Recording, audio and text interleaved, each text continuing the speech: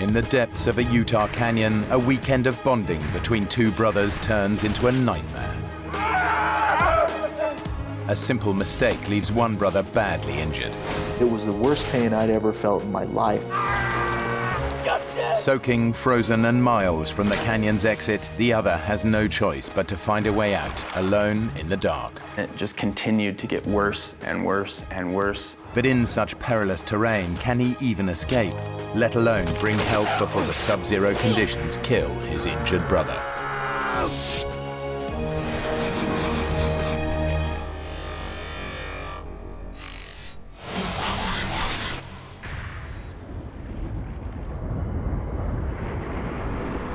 Southern Utah.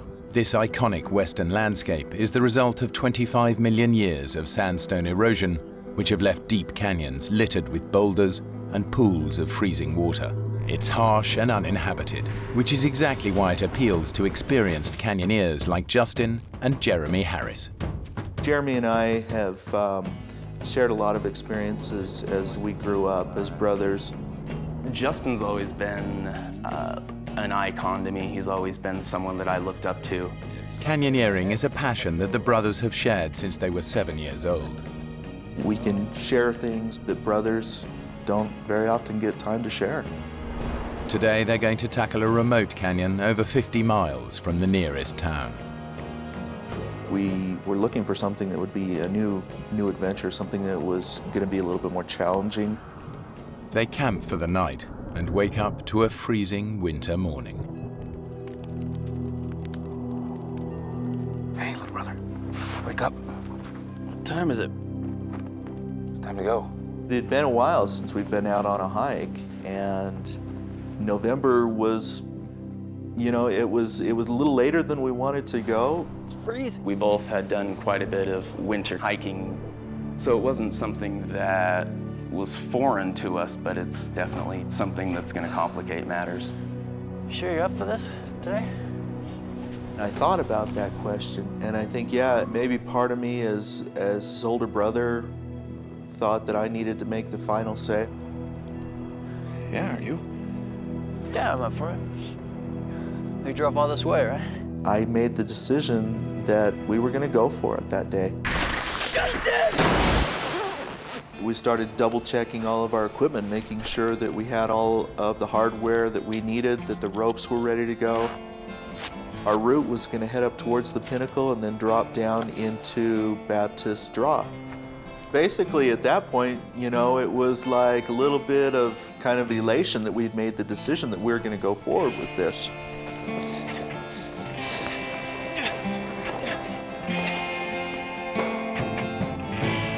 As they race towards the canyon's entrance, it's Jeremy, the younger brother, who's at a disadvantage. As a child, he suffered from a debilitating hip condition that led to a full hip replacement when he was only 21. All of my growing up years, it was something that dictated what I was able to do and what I wasn't able to do. Hip acting up? It's never liked the cold. Jeremy's really suffered, and I was always a little bit in awe of the fact that with his artificial hip, he would push himself, and he would find a trail, or he would find a new peak that he hadn't climbed yet. The brothers plan to follow a circular route. The descent into Upper Chute Canyon will take them 500 feet below the surface.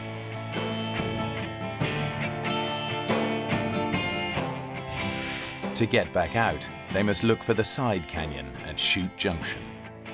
We were headed down ledges, and we were hopping from rock to rock and just kind of making our way. The trail notes say that the route should take about 8 hours. The brothers know they need to complete it well before dark. The dangerous terrain and possibility of flash floods make a slot canyon no place to spend a night. Are we waiting? What? Are we waiting or what? The water looks way too cold. There's a technique where you put your back against one side of the wall and your feet against the other side of the wall, and you kind of edge your way over the pools down below. As the canyon got a little bit more technical, it started taking us longer and longer to cover the ground that we needed to cover.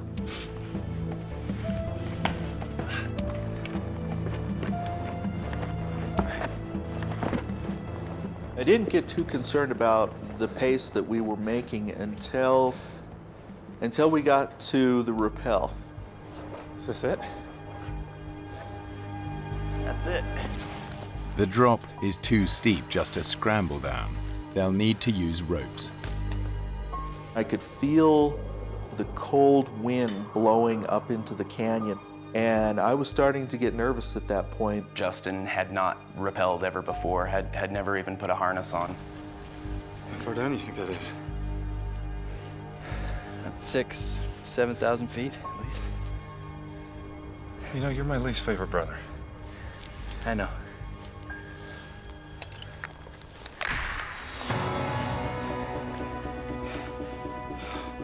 It was a good drop. It wasn't something that you would survive if you fell from. See? It's nothing to worry about. I'm not worried. A little terrified, maybe. Not worried. You'll be fine. Jeremy was getting quiet at that point, and I don't know if he was having some of the same thoughts I was having about what was happening and how long it was taking us to do this, but I know that things got really, really serious for us.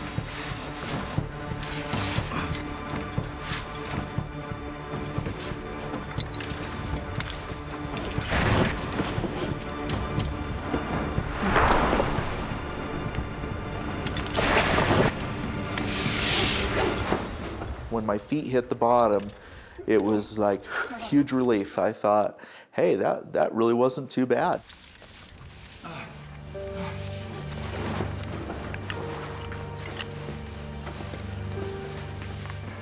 The scary element about technical canyoneering is once you go over a rappel, unless you leave your climbing rope there, you have no way back out. You have no choice but to continue. The canyon has proven to be far more difficult than the brothers expected. They're now hours behind schedule. The tension was increasing, the pressure was on. We really needed to get a move on. Well, it wasn't more than 100 yards, and we ran into a huge chokestone. No, that's not on the trail notes. It becomes basically a barrier that you need to climb up and over.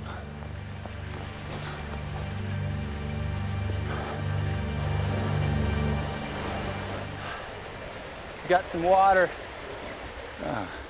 The last thing we wanted to do was fall down into one of these pools and get wet. This looks pretty good. I think I can take this. Well, let me get back up there.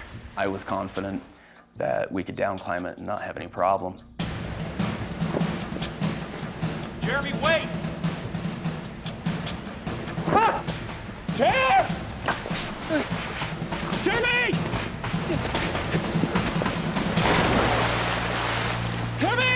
I remember when I heard that splash, that was the last thing that I wanted to hear at that point. Jeremy! Jeremy! Jeremy!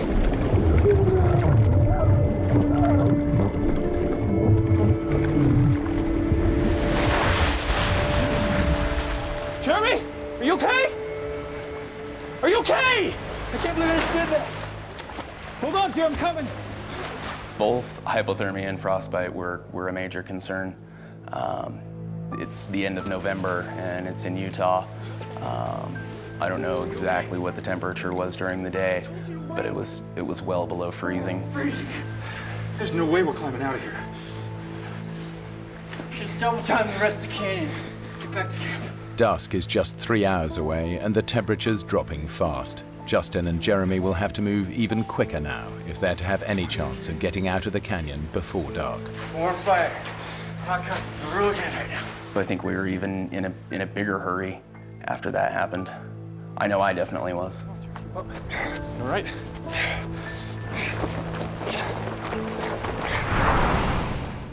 Now the weather, which has been deteriorating all day, takes a dramatic turn for the worse.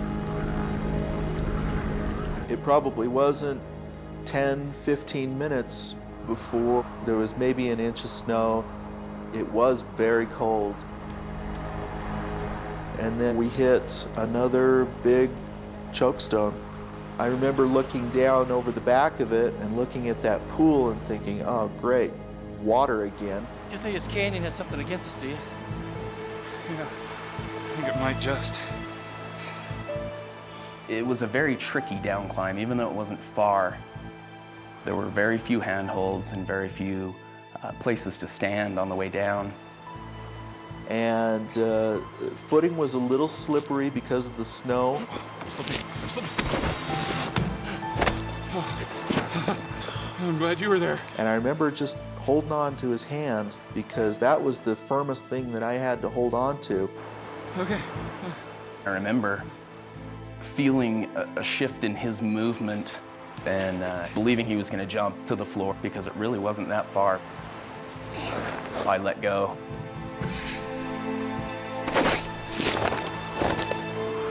And the next thing I know, I'm basically falling.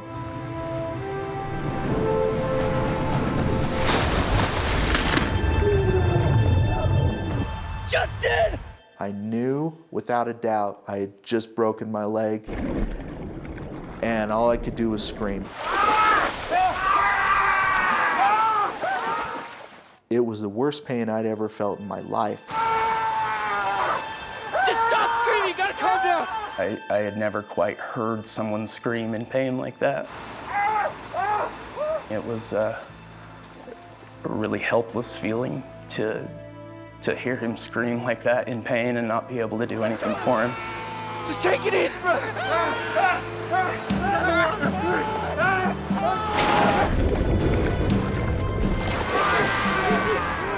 Get up and help me! Get out of the water!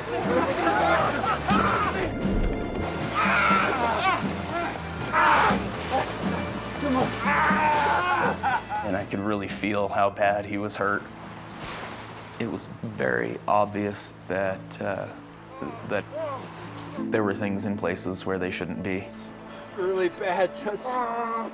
Justin's shin bone is shattered in 6 places. Internal bleeding is already restricting blood flow to other parts of his body. They don't know it, but this injury could kill him. Okay. What time is it? I remember thinking that my brother has an artificial hip. He can't carry me out. I can't walk out. I can't crawl out, and I'm stuck here. We're gonna get through this. You think? We're gonna make it. If I was gonna get out of there, it was gonna be up to Jeremy. That was really hard to be the one to take charge because forever before, he was the person that I would look to when I didn't know what to do. 4-5-hour trek back to the car. When I looked in Jeremy's eyes, I could tell just how scared he was. Really bad. You got maybe an hour of light. I was gonna leave him there and hike out, which is really hard to do for the fact that, one, it's my brother that I know and love very much, and 2, that real soon I'm gonna be by myself. Okay, you're gonna have to move me. Up against the wall, out of the wind. You ready? Okay, just do it, do it! I think both of us knew just how serious of a situation we were in. Justin's in real danger. Between his injured leg and the freezing temperatures, his chances of survival decrease with every passing hour. Jeremy needs to move on. It's another 4 miles to the side canyon exit, and the light is fading fast. That's the side canyon there, right? I'll just crow's nest it up here. Double time it back to the car. Call for help. Just Get it. Just take it one step at a time. How you feeling? Good. Considering I've never been this scared. When we started divvying things out and going through the backpack, we came across my camera. And one of the last things that we did was take a picture of each other because I remember saying, well, we better take a picture of each other if we don't ever see each other again. I thought that maybe I might never see him again. And those things, yeah, those things go through your head. Remember I was saying about you being my least favorite brother?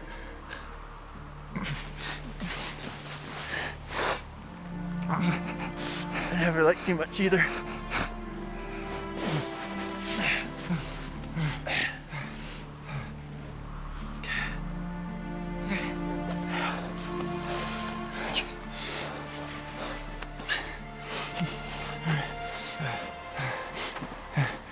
Hey, chair. Yeah. How do you think the hike's gone so far?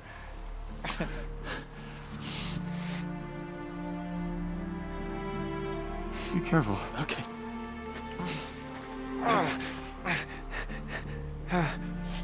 I could see him for a while before he went out of sight. And I remember telling him, think happy thoughts. and you can do it. According to the trail notes, Jeremy should be out of the canyon in 4 hours. But so far, the route has proven more difficult and far slower than expected. I think we were both pretty confident that I was going to be out soon and I could call someone and we'd get him out of that canyon.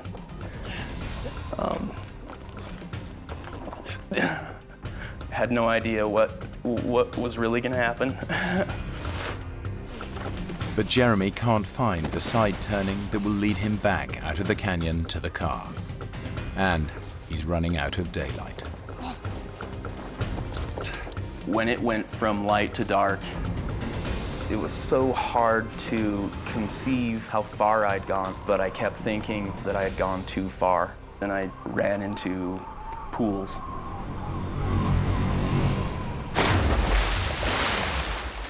And lots of them.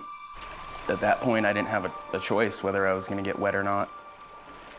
What I was looking for was the last canyon that would take me back to near where we started. And I had these trail notes in a pocket on the side of my leg, which was open. It was unzipped and didn't realize that. I looked down and watched water wash into that pocket and wash my trail notes out. It's so murky and so muddy, you can't see anything in it. But just probing through the water with my hands trying to find it, I couldn't find it. So I continued on. It's been 5 hours since Jeremy left his brother, and there's still no sign of the side canyon.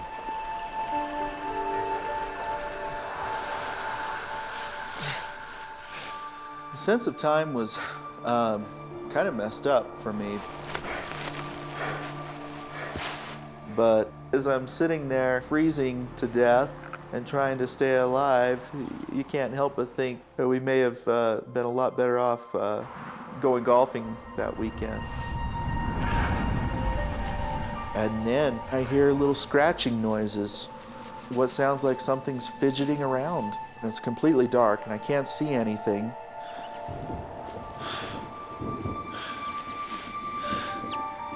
Hey. What are you doing down here? As soon as I located this little guy, it was kind of great to have somebody there with me, even if it was a little mouse. A nut? A raisin? A freeze-dried banana? Get some of that in here. You look like a nut kind of guy to me. Oh, personally, I prefer the raisins. We kind of became pals there for a little while. And then he scurried off. I was almost sad to see him go.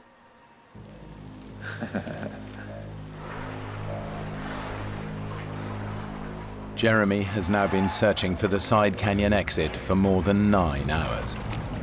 When you're in a pool of water that's that cold and you're having to put out that much energy, it's exhausting.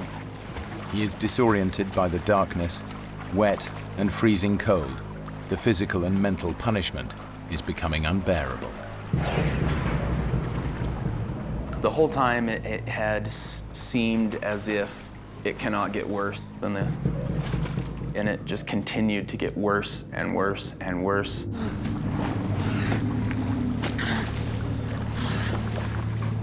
It was so cold outside that I wasn't really wet, more like frozen. And I would have these clods of ice that would build up that I would have to break off in order to just continue moving.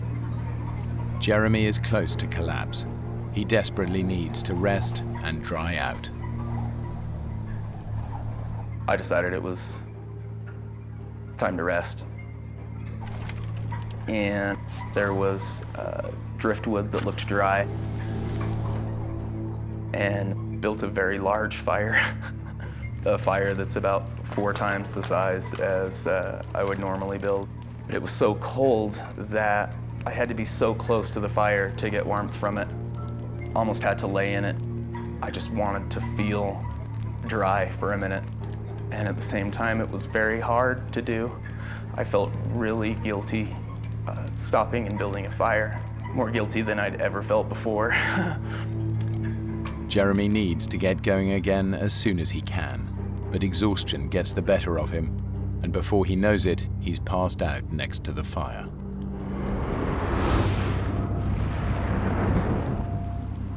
Deep in the canyon, Justin is beginning to realize just how badly his leg is hurt. I start feeling this interesting sensation, and I haven't checked on my leg in a while, but it feels like maybe I'm bleeding. I'm looking at it and I'm seeing these blisters, these huge blisters that are coming to the surface on my leg.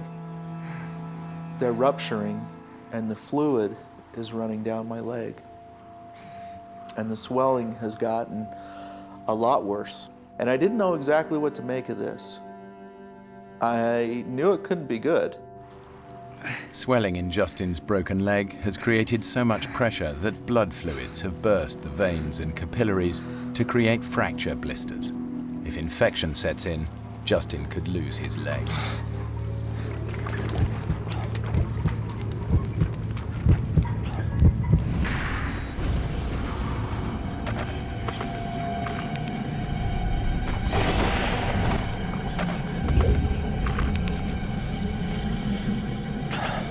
Hey, little brother. Wake up. What time is it? Time to go.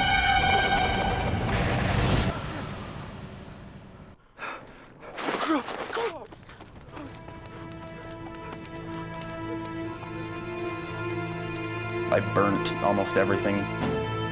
Burnt my pants and burnt my jacket, but thankfully didn't start on fire myself. So I put myself together and headed back to where I'd left off. Jeremy should have been out of the canyon by now, but in the dark and without trail notes, he has missed the side canyon exit. Now his every step takes him further away from civilization and any hope of rescue for his brother. Justin is starting to succumb to the effects of immobility and bitter cold. He can feel himself slipping into unconsciousness. I know that if I fall asleep, if I get too comfortable, I might not wake up. And I'm thinking, I have to come up with something that's going to keep me sharp, that's going to keep me from going into shock. And so I'm sitting there and I'm thinking about my family, my wife, and my 4 children. And the thought comes to me, just repeat over and over again their names and their birth dates. Madison Patricia Harris. April 5th, 2000. Tanner Justin Harris. July 28th, 1996. Mackenzie Susan Harris. Mackenzie Susan Harris. May 1st, 1995. And my oldest boy, Skylar Christopher Harris. Skylar Christopher Harris, December 3rd. And I knew if I can do this 100 times and I don't get anything wrong and I don't forget what I'm doing, then I'm doing okay.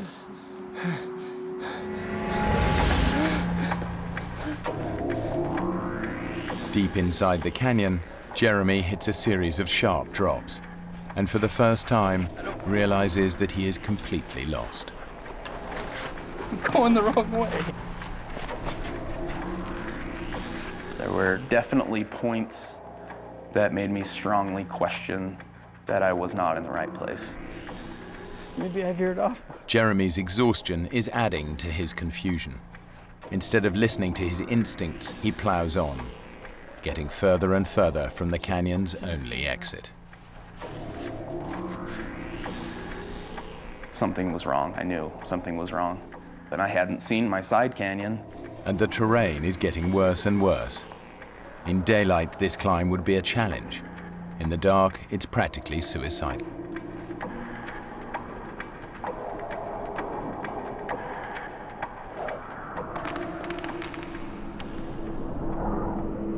Patricia Harris.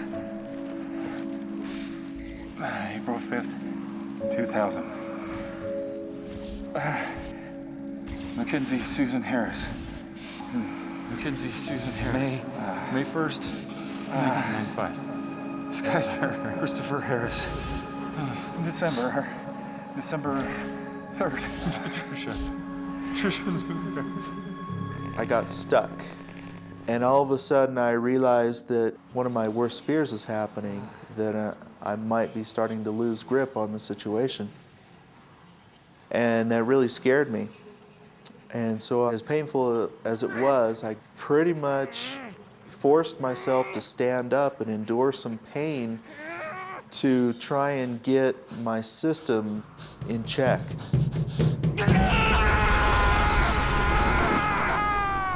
Pain would just shot right up in through my nerves, right up into my knee. It was terrible, but it woke me up.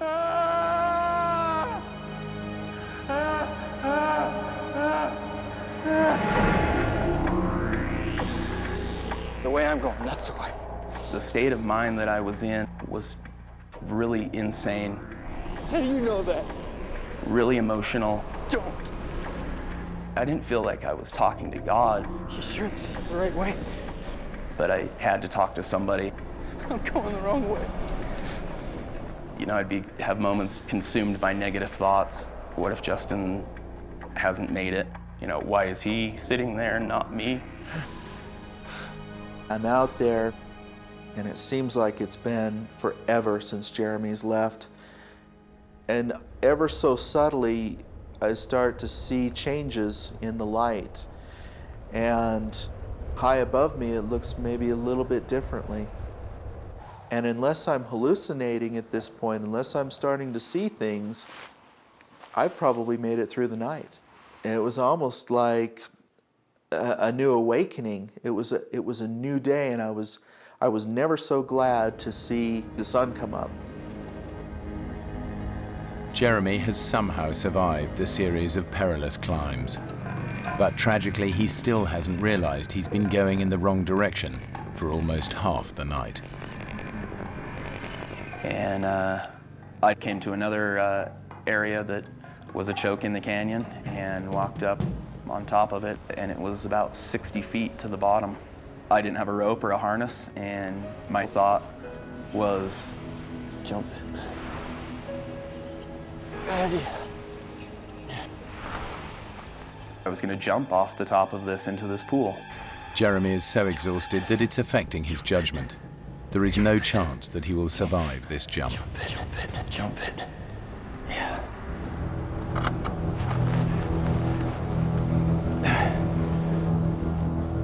And I picked up this rock and threw it off. I remember watching that rock fall through the air and hit the pool. I instantly My mind switched. I was like, no, what are you thinking? That's impossible. That's ridiculous. I don't know how much more this I can take. Immediately, my thoughts reversed, and my plan changed to go back to Justin. It's a dead end. All that Jeremy wants to do now is get back to his brother. Ironically, for the first time in almost 12 hours, he's going the right way. And then I realized what it was going to take to get back there. He's got to climb back up the cliffs that last night he risked his life scrambling down. It was literally having to do the impossible.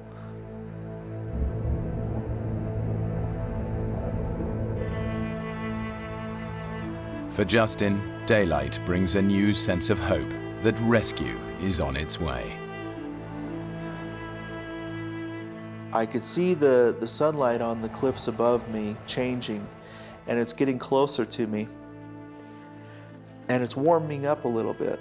For the first time since I had been out there, it was almost bearable. And I'm sitting there, going through the hours and the calculations in my mind, and I'm feeling really good about where I'm at, and I'm feeling great about where Jeremy's at. I'm thinking in my mind that he's probably back to camp, and he's got help coming, and I'm gonna get out of here, and I'm gonna have one heck of a story to tell. And hopefully my wife won't kill me when I get home. And I'm laying there, and I'm just about as relaxed as I've been the whole time. And then the sun goes away.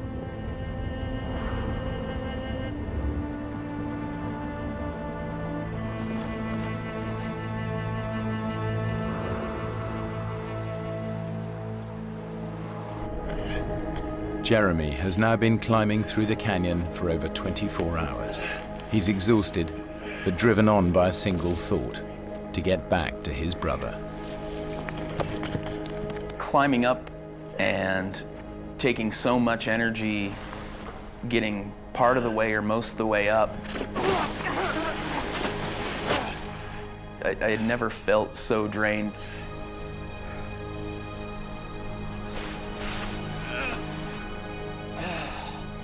It was extremely hard to climb. Some of the hardest things that I've ever had to climb up in my life.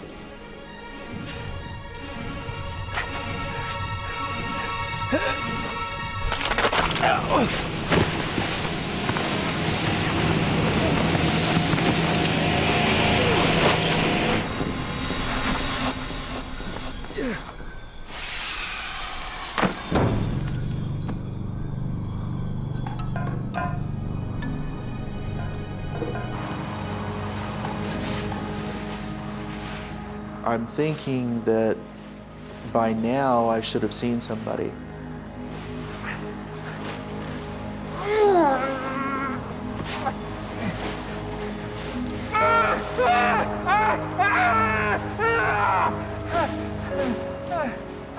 I had to accept the fact that as positive as I was about the situation and as hopeful as I was about my situation, that it wasn't looking really good for Jeremy.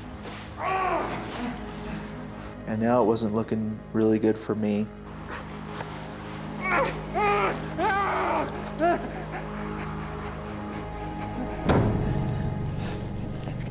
Looking back on it, climbing up these pour-offs, what I remember of it, maybe faced with knowing that it was impossible, I was able to find strength inside me somewhere and abilities that I didn't believe I had or existed.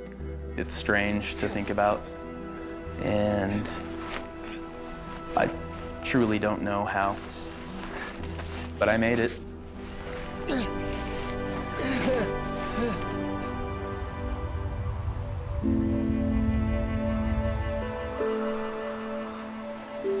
Jeremy?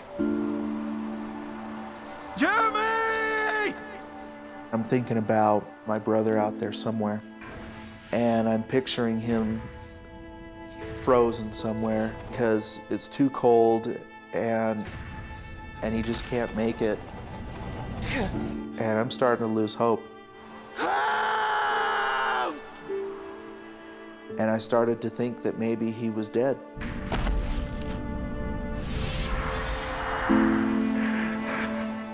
But as Justin struggles with his fears, miles down the canyon, Jeremy is suddenly confronted by his terrible mistake. He stumbles across the side canyon exit. Disoriented by the darkness, he simply missed it the night before.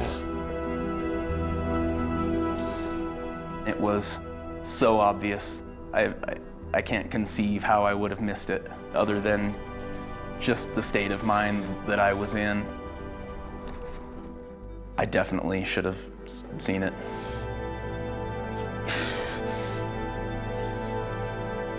Finally, Jeremy has a chance of escaping from the canyon and getting help for his brother.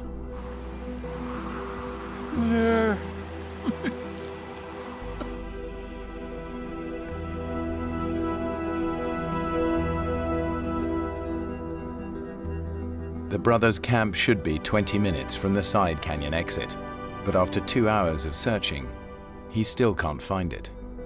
I really wasn't sure where camp was at. My tent has a yellow rainfly over it, a bright yellow rainfly, and Justin's car is red. And off in the distance, I saw red and yellow, and I saw it as clear as day. And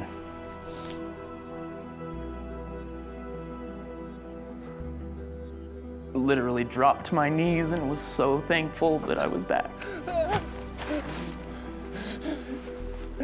And I'm on my knees and I look up and it wasn't there. I wasn't seeing what I thought I saw. It was kind of just the roller coaster ride continuing. Jeremy may be out of the main canyon, but he cannot find the trail back to his camp, and in just 2 hours the sun will set. At the bottom of the canyon, Justin's battle for survival has become one of sheer will and faith in his brother.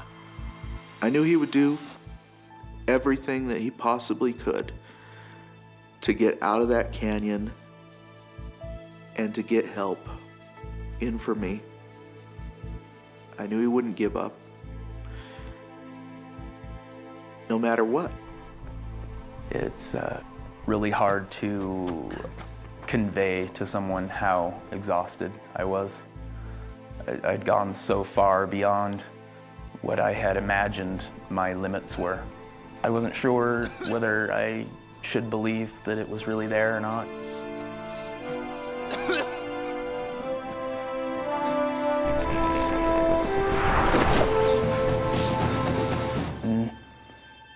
I approached it, and it really was. I hadn't really even thought about my own physical condition. I was a wreck, and kind of amazed at the fact that I was even alive. It should have taken Jeremy just 5 hours to reach their camp. Getting lost means it's taken over 26. I open the car and grab his cell phone, and it's dead. Plug it into the car lighter to get some power and waited a minute. After the superhuman effort that Jeremy has made to escape the canyon, he faces a final cruel twist of fate. I couldn't get any service. I remember holding the phone up over the top of the car and couldn't get a signal. As Jeremy tries to get through to help, Justin is struggling just to get from 1 hour to the next. All you want to do is lay down and just go to sleep for a little while. And I thought about just how easy that would be. And I'm hoping that I can go through another hour. I can get through 2 hours, and then you get through that hour, and time passes. Justin is beginning to realize that he faces another night in the canyon, a night he does not expect to survive.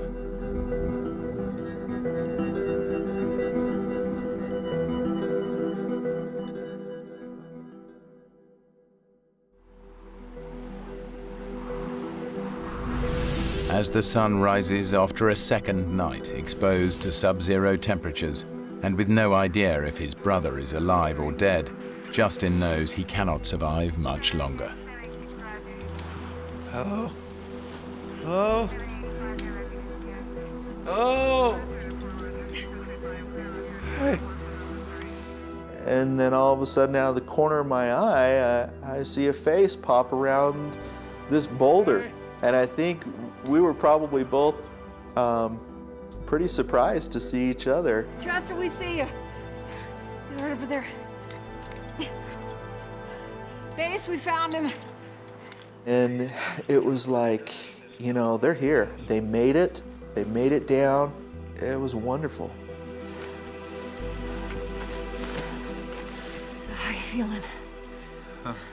When I first got to Justin, just looking at him, I thought, boy, he's doing pretty good. Well, aside from the shivering, I think I'm okay. Shivering, it means that he is maintaining his core temperature on his own, so that was a good sign to me. My brother Jeremy, where's he?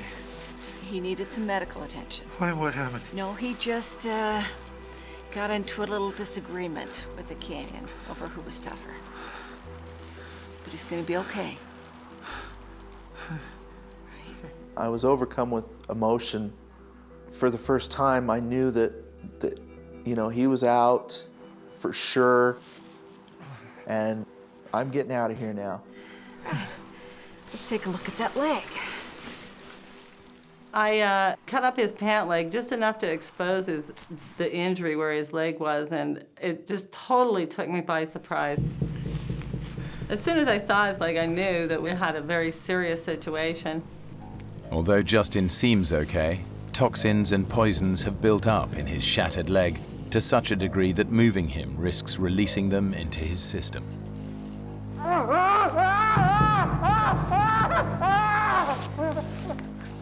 When your blood doesn't circulate down through your body continuously, acids build up in your body, and if they are rapidly released back into the system, they'll go to your heart and it'll kill you. I really thought at that time, he has a really high potential of losing his leg, but even more so of losing his life.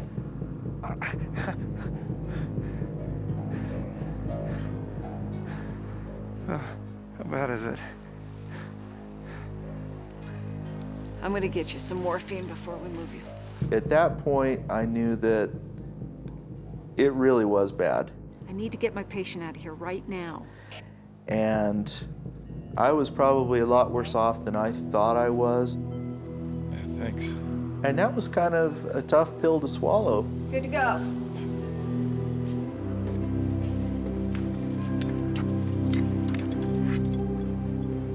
I'm laying flat on my back, and you know, for the first time, I'm getting a pretty good view of the canyon that we came down to see, and so I'm kind of looking around, and it's a nice canyon.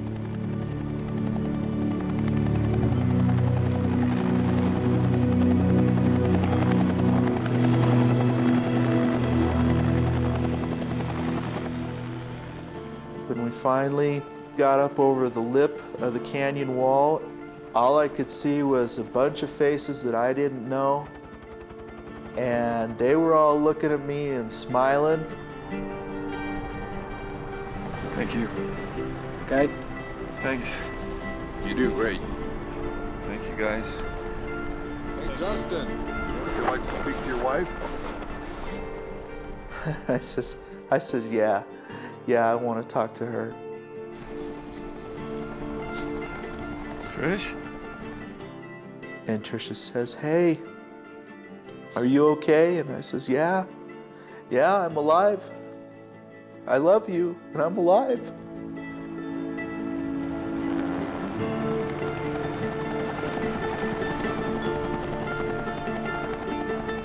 Jeremy and Justin are finally reunited in hospital in Salt Lake City. And I remember thinking, he's just gonna go into surgery and they're gonna fix his leg. And he's gonna be just fine, and that's far from the truth. Justin spent 90 days in the hospital and endured 13 operations. Despite all their efforts, the doctors were unable to save his leg. It was too much to bear. I still felt so guilty. Jeremy and I lived through something that we shouldn't have, and the experience of going through that with someone is powerful. I think just being born of the same mother doesn't make you brothers, and the term brother is a very sacred term to me, and Justin's definitely my brother. Neither Justin nor Jeremy has ever gone canyoneering again. But their bond as brothers is closer than ever since they survived that terrible weekend.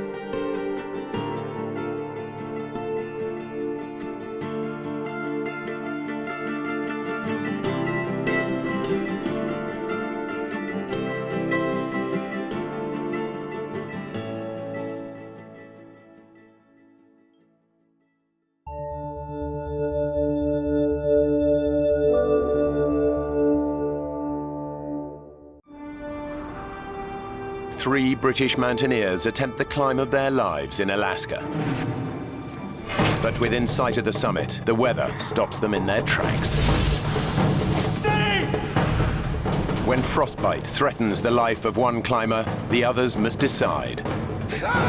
Stay together and hope for a rescue that may never come, or leave their friend behind. If we leave Nigel here, he dies. One man risks his life to go for help alone. But tragedy strikes. He faces almost certain death, knowing his friends have little hope of rescue. I've let them down. I've let my mates down, and they're probably going to die.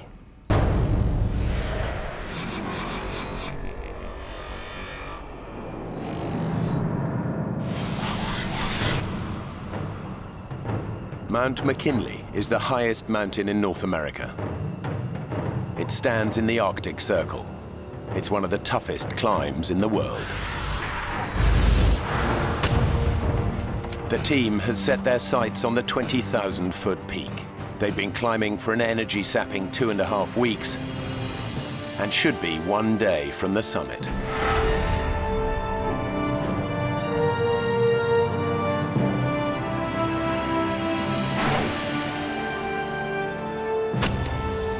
Steve Bull has been climbing for 18 years and has conquered some of the highest peaks in the world.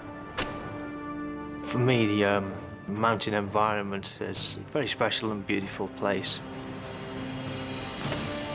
Particularly Mount McKinley, it's one of the great wildernesses of this world. It's been one of my ambitions for a long time. Anthony Hollinshead is Steve's best friend and his longtime climbing partner. Climbing is predominantly having trust in your climbing partner. It's paramount that you know what the other's doing. Nigel Vardy completes the three-man team. This is his first expedition with the others. He's an experienced climber, but he's never attempted a mountain as treacherous as Mount McKinley. I sometimes suffer a little bit with confidence, and sometimes I have to say, Nigel, you can do this, you'll be fine. Originally, Steve had the dream of climbing McKinley, and really we perhaps followed his lead.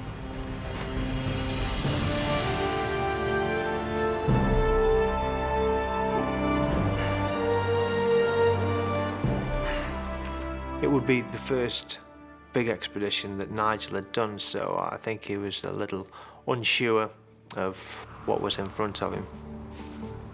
With Nigel coming into the team, it's obviously changes the team dynamics slightly, I suppose. Stephen and I were used to making decisions. Nigel, you ready? There's an awful lot of pressure to work together well, because you are reliant on each other. Absolutely reliant. There is nobody else there. Come on, let's get going.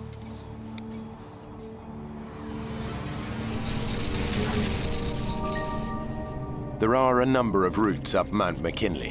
One of the most popular is the West Buttress. But Steve, Anthony and Nigel have decided to tackle the much tougher West Rib route.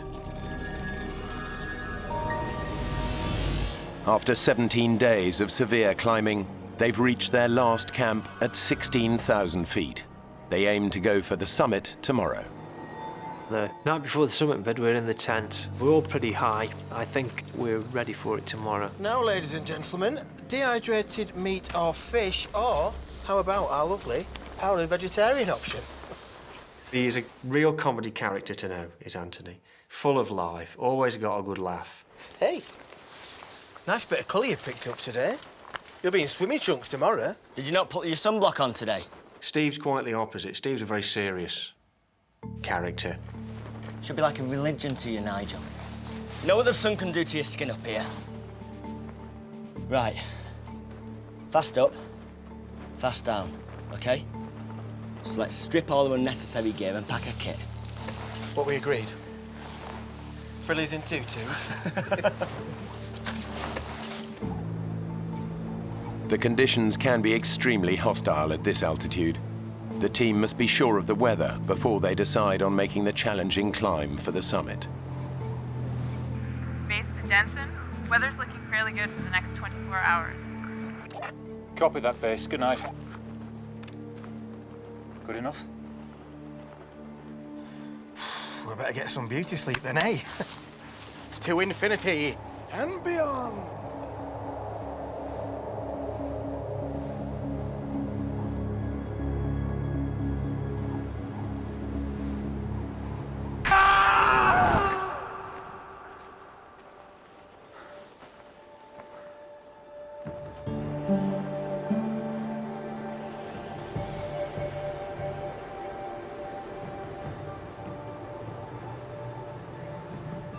Fellas, you should have had this done earlier. He said, run for the summit, stick the flag on, get the photographs, and back down again. To get to the summit and back before nightfall, they need to travel light. They leave the tent and most of their equipment behind. The climb to the summit is about 4,000 feet from here, maybe a little bit more, and it's a lot to do in this altitude, so we've got to go light and get back down before it goes dark. They now face one of the toughest sections of the climb. Steve was sort of, come on, let's get on this thing, bang, bang, bang, and away he went. On the opening stages, I'm not doing bad at all. But as the day is progressing, I'm thinking that we're moving pretty slow and we need to keep it moving a bit faster. It takes us such a long time to cover this. The time's really ticking away. After hours of hard climbing, the team are already behind schedule. They've now reached an area known as the football field, a flat plateau just below the summit. But the weather is changing. As we walked across the top of the football field, the wind started to increase rapidly.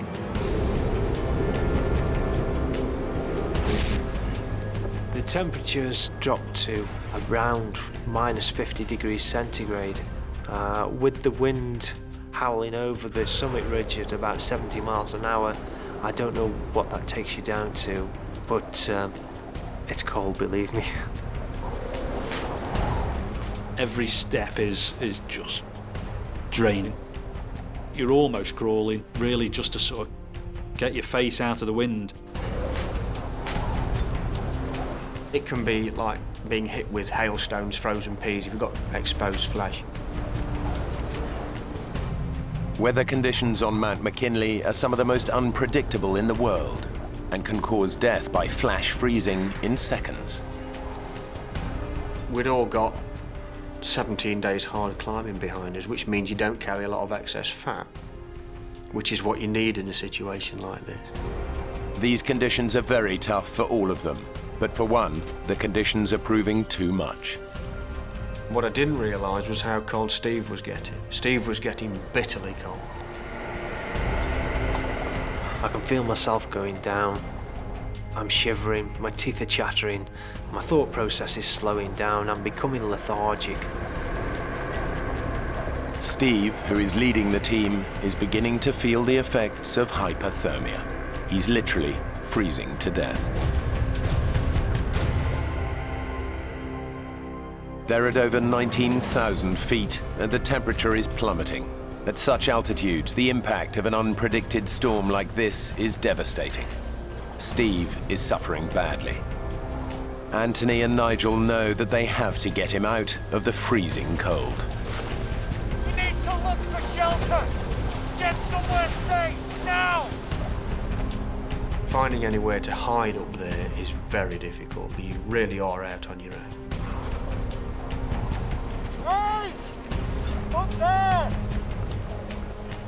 By the grace of God, we found a crevasse at the base of the summit cone. We took our ice axes and opened the face of it up, which was very hard work. I can feel myself going down. I'm shivering. Hypothermia is going to come soon if I don't get out of this wind.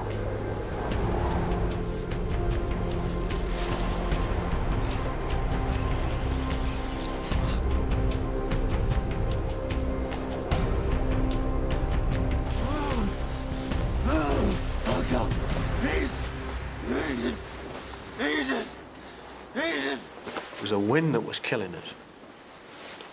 And once we were in there, I'm not going to say it was warm, but it was warmer. Oh, God. Please. As the cold's taking effect, your mind's slowing down, your reactions are slowing down, thought process is slowing down. So I'm relying then on others to take care of me. I need you to hug me. I need you to get some warmth into me. Steve asks me to sort of cuddle him, keep him warm, really. You ever tell anyone about this at climbing club? And you're toast.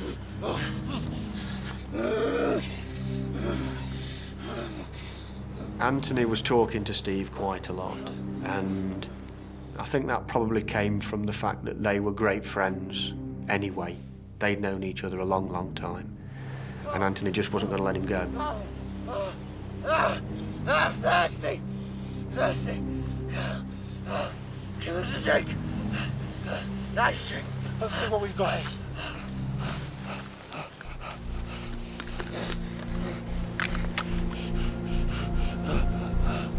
Dehydration is a major, major problem. The team begin to regret leaving their equipment behind. What's that then, Nige? We should have carried a stove to reheat and to get some warm food inside us and possibly a better drink inside us.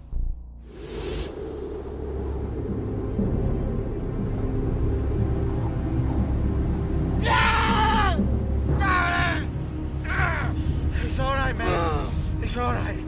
Just calm down. I'm here, all right? So shh. We got to radio for help. Get them to send help. We'll never get Steve down on our own, not in the state that he's in. We've got no choice. I don't know. He's still shivering and moving. That's a really good sign. Nigel and Anthony know that Steve would want to carry on. But they now must decide if they should call off the climb and send out a mayday call. It's a very difficult decision to actually decide that we've got to make this mayday call because we don't know how Steve's going to react. We need to call now rather than waiting till it's too late. Just hope there's enough charge in the battery to get through. Try to keep it warm, but it's so cold. Is it okay? We'll get a better signal outside.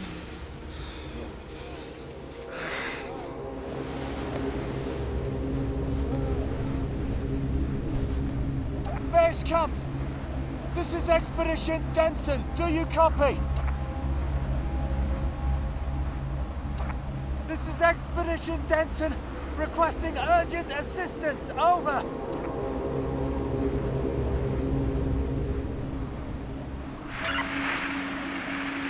This is Base Camp. Base Camp receiving. If you're trying to reach us, we can hear your button being pressed, but no voice transmission. Repeat, your button, but not your voice. I felt very happy to hear somebody else's voice, that there was somebody there. But they were really struggling to hear us. We need you to respond by clicks. 1 click for yes, 2 for no. And so they started off, are you this expedition? 1 click for yes, 2 clicks for no. Are you Expedition Zambezi? We just went down until they got a click for yes. Are you Expedition Denson? And at that point, they've got who you are, what route you're climbing, next of kin, equipment, all this information they can use. The storm is too bad to rescue you tonight. We need you to call again in the morning.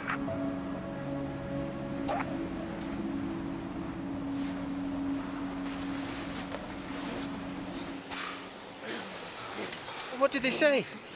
I'm to call. Reconfirm our position in the morning. We've just got to get through tonight. Radio again tomorrow.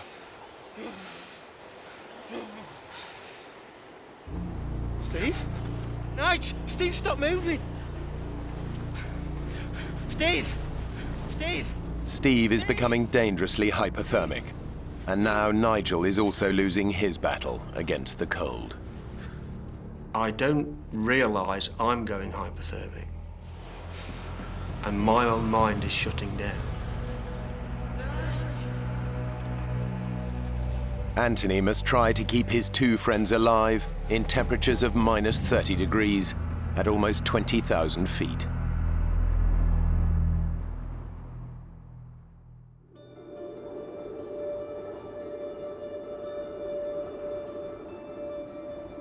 It's been a long night, but eventually Anthony emerges to see if the weather at least may be changing for the better. With daybreak comes another surprise. Morning. You seem disgustingly fit for a man who was a shivering wreck last night. Obviously these big manly arms of mine are stuffed. Overnight, Anthony managed to slow the process of hypothermia by holding Steve's body close to his own, providing much-needed insulation against the cold.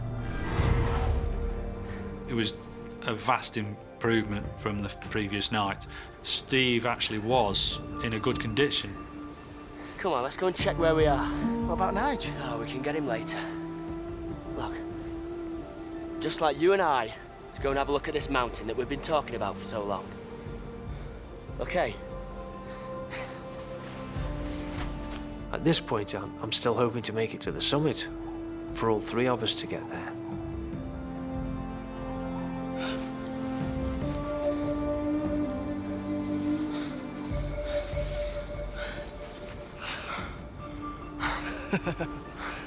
Will you look at that?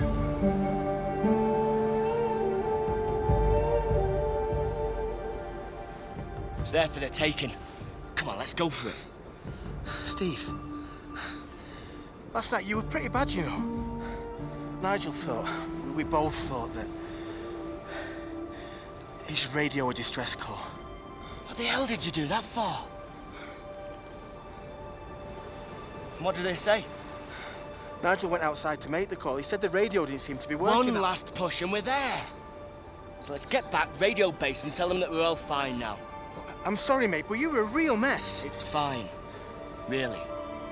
Let's just get back, get Nigel, radio in, and push on.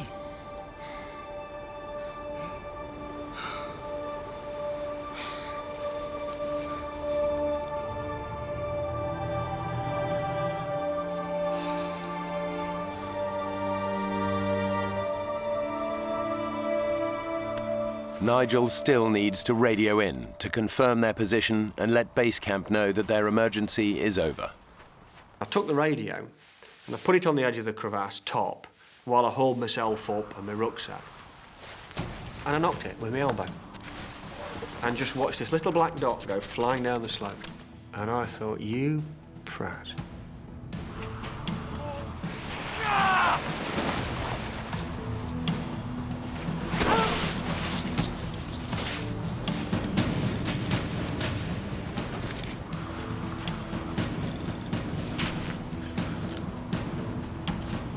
Base camp, this is Expedition Denson. Do you copy? It's dead.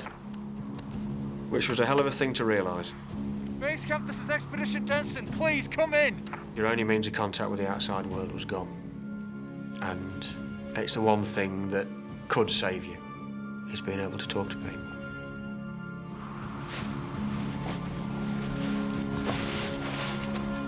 Nigel! Is everything okay? Guys, I'm so sorry. I've dropped the radio. I've broken it. Nige, your face. I'd missed this completely. I'd not realised it was happening. And he looked at me and I could feel his hand come up and pull. I got balaclavas here and it just pulls them over. And I can't feel this cold. I can feel numbness, but I can't feel any further.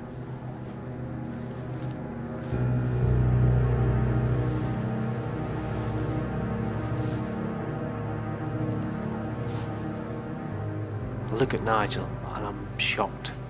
He's in a terrible state.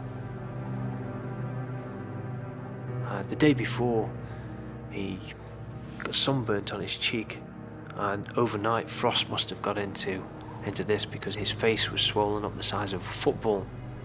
I don't know how long he's going to last. We've just got to get him off. Let's get you inside, eh?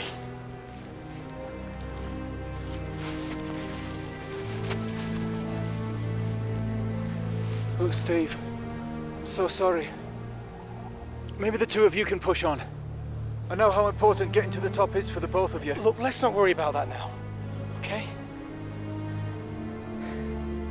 Steve and Anthony took it fantastically well, actually, and I felt immensely guilty. Still do. We've got to get down. Get him to a hospital and quickly.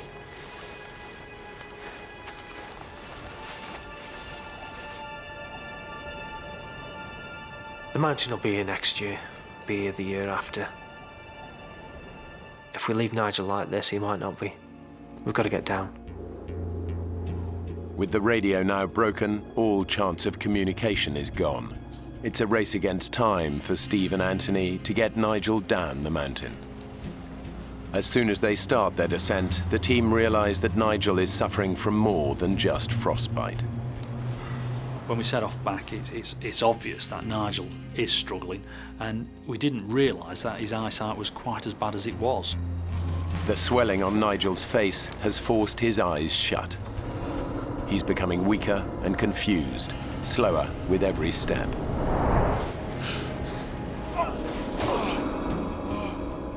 It's a feeling of being out of control. Nigel! Keep moving! He was falling over and tripping over. It was painful to see. Steve was starting to cool down as again, and that was becoming a concern for Steve. I am worried about both Steve and Nigel at this stage. Stand left out. Put round me. Go on, fellas! Keep the pace! Come on! Put it round me. Come on! The temperature has now dropped to around -30 degrees. Nigel is slowing the team down, and Steve knows that it won't be long before he again succumbs to the cold. got to get down. We've got to get somebody down now and organise a rescue.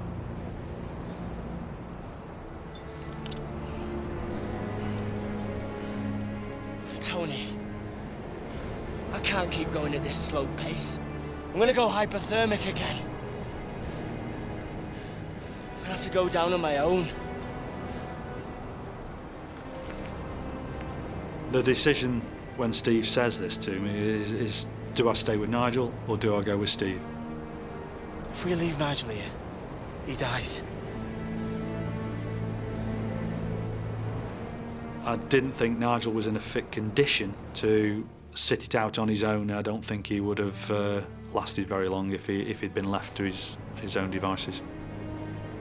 You're the only one who can make that descent on their own. It's up to you, mate.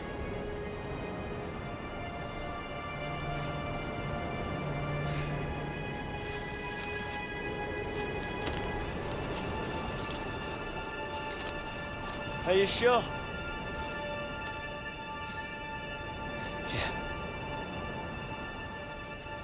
It's very selfless of him to stay with Nigel. You be all right? Will you? See you later. Steve.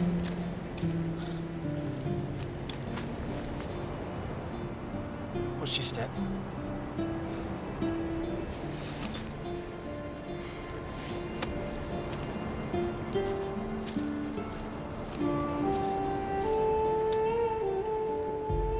Somewhere in the back of my mind, I can hear some mumbling going on.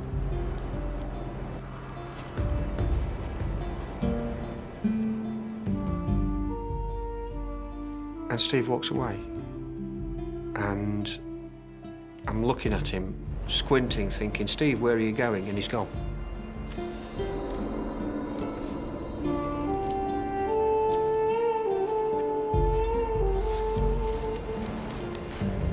Nige, we're just gonna settle ourselves here for a while, okay? Yeah? I'm trying to keep it from the forefront of my mind, but it's obvious that there is a chance that Nigel could die. It's a weird experience seeing Steve go off on his own. It's a massive responsibility for me to get down, and I feel the weight of that responsibility. It's on my shoulders to make sure that these pair live.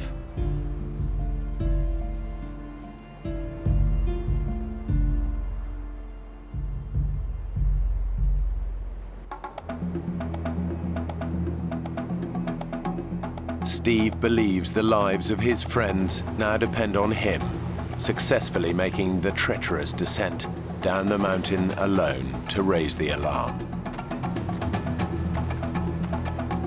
He's decided to descend by the more popular West Buttress route, where he hopes he's more likely to meet other climbers. But it's not the route the team used for their ascent, so Steve has no experience of it. The pressure's on to get down really fast now, but I can't pick out where the route's going. I'm worried at this moment that I'm not going to be able to get down quick enough for Nigel. I know that sometime Anthony will make a decision that he's got to get down if no one's come up to rescue him. And I'm worried that if he leaves that decision too long, he too is going to die up there. I need to get down as fast as I can. Steve knows he has to find the most direct way down, no matter what the risks.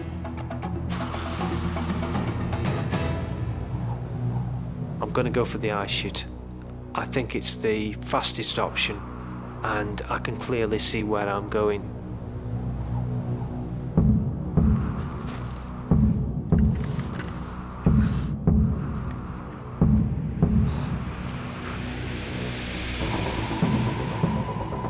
Down climbing is much harder than up climbing, and when you've not got a rope on or someone to care for you up above, the risk's high.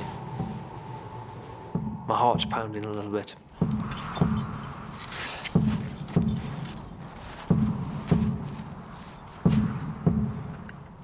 Everything seems firm, everything's holding. Okay, big breath, come on, let's go. Good. Solid. Okay. Have a placement. It's good. Solid. Good. Solid. Good. Solid.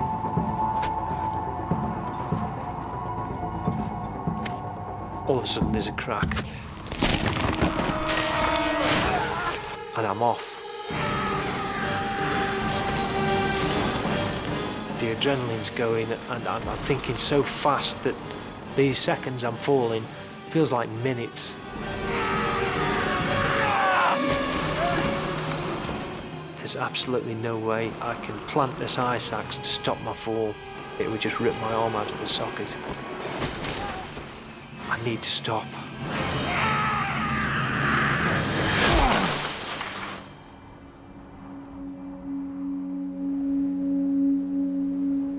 Steve has fallen around 1,100 feet.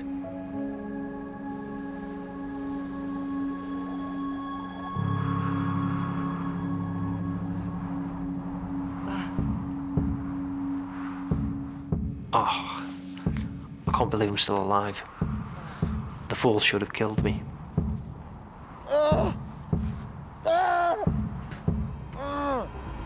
Steve has severely injured both his legs. The right is fractured, but his left is shattered in 12 places. He's over 17,000 feet up, and in his condition a huge distance from the route where he had hoped to find help. Over 2,000 feet above him, his friends are waiting for the rescue that may now never come.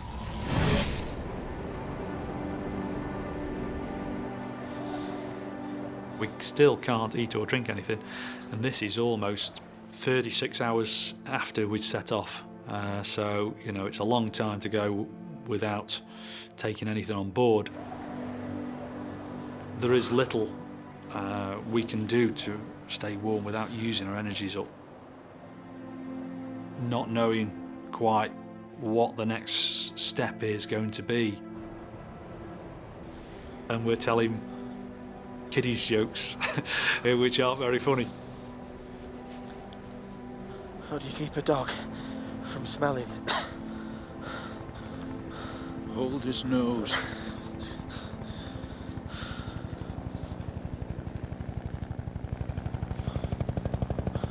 Listen. Listen. Steve's got down and given him our position. We're gonna be okay. You're listening and listening and listening and thinking to yourself, fantastic. This could be it. Help! Help! I can hear helicopters. I can hear the chopper blades coming round and round the mountain. Help!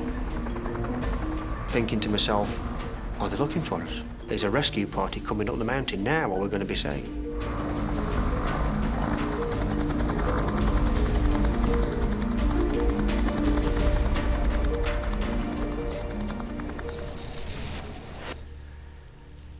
And the blades go away and sink into the distance.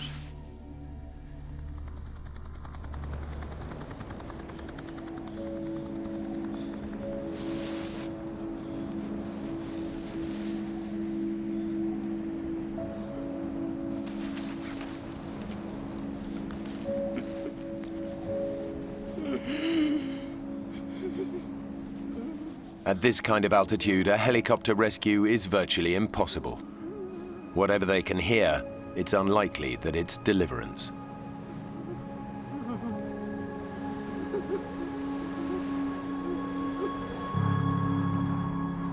Beneath them, Steve is critically injured, but is making a heroic effort to drag himself to where he can be spotted by other climbers. His injuries are so bad he might not live, but Steve believes that if he fails, all three of them will die on the mountain. I've got to gain access to the popular route where people will be coming up. But my only hope is going back up the ice chute I've just fallen down. I've still got the crampon on my right leg, and I'm using that right leg to purchase me up. I can feel the bone grating as I'm going.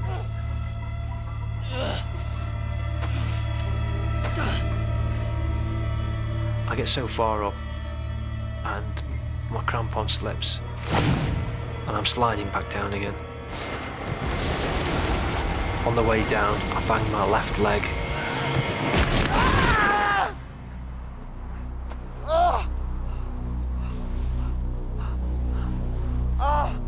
Pain's quite excruciating now.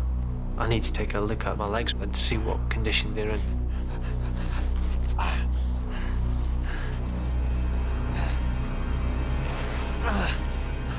I roll up my trousers.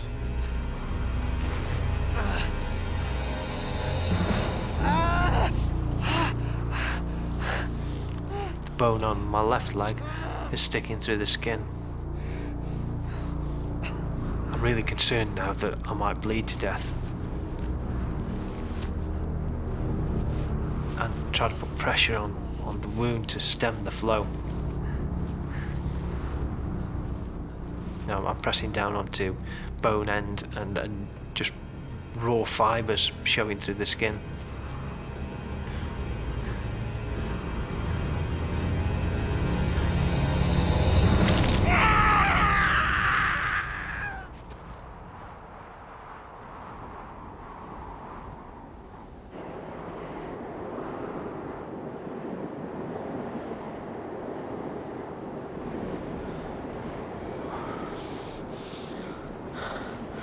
Knock, knock. Who's there? Lettuce. Lettuce who? Lettuce and it's freezing. Sorry. That's bad. I feel very helpless. I really do. And to have somebody there with you is fantastic. He's being like a nursemaid and being a very, very good one. Frostbite has started to affect Nigel's hands and feet. They're deteriorating fast.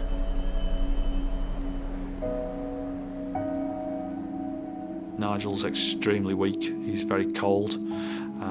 And myself, I'm actually getting colder at this stage. Let's get this glove back on.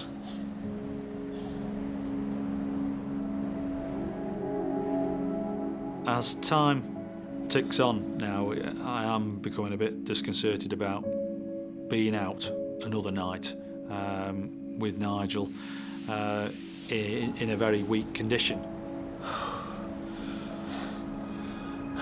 Come on now. Won't be long.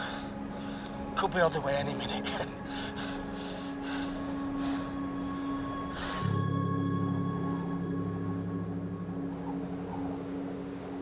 Steve is desperate to press on for help.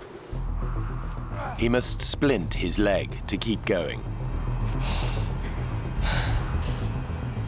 I tie my ice axe around my leg to try and support it.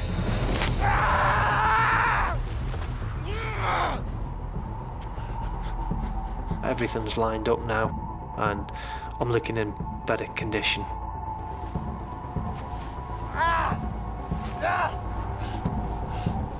Now comes a big test.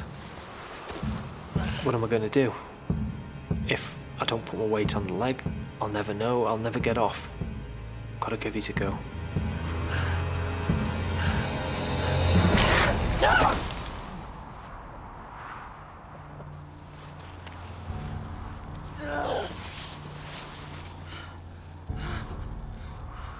I'm sitting here in the snow, wondering what the hell I'm going to do. I can't stand up and walk. I've tried crawling.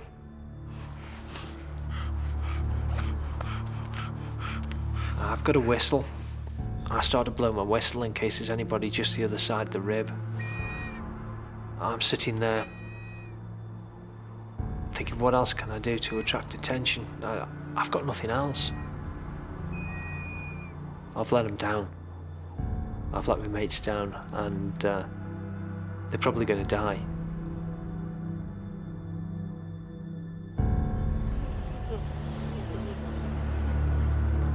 They have now been exposed on a barren mountainside for hours. And even though the Arctic nights are very short, As the sun gets lower, it just gets colder and colder. It's getting close to sort of 9, 10 o'clock, 10:30 time, where I'm starting to realise that at that time of the day, it'll be very unlikely that a rescue party will come to us. And as a result, it's starting to hit home that we could be out in a very exposed area for a second night.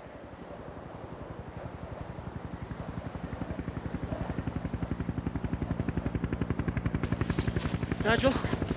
Nigel?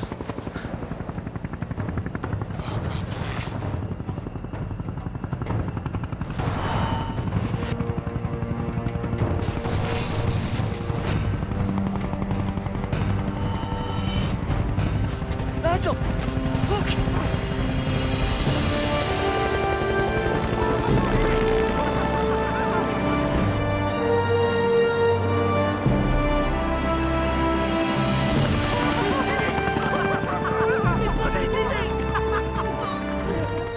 We thought Steve was the hero of the day for raising the alarm and getting the helicopter to us.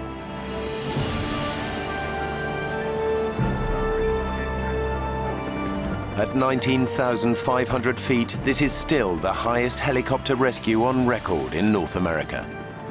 And it was only attempted because of Nigel's mayday call the previous night.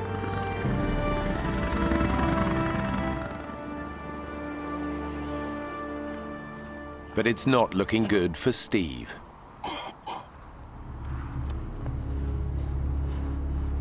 Night is beginning to fall, and in these temperatures, Steve knows he'll be lucky to survive the hours ahead.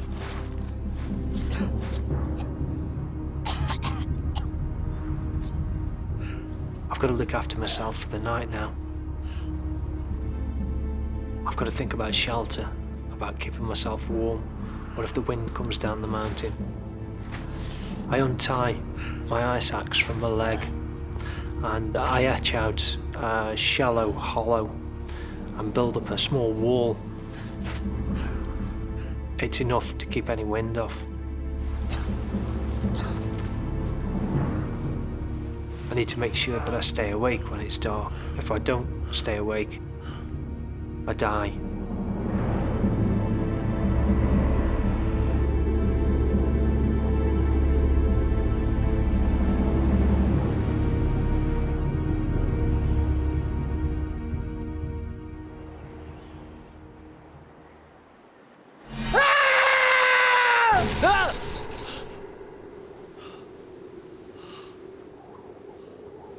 This is it. The sun's gone down.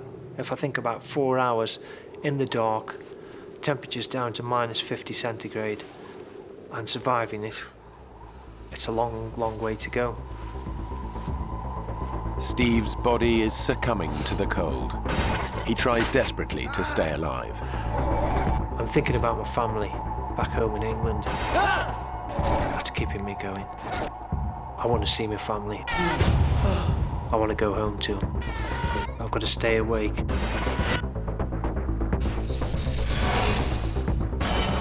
I'm messing with my leg. Putting my goggles over my eyes so my eyes don't freeze. Even tapping my leg to stimulate some pain so that it keeps me awake.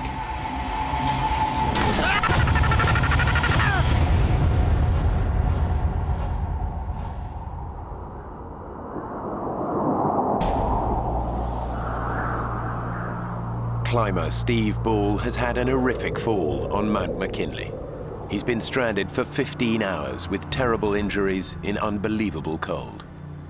His fellow climbers, Anthony and Nigel, have been rescued.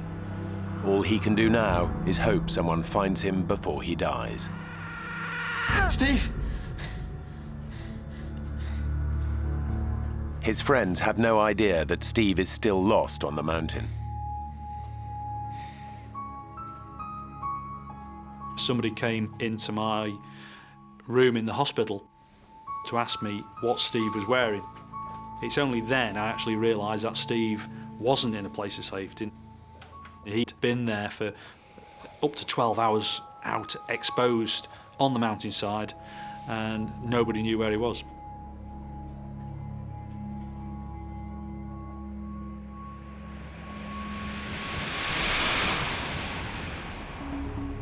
climbers have now been alerted and are out searching for Steve, but they have no idea where to look for him and have little hope of finding him alive. It is rare for the human body to survive overnight temperatures as low as -50 degrees.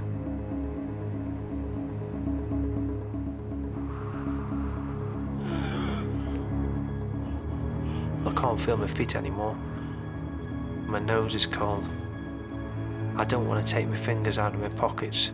I just want to stay huddled up. I haven't got a lot left. I'm starting to lose it. Steve's lost all hope of being saved. He hasn't made it to the path. All he can do is wait for death.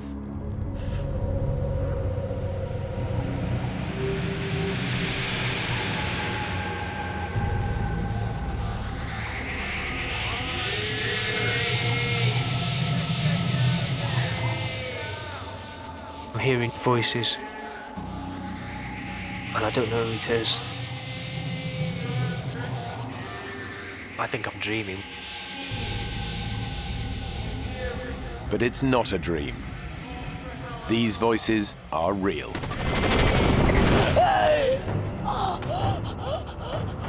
Tom, on the radio, quick. I know these voices, and I know I'm being rescued. I know I can't be dreaming it because I'm feeling the pain, and you don't feel pain when you're dreaming. I'm awake. They tell me they're climbers, and they found me, and they're surprised that I'm still alive.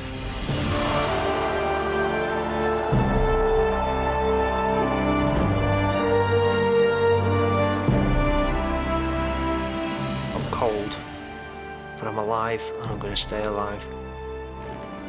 I want to go home.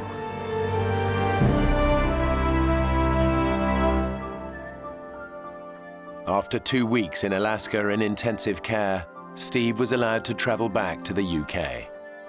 He spent a further 6 months in hospital and another 2 years in rehabilitation. My frostbite injuries resulted in amputations of all the fingers and thumb on my right hand, my left hand mid-palm, the left leg has gone below the knee, and my right foot has gone mid-foot, and of course a little bit of nose. Anthony and Nigel both suffered from severe frostbite. Anthony lost 2 fingers. Nigel lost all his fingers and all of his toes, as well as needing skin grafts to reconstruct his cheek and nose. I've managed to travel the world numerous times since all this happened, and go into the Arctic, the Himalayas, and climb. A little slower. Steve's asked me, as he would, whether we could go back and do it again, and I'd like to think that we will get back and get another expedition planned, possibly all 3 of us together, and do something, but we'll have to wait and see. I'm disabled now, but I'm out fell running, out walking, I go rock climbing, I go mountaineering, snowboarding, skiing, canoeing. I still go back to the mountains, I still climb, and I still get the same pleasure and enjoyment from the mountains. So, no, it's not worth losing life and limb, but you can't stop going. I'm hooked.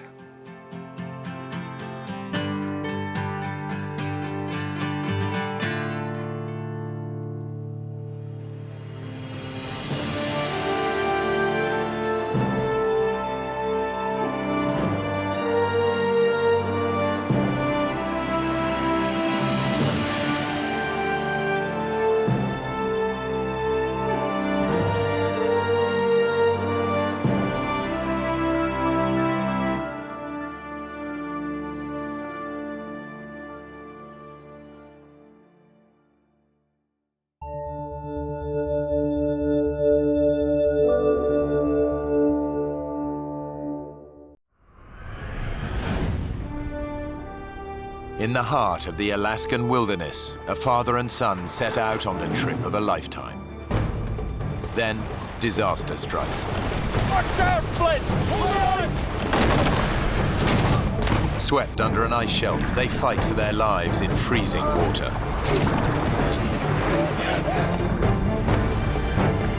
Dad, you're gonna swim! They've lost everything and are at the mercy of prowling predators. The son faces a terrible dilemma. Stay with his father and wait for a rescue that may never come, or leave him and risk hiking out through 60 miles of dangerous terrain for help.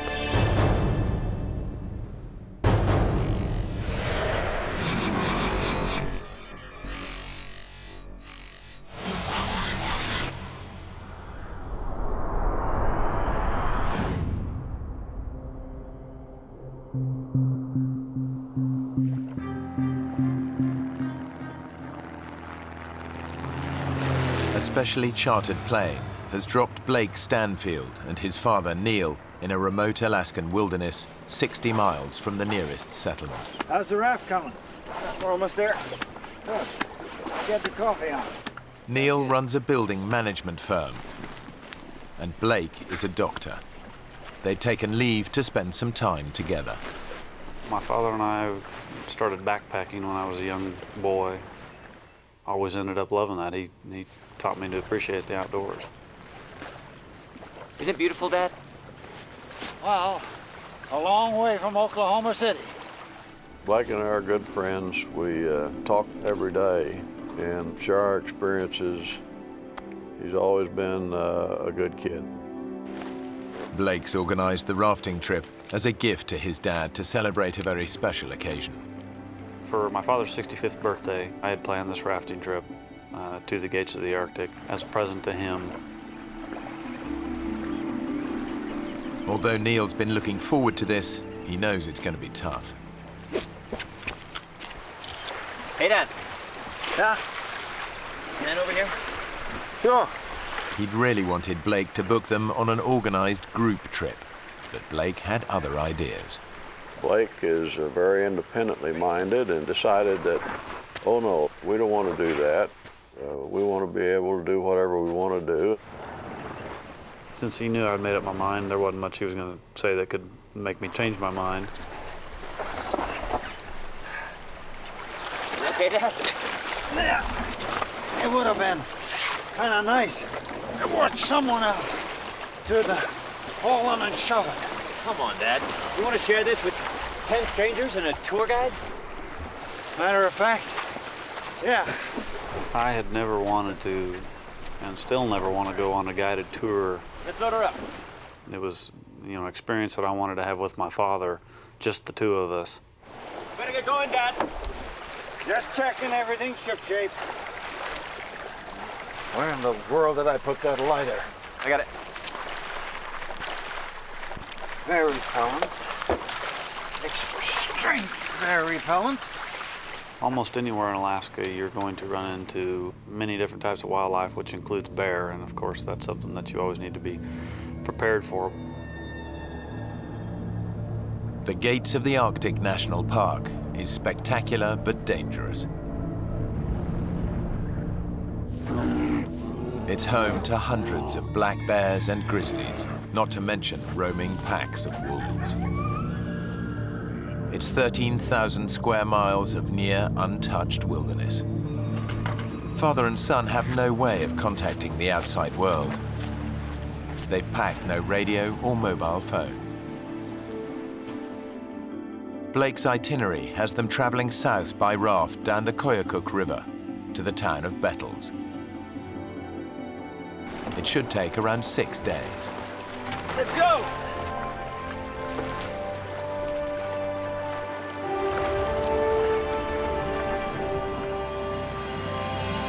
It was about a 90-mile float that we had planned, just camping and doing little short day hikes.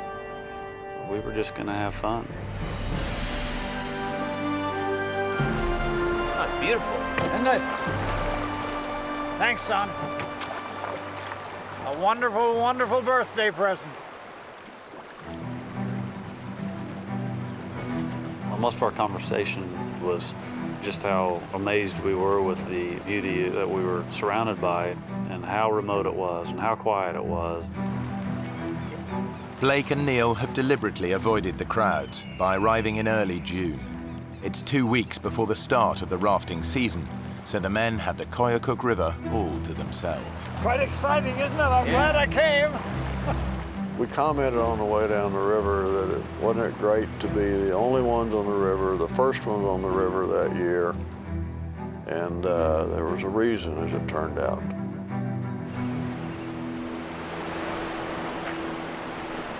They've been rafting for just a couple of hours when they notice that the river is changing.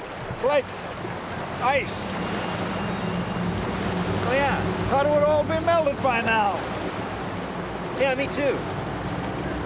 For 6 months of the year, the rivers are choked with ice. During the summer, it all melts. But this early in the season, some patches have yet to thaw. The longer we floated, the more ice we actually started to encounter. It doesn't look like it's going to let up. Do you think we ought to stop this thing? The current's picking up speed, and Blake struggles to control the raft. I kept trying to look around the corner, hoping to find, which way we were going to be going. And that's when I realized that actually we didn't have a choice where we were going. The men are at the mercy of the current.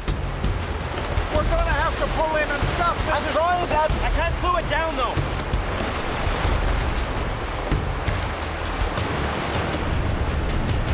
We're going too fast. Let's slow it down, Dad.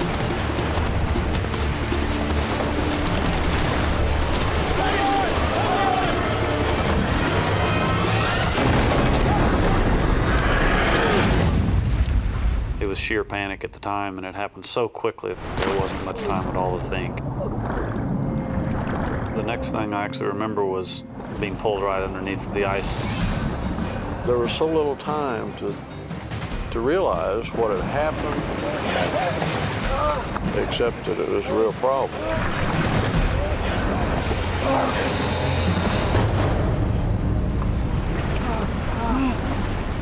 It wasn't long before we came up in essentially an air chamber underneath the ice.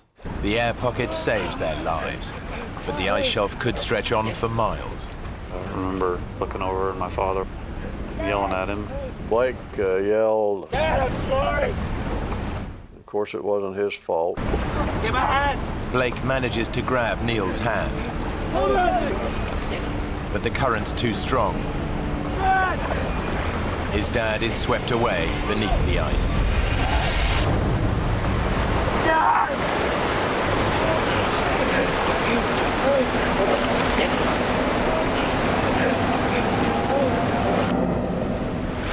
The men are spat out from under the ice shelf, but their ordeal isn't over yet.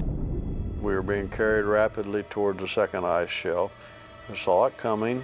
I reached up and grabbed it to try to prevent from going under it. Of course, the river was such that I was carried underneath.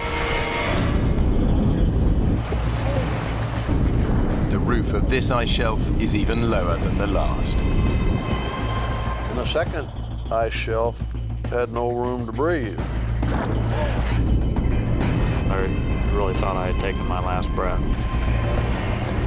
My father and I both ended up with a lot of abrasions to the top of our heads because we kept trying to come up to the air that we were hoping was there. I've never thought of a worse way of dying than drowning, and was certainly thinking that that is how I was going to die. After being under that water for what seemed like an eternity, I just remember popping out, taking in a nice big breath of air.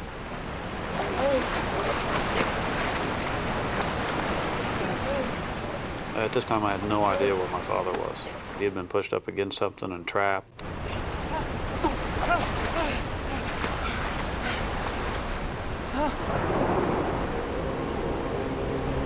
Dad! Dad! Dad! I don't know how I would have been able to face my mother and the rest of my family, letting them know that my father had perished, you know, when I had made it.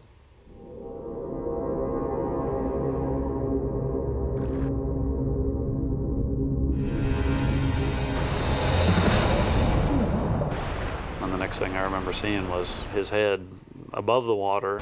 The powerful current is sweeping Neil away.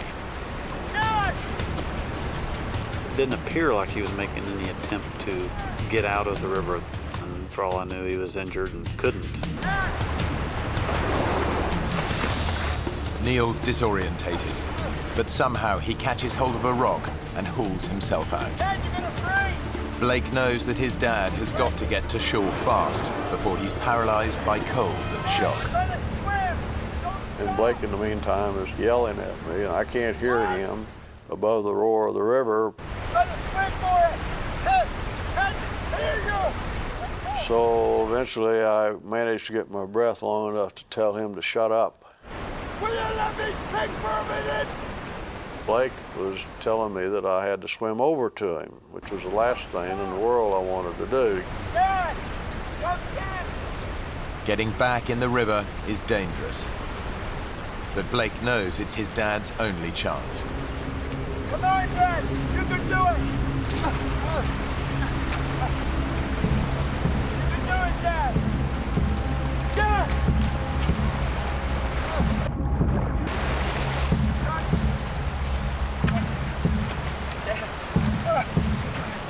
Oh my God, you're freezing. Dad, come here.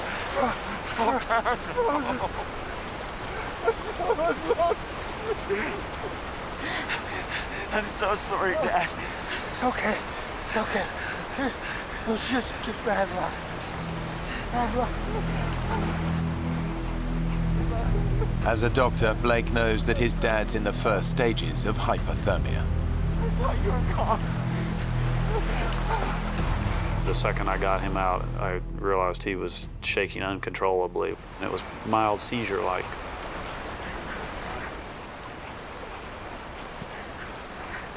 We gotta warm you up, Dad. We gotta warm you up. Blake's desperate. All their spare clothes were lost in the accident. Then he remembers something. The lighter he stowed in his life jacket. It didn't get washed away, but it's soaking wet. When I pulled that lighter out of my pocket and hit the button, that torch lit up, and maybe we were going to be able to have a fire.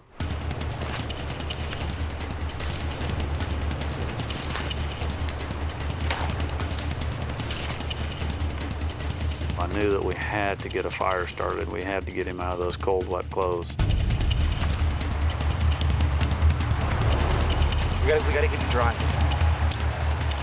It's okay, Dad. You're gonna be okay.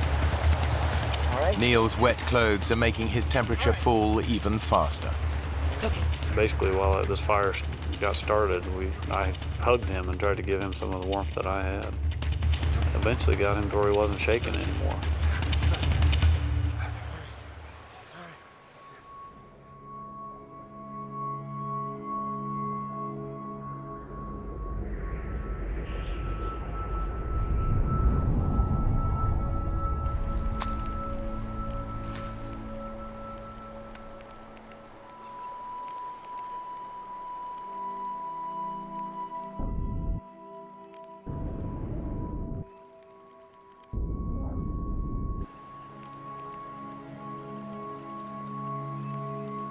Blake had in his life vest a picture of his wife and son, and been so worried about ever seeing them again. And we were both somewhat crying. It's okay, look, it's gonna be all right. I'll be back home. But Blake knows their prospects are bleak. They're stranded in a remote wilderness and nobody expects them back for at least a week. Their raft is lost, along with all their food and gear. Worse still, The reserve is teeming with hundreds of wolves and bears. I think at that point we realized that we got some big problems. Getting colder now, the sun's going down. You think we ought to find a more sheltered spot? Yeah. You okay to move? Guess I'll have to be.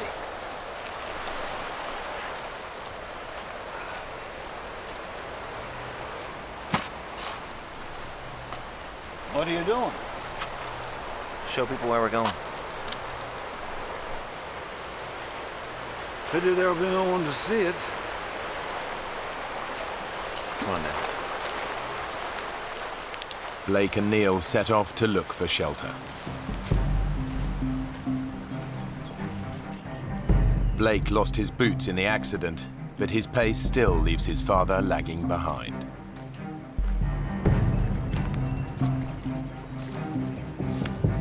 I think that I wanted to move a lot faster than my father was able to move at the time.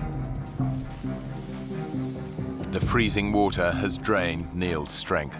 He's 65 years old and still feeling the effects of an accident 12 months ago that left him with a broken ankle. Blake! Can we just hold up here a minute? You're not even trying to find a place to stop. Oh, sorry, Dad. I just got carried away. There's no way we're just walking out of here. We're gonna have to find a good campsite and stay put. How agreed? All right.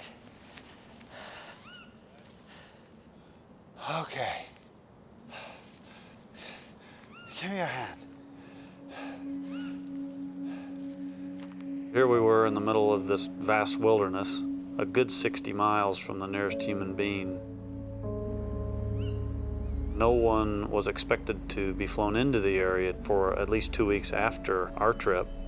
We were alone, and we were going to have to endure or survive until either we found a way out of it or someone came looking for us.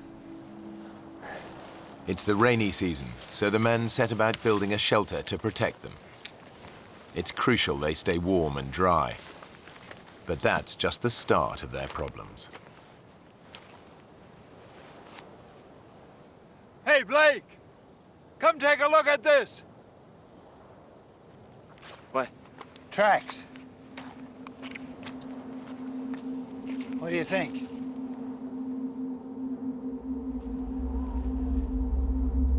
Black bear? Uh-uh. More like a grizzly to me. There's dozens of them around here. Well, maybe they were just passing through. I'm gonna get that fire started. They packed a shotgun, but that's at the bottom of the river. Now their only defense against prowling grizzlies is fire. Their ordeal has left Neil and Blake battered and bruised.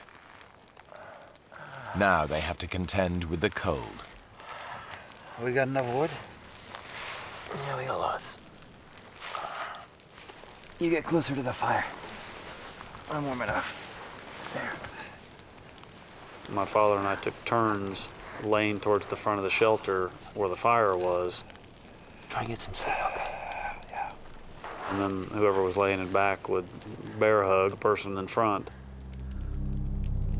Sleeping won't be easy. It's summer and the sun barely dips below the horizon. But during the few hours of darkness, the temperature can still get close to freezing. I shivered myself to sleep, because sure my clothes were still damp. But Blake can't sleep. He knows it'll be at least a week before anyone realizes they're missing. If they stay put, their chances of survival are slim. The only alternative is a grueling 60-mile hike to the nearest town. It was a long way to the nearest person. It was extremely rough terrain. We only had one set of shoes between the two of us. There were plenty of bears in the area. It was hard to take in the severity of the predicament that we were in.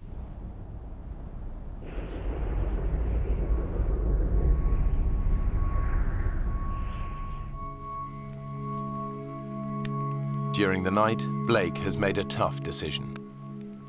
Well, I needed to get back to Bettles. I needed to go find help. The #1 rule of survival is stick together. But Blake knows his dad isn't up to the hike. Dad, you okay? Yeah.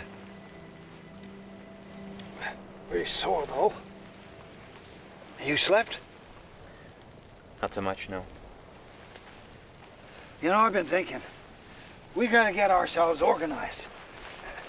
We gotta build up a nice big pile of firewood, maybe make some traps. We're gonna need some food. I'm going for help, Dad. Help? From where? Blake had no doubt given it a lot of thought and decided that he could conquer this problem and hike back to Bettles. Bettles is 60 miles away.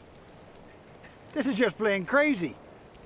Look, we talked about this. First rule of survival, stick together. Dad, I know all that, but no one else is going to be coming down the river for weeks. We can't wait that long. You trying to get yourself killed? Have you even looked at the map? There's a darn great river in the way. I'd ask him how in the world he was going to get over the Tingayuk River to our south, which appeared to be a pretty good-sized river, and he said, I don't know, I'll find a way. Yeah? How? This isn't some little stream. This is an Alaskan river in full flow. Now, do you have any idea how powerful that is? Yes, Dad, I was in one yesterday, remember? We're on our own, Dad. No one's coming. I'm telling you not to go. Leaving him alone was a hard decision, but I think he knew I was stubborn because I inherited that from him. You're really going, aren't you? Yes, sir, I am. I'm really going. Because if I don't, we're going to die here, Dad. You're going to need the knife. And the lighter. Now, what about the bears? You saw all those tracks. Well, you got the fire. That should keep them away. I meant you, son. What about the bears? I love you, Dad.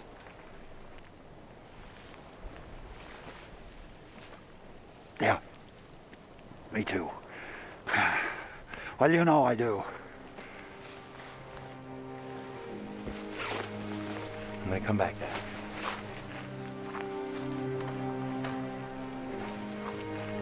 Now, don't get yourself killed, you hear? I was emotional when he left. I felt alone and very concerned about being alone, but probably more worried about him and what he might encounter.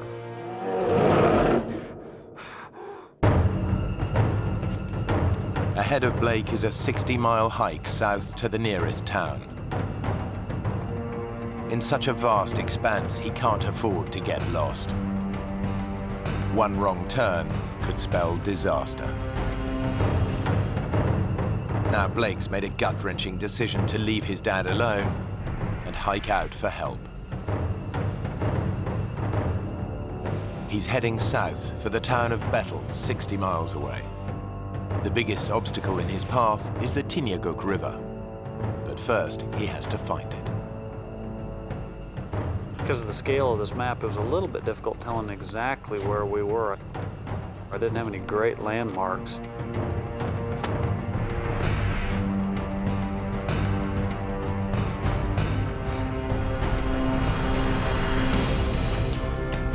The hiking is taking it out of Blake.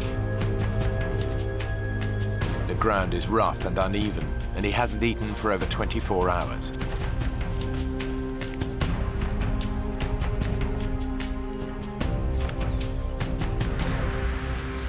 But he's still making good progress. Just a few hours after leaving his father, he hits the river.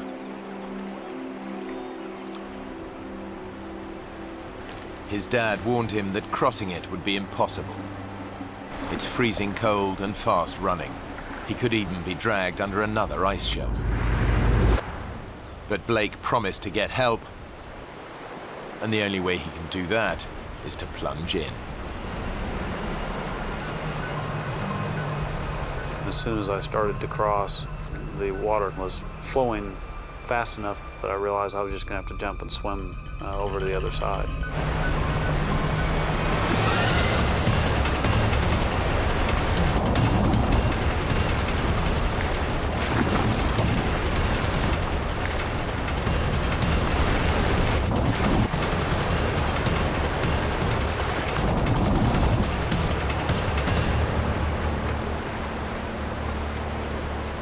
Blake has proved his dad wrong. With the river behind him, it should be a straightforward hike to Bettles.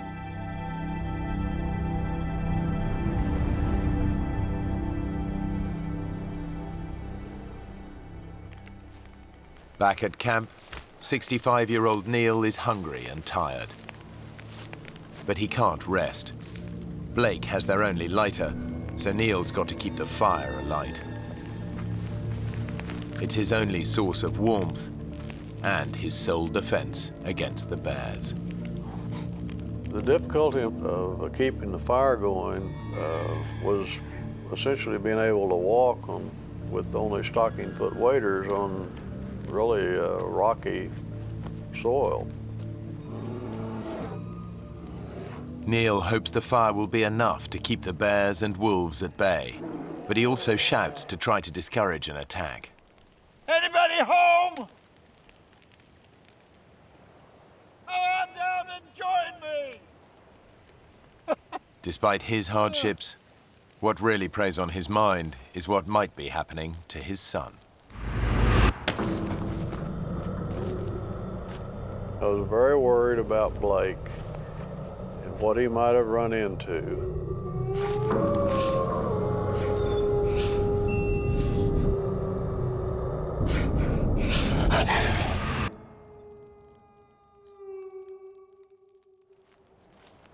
Like his dad, Blake is trying to frighten predators away by singing aloud. All night long, never got tired. Most of my songs were moose tunes and bear tunes, which was really quite ironic. I went out walking in the woods one night, all alone, pale moonlight. I hid myself, tree up, to see what I could.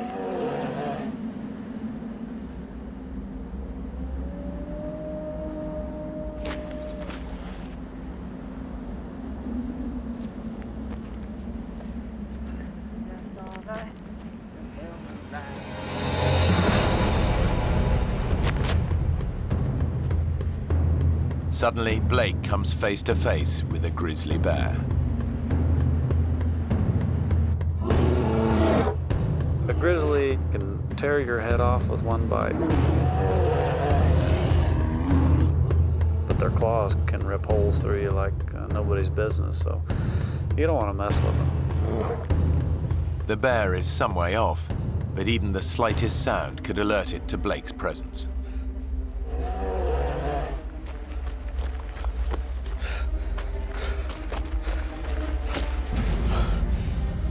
I certainly sent the adrenaline through my body when I saw him.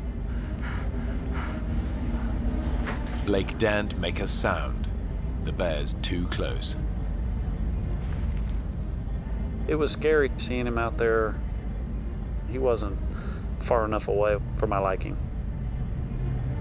The bear hasn't spotted him, but grizzlies have a sense of smell 100 times more powerful than a human, and can pick up the scent of prey from more than 2 miles away. But Blake's in luck. He's downwind of the bear, and his scent is carried in the opposite direction. But the wind could change. He risks making a run for it.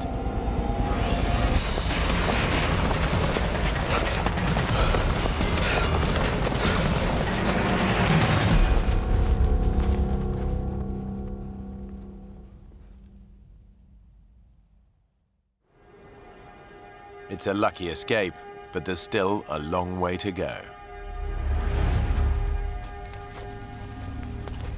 Blake's making good ground. By his estimation, Bettles is just a day and a half's hike away.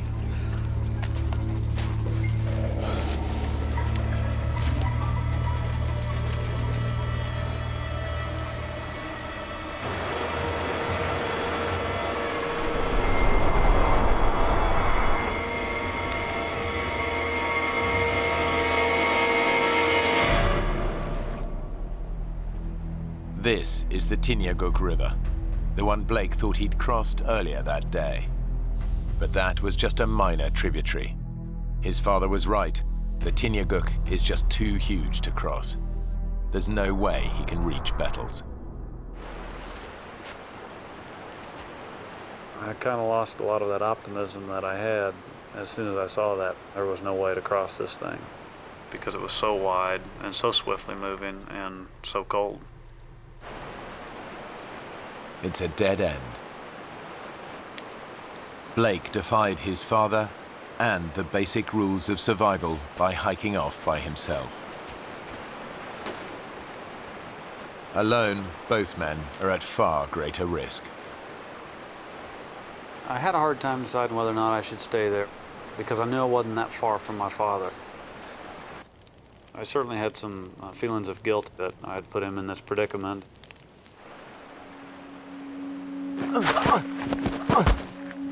Now the mental and physical strain of the last 2 days finally catches up with him. I realized I needed to rest.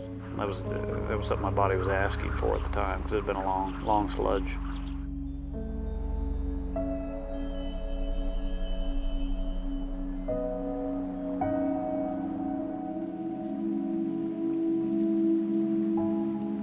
Blake hasn't eaten for 36 hours.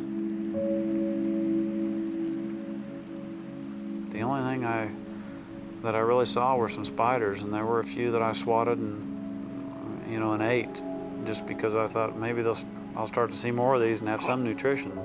But the amount of nutrition I got from the few that I ate certainly didn't give me any energy, that's for sure.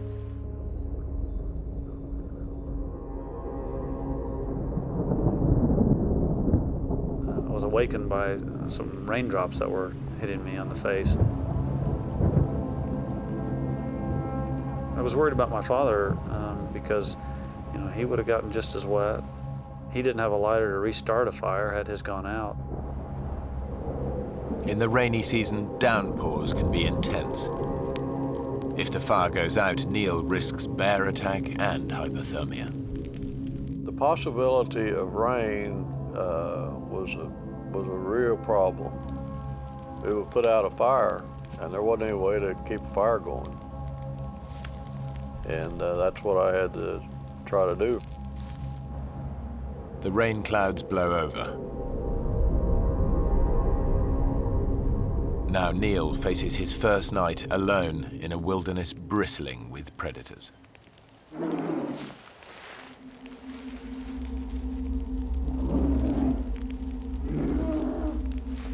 As everyone knows, you try to make noise in the wild with where bears are present.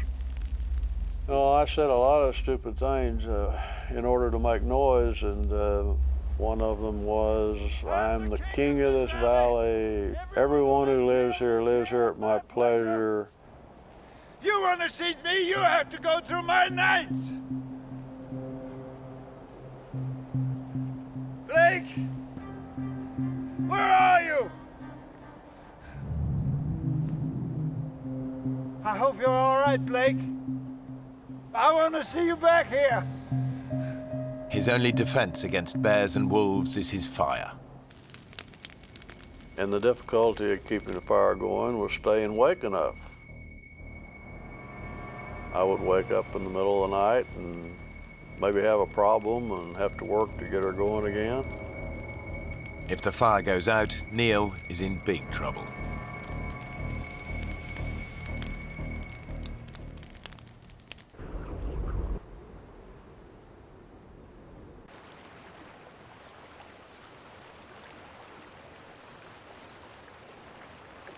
After a fitful night's sleep, Blake confronts the bleak reality of his situation.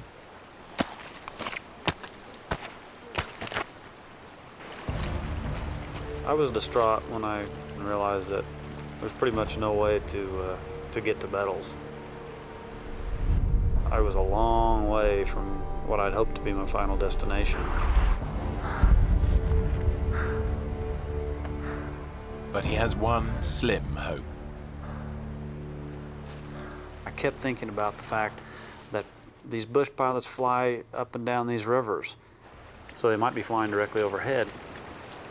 If he can make himself more visible, he might be spotted by one of these passing planes. Despite his weakened state, he starts to gather driftwood for a signal fire.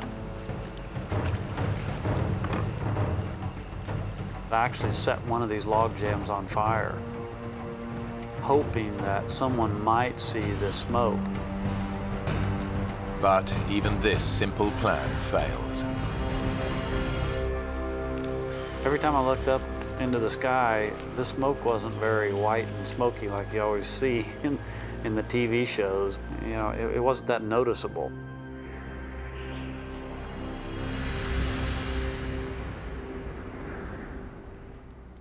It's Neil's third night alone in his brushwood shelter. I guess a spark jumped from the fire.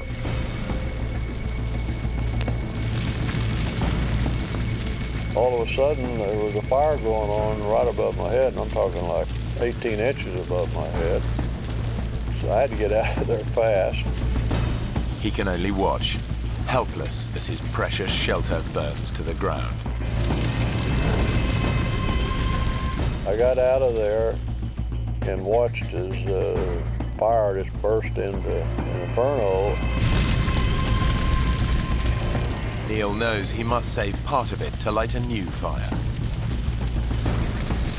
Without it, he'll be freezing cold and have no protection from prowling predators.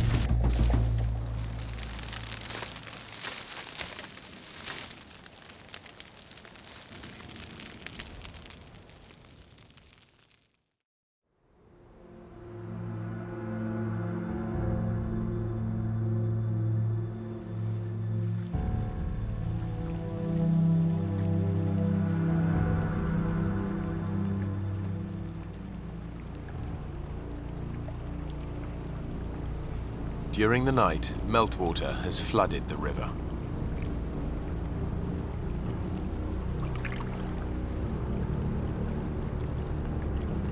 Blake realizes he could be in danger.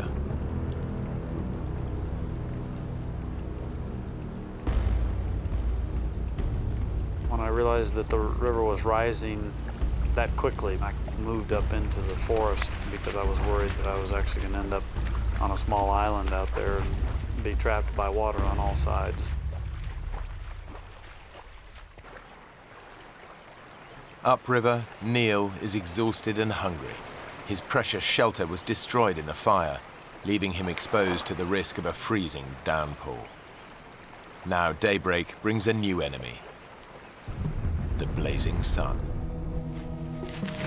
The sun was coming down pretty hard, and there was essentially no cover. He needs to build a new shelter. But it's becoming harder and harder to carry out even simple tasks. Ow!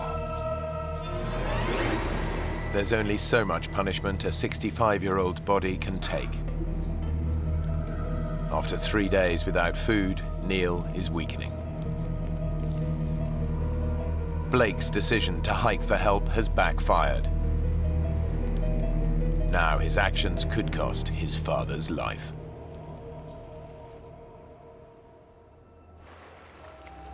Now Blake is gambling that staying by a major river will increase his chances of being spotted by local pilots. But since nobody knows they're missing, his chances of being rescued are slim.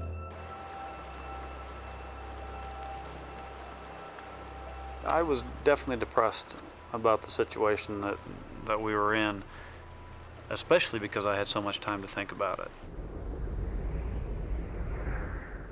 Blake endures another day and night helplessly waiting. his constant fear that his dad hasn't survived his ordeal.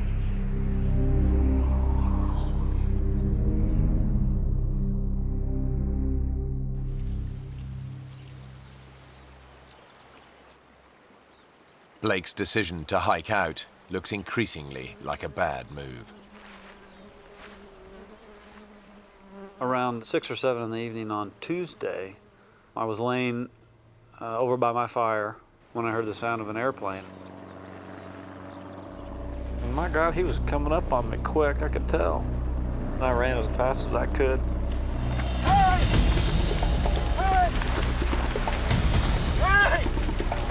Hey!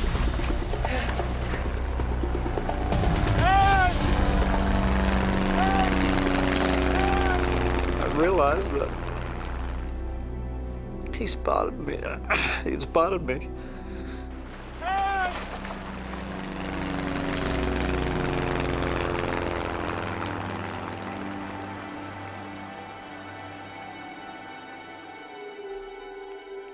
Three hours later, and there's still no sign of rescue.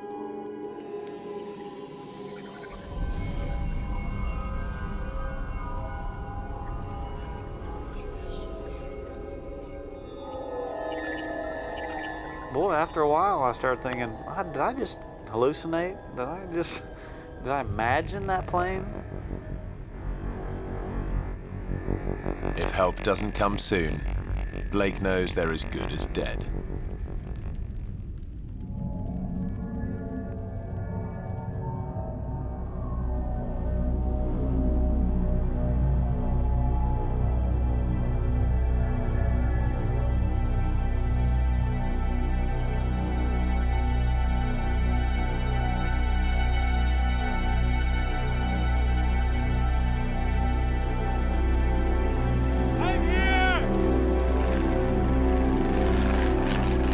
That was the same plane, and as they flew over me, they dropped a bag of stuff.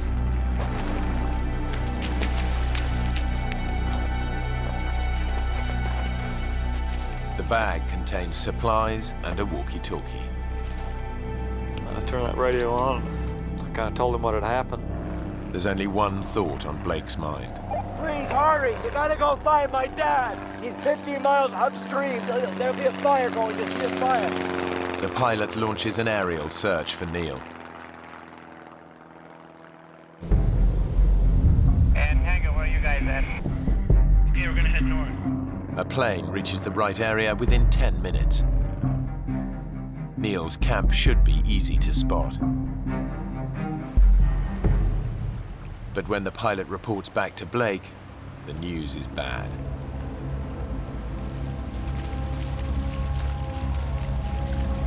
Hey, you gotta go back! He's up there! Keep going till you find him! He can't leave, he's gotta be at the camp. Maybe you didn't go far enough. He can't walk, he's gotta be there! I was worried something would happen to my dad. Because there's no way he could miss it. You gotta go and find my dad! And I fell to my knees. Blake ignored his father's advice and left him to fend for himself. Now he must face a terrible thought, that his dad hasn't made it.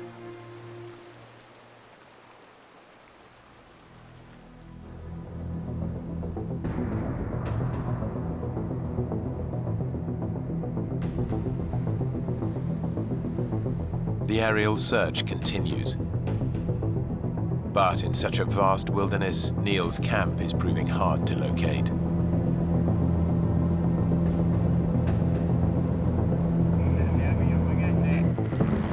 Three hours later, a rescue helicopter picks up Blake and rushes to the scene.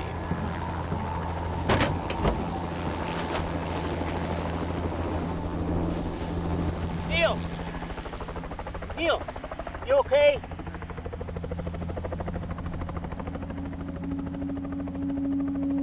How did you know I was here? I asked your son. Blake? He climbed in that helicopter. Dad! I'm so sorry, Dad. so sorry. Hell, all I could say was, man, you look like hell. Well, you don't look that cute yourself. I was very happy to see him, very, very happy. Can we get the hell home now? Let's get out of here. And then we took off. Together again. The men later learned that their initial camp was not on the flight path of any local aircraft. If Blake hadn't tried to hike out to Bettles, he and his father would almost certainly have died. After the accident, Blake moved his family back from Alaska to Oklahoma City to be closer to his mum and dad.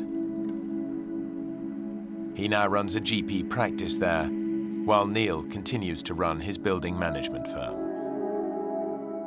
Blake and Neil still regularly go hiking together, but they've never gone rafting again.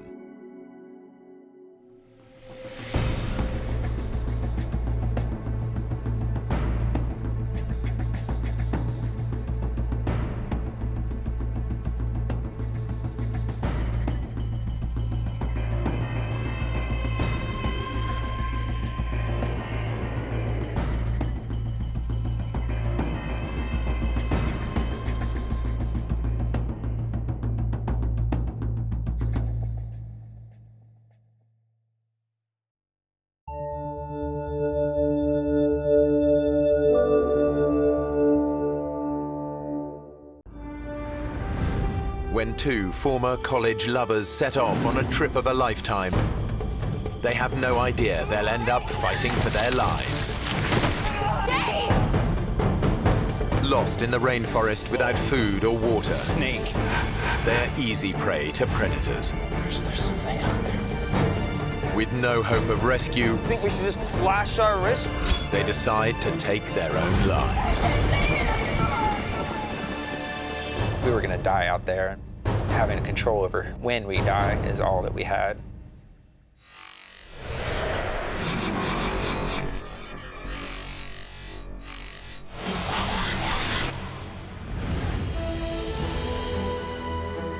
The Amazon rainforest in Brazil. It's one of the last great wilderness areas, home to the largest variety of insects, birds, and mammals in the world.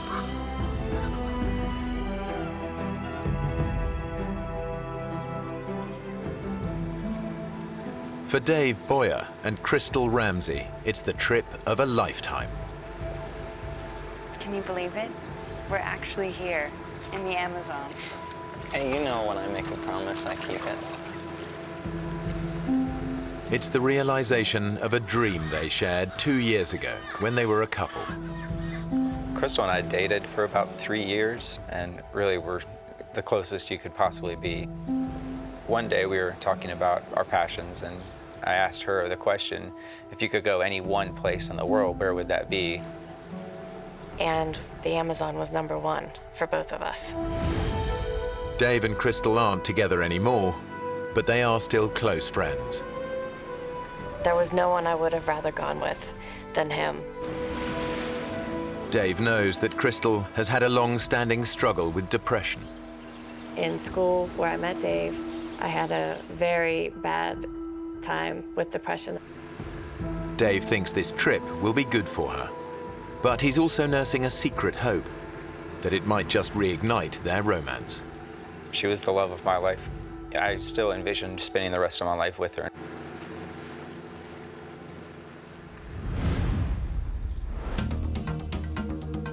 They've traveled almost 200 miles south from the Brazilian city of Manaus to one of the Amazon's remotest backwaters. They plan to spend 2 months exploring the region. Their base, a small lodge in the heart of the rainforest. Around it is a network of clearly marked forest trails. Dave and Crystal spend their first 2 days checking out the shorter ones. Then they decide they're ready to take on the longest. It's known as the White Trail, and it stretches 3 miles deep into virgin rainforest.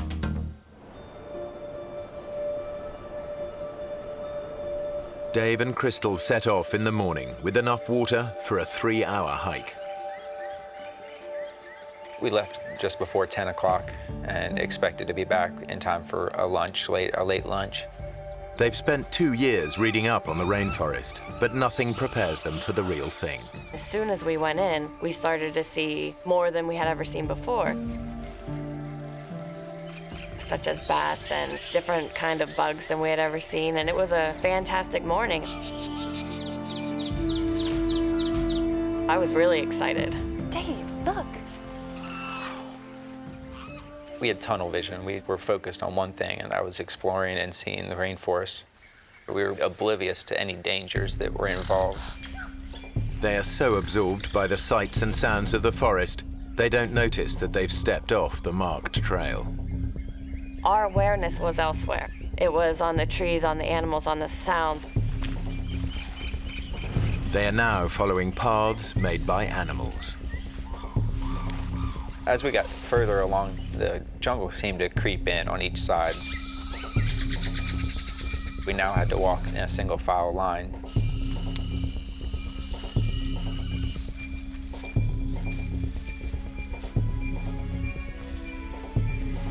Then the path completely disappears. For the first time, they realize they're no longer on the trail.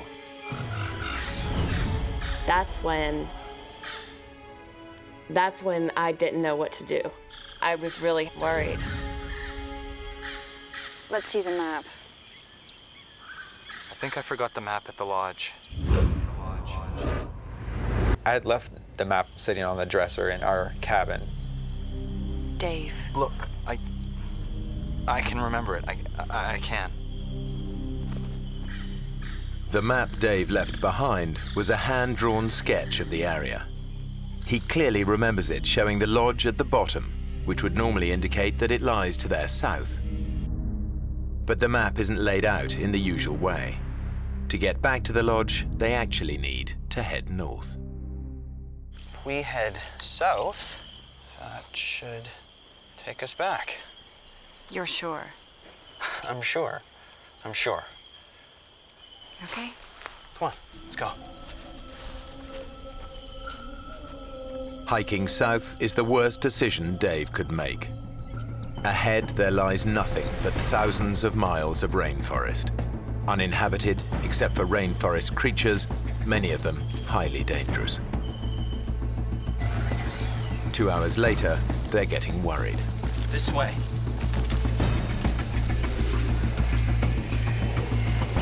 We had been walking far longer than we should have been. We should have been back by then. There's not much daylight left. It will soon be nightfall. I'm not going to stay out in the forest. I can't let this happen. We have to find our way back before it gets dark. I knew that once it got dark, we weren't going to be able to continue.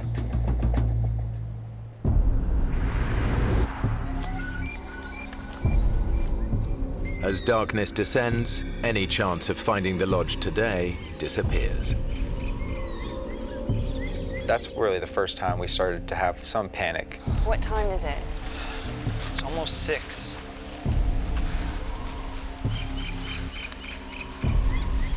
We should be back by now. If we'd been walking in the right direction for this long, we would have... I know. I don't think he wanted to deal with it. He didn't want to deal with even having to think about sleeping out there. I was frustrated at myself. I felt responsible for getting us lost and felt responsible for finding the way back. Crystal, you know what I'm thinking? We're gonna have to spend the night here. Yeah. We just picked a spot to stay, a cleared area, and we just sat down to wait out the night. Chris, I am so sorry about this. It's okay. You buy me a beer when we get back, and we'll call it even. Okay? Okay. But they both know how vulnerable they really are. The rainforest is teeming with nocturnal predators. A lot of the poisonous snakes, they wander through the forest at night. The jaguar comes out at night. you don't have a lot of choices of protection. Dave and Crystal share a single thought. Can they make it through the night alive? Chris, there's something out there. The Amazon at night is a terrifying place to be. Dave and Crystal are totally defenseless, with no way to protect themselves from predators.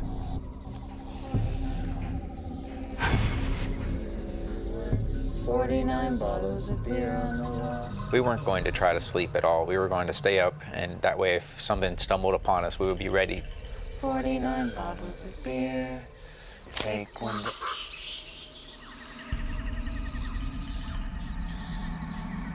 Jeez, did you hear that?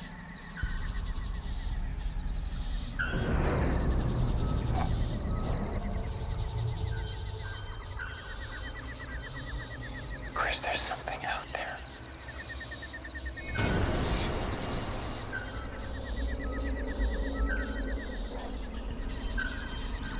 Do you think it could be a jaguar? The Amazonian jaguar stalks its prey under the cover of darkness. It can kill with a single crushing bite to the head.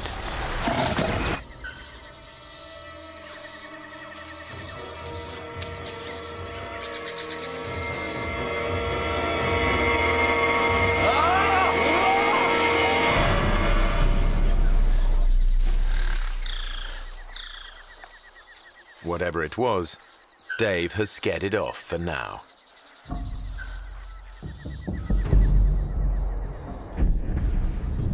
They spend a sleepless night, alert to every tiny sound.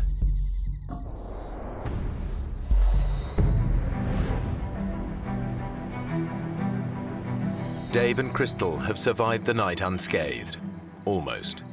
I'm covered in mosquito bites. Be grateful that's all that bit you. Very funny. So, what's the plan? Well, Dave needs to get them back to the lodge fast. Crystal's on medication for her depression, and he knows she doesn't have her drugs with her. She had never missed a day on that medication. this trail heads south, so it should take us right back to the lodge. Okay. So we'll be back for breakfast. Yeah.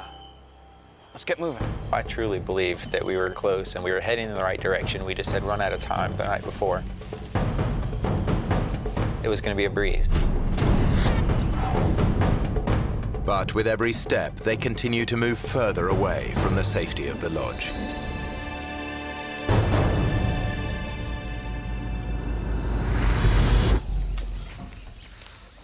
Four hours later, the temperature in the forest has soared.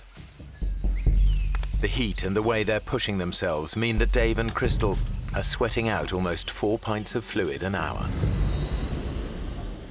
We were starting to get depressed about our situation. We were starting to get frustrated.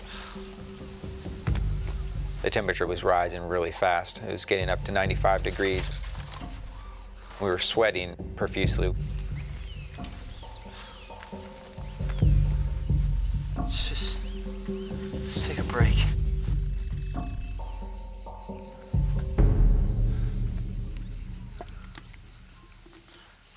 Dave, I'm out of water. When I realized that we were out of water, and it was hot, and it was 10 o'clock, I really started to realize things weren't just gonna be okay. We knew that we were losing water so quickly and things were not going to function right. Our brain was going to start to trick us and our body was going to give out eventually. There's got to be something around here. The irony is that the Amazon basin is one of the wettest places on Earth. Over 9 inches of rain can fall in a single month, leaving puddles of water everywhere. But they face an agonizing dilemma. I didn't know what to do. Should we drink water and possibly get very sick, or risk getting very sick from dehydration? I have an idea.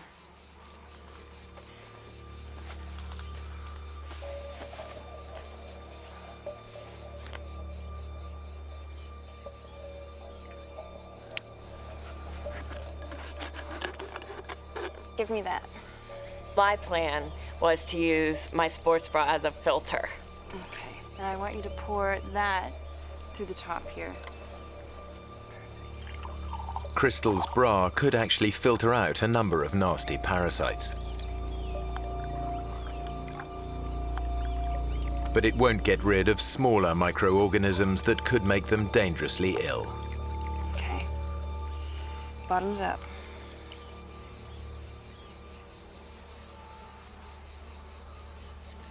I don't know about this.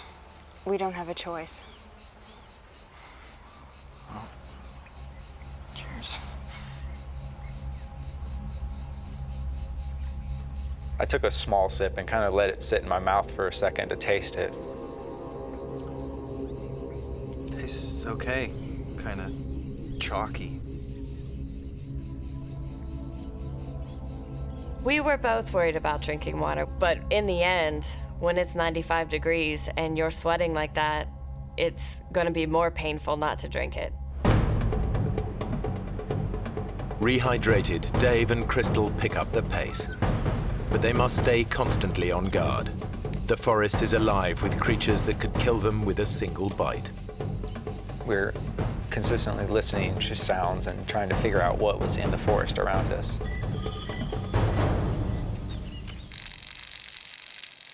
I didn't want to touch a branch that we didn't know what was on that branch. We wanted to watch our steps.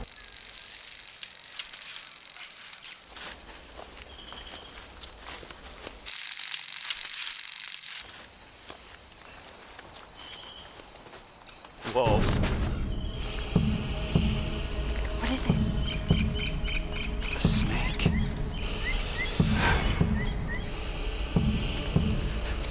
Let's go another way. They're lucky. A few more steps and they could have trodden on the snake. The Amazon basin is home to some of the most poisonous snakes in the world. One bite could mean a slow and agonizing death.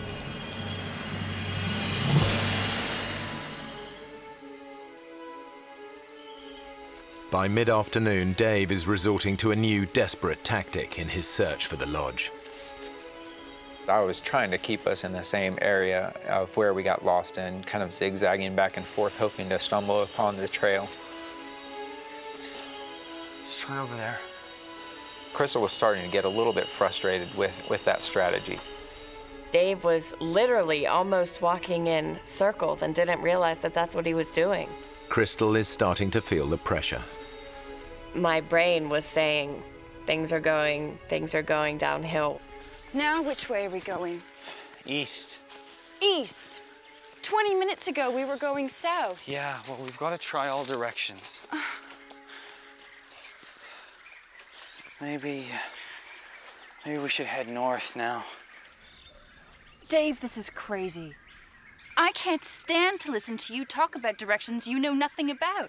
You don't know where we're going, and all we're doing is walking around in circles. Dave had kept coming up with a different strategy every few hours whenever one didn't work. And that wasn't working for me. We need to rethink this. All right, then. Well, what do you think? I thought we needed to come up with a strategy and continue using it until the end. That way. Okay. What neither of them realize is the only direction that can help them is north. We chose southeast. We will walk in this one direction for as long as it takes. If it takes us 40 days to get out of here, we're gonna walk southeast. Hours later, and the jungle is just getting denser. We were getting down. We were getting scared and worried.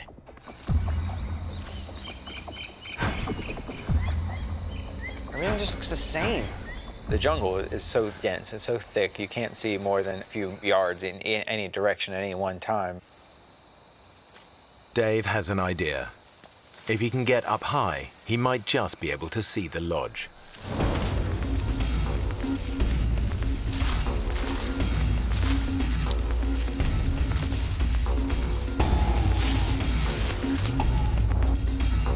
knots in the vine were ripping at my hands, and it was hurting me. My arms were tired. I was exhausted. And I looked up and I saw that I had not made any progress. It was still 150 feet up to the top. He is weak from 2 days without sleep or food.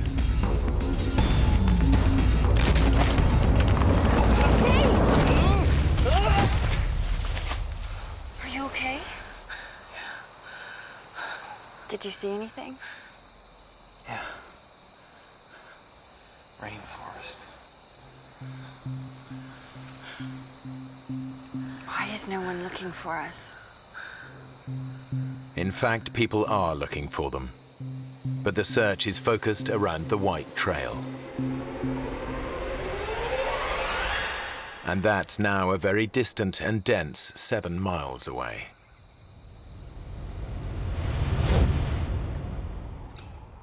As darkness falls, they realize they must endure another night.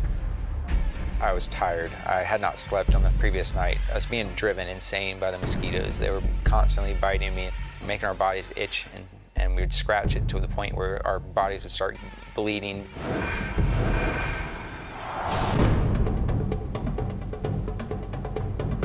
The next day, they're still heading in the wrong direction, getting even further away from the area where rescuers are searching for them. And now they start to notice an ominous change in the behavior of the wildlife. If we were anywhere near civilization, these monkeys would be running away from us. They would be fearful of us, that we would hunt them. But these maybe had never seen a human before in their life and were just curious. And that was terrifying, that we were getting deeper and deeper.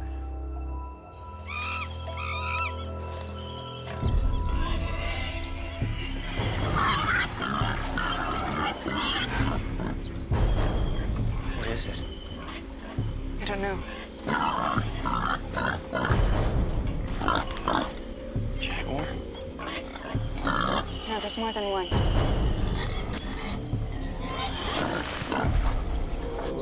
They've stumbled on a pack of wild Amazonian pigs. Dave knows how ferocious they can be. The locals have said that they're really the most dangerous thing to encounter in the forest, other than a snake. They're aggressive. If wild boars got a hold of you, it'd probably knock you to the ground quickly, and then you would have several animals on top of you biting and really just eating and going to work. The way to avoid any confrontation is to let them know that you are different, that you are not something that's in their normal habitat.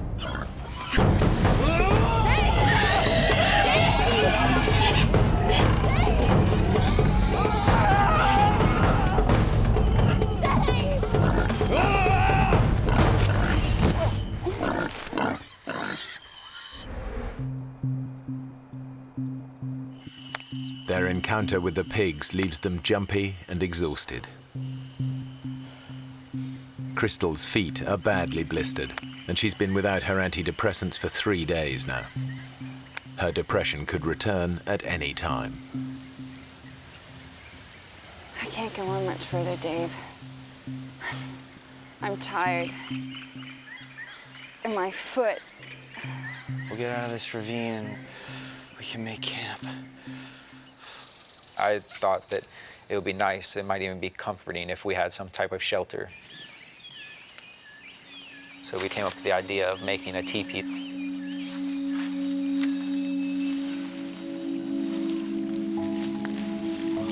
Excellent. Yeah. It was drawing us closer together. She told me that if I was as I was while we were lost, if we had always had that relationship in that past year, that we would still be together, that she saw all the things that she had fallen in love with in the first place. It looks good. We were trying to get our minds off of what we were going through, and we got even closer. My feelings had not changed since the day I met her. I was still in love with her. I still wanted her to be in my life and with me forever.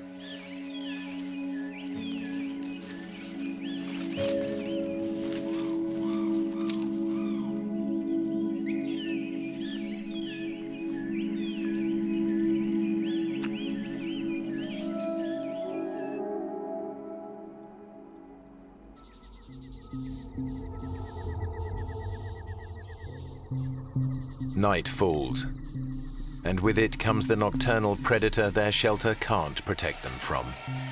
Mosquitoes. Thousands of them. The worst of it was the sounds.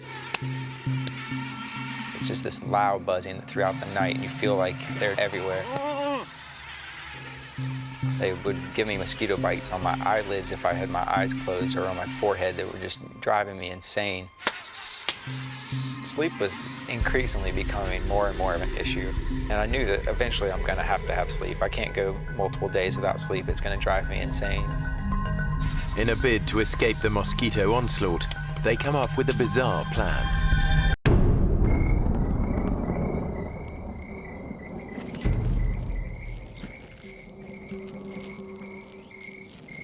Crystal said, well, we should cover our bodies in mud. That would work well of keeping the mosquitoes off of us.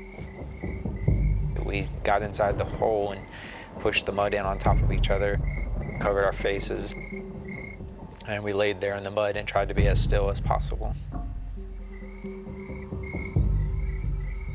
It actually felt pretty comforting laying there, and I felt like I was completely covered. I felt like I was going to be safe from the mosquitoes. I thought it was going to be a great night.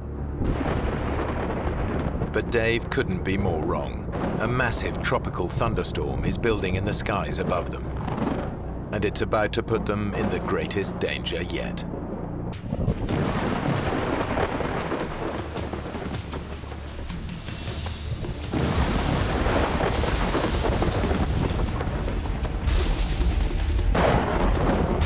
Within a few minutes, we were forced out of our hole. We would have drowned there. They've never experienced anything like it.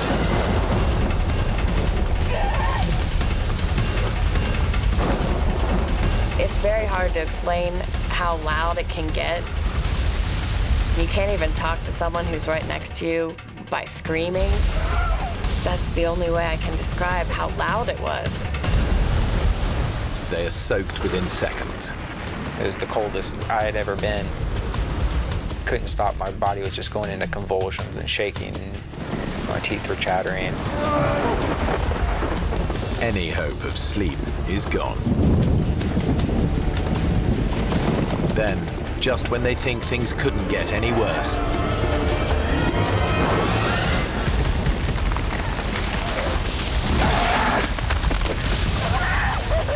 lightning brings down a huge tree dangerously close to them. If it had landed on us, we surely would have died in that. The storm has shaken Crystal to the core.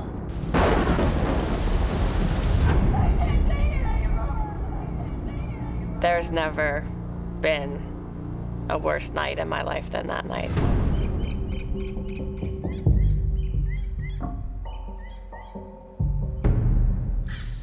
Their terrible night leaves both of them exhausted and miserable. But it's pushed Crystal close to the edge. For Crystal, that night was really a turning point for her, and she had gone from being, whatever happens, happens, we're going to get through this challenge, to being really fearful of this being the end of her life and dying out there. How you doing? We got through it, didn't we? Yeah. For what? To get home, Chris. Get home, Chris. I just kept thinking about that hellish night. I'm not sure I want to. And that I truly would rather die than go through it again. What are you talking about? You think we should just slash our wrists right here? I didn't think what the implications of that were. I didn't think it was a real suggestion. It was just kind of something that I did off the top of my head. That sparked an interest in me that suicide was a possibility and it was a way out. Dave realizes that if they don't find a way out soon, Crystal's suicidal thoughts could become a reality.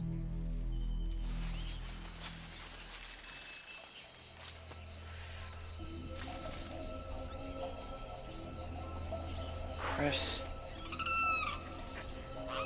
Her brain was going through some nasty stuff, and she was feeling the effects of that physically and emotionally.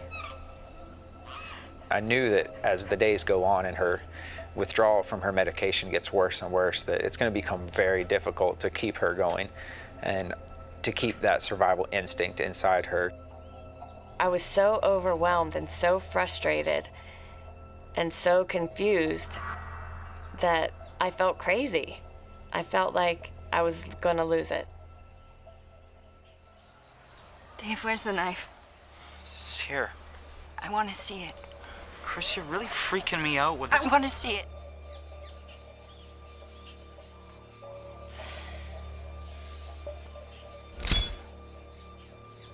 The knife really became almost a game that I never would let her hold.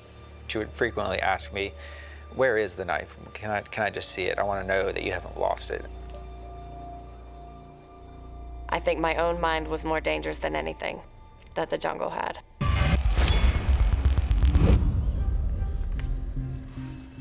All I had was a companion, and she was what kept me going. I needed her as much as she needed me to make it through this, and I could not drag her the entire time.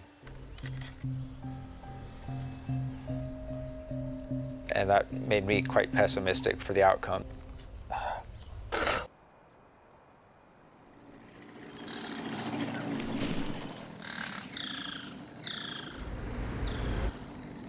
Then, after days of hearing nothing but the sounds of the rainforest. Do you hear that? Come on. Come on! Sounds like a boat! Come on! I was saying, "Come on, Crystal, this is it. We're rescued." Hey, we're over here! There's a boat really close. I can hear it. We're over here! This is over, like just so happy, cheering to each other. Yeah, here! Hey! We're here! Oh. Do you hear anything? Then it was nothing. After 3 nights without sleep, Dave's senses are starting to play tricks on him. The sound in the jungle can't be trusted.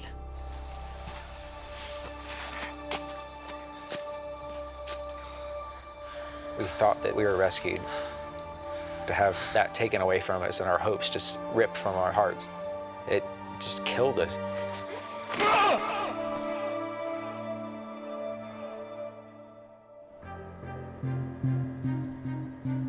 24 hours later, Dave and Crystal's situation is bleaker than ever. They are still hopelessly lost. And as their 5th night approaches, it's Dave who's struggling. Drained by lack of sleep and the effort of keeping Crystal going, he desperately needs rest.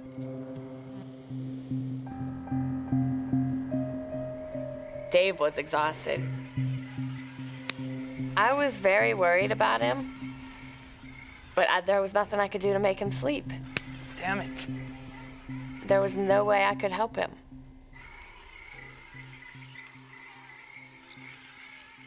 As Crystal sleeps, Dave is once again tormented by mosquitoes.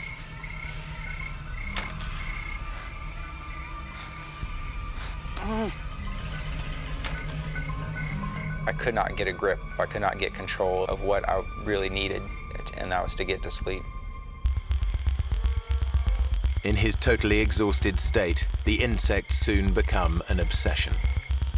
The only way to get me through that night was to find a way to keep moving, keep myself occupied. I would go through this pattern of swatting the mosquitoes on my arm, swatting them on my back and my neck, and I'd start counting these cycles. I became obsessed with time.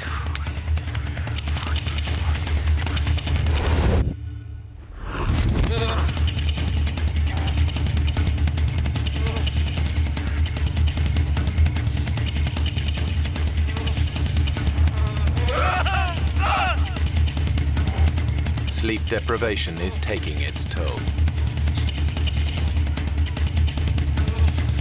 Dave is beginning to lose his grip on reality.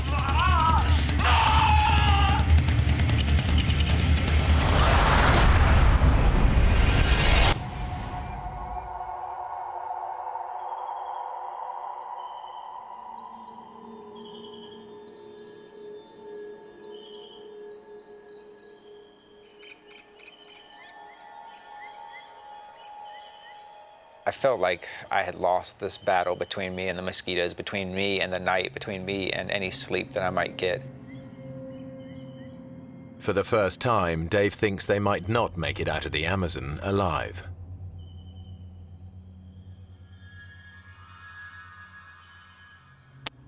A horsefly came and bit me. I reached down and picked up the horsefly.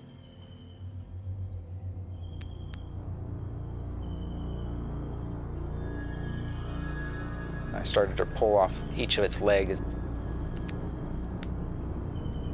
I was just fascinated by it.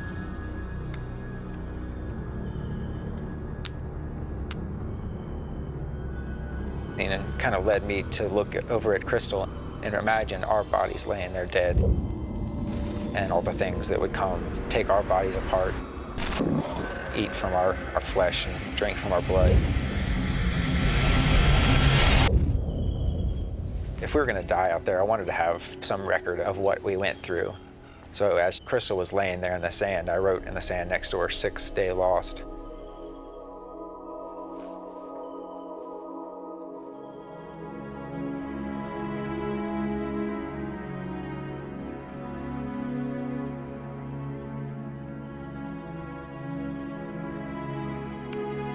I wanted to document it as well as I could, so I'd snapped that picture,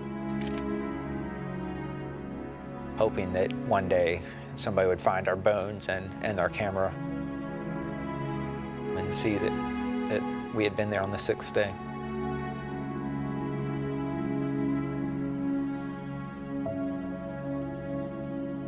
That's when I started to think personally about my life. I did not have a close relationship with my family. I had never told my mother that I loved her. I had never told my family how much they meant to me. It was killing me, and I wasn't going to have that opportunity if I died out there.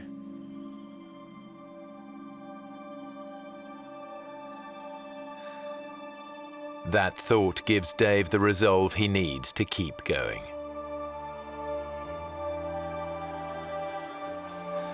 Come on. Wake up, it's time. I don't want to leave. I don't want to move. I don't either, but we have to.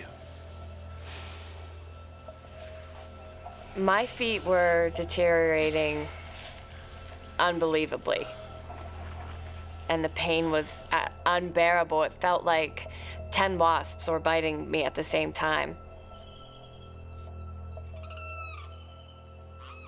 If we stay here, we die. It's as simple as that.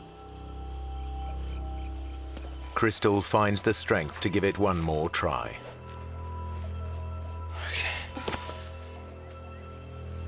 Stand on it.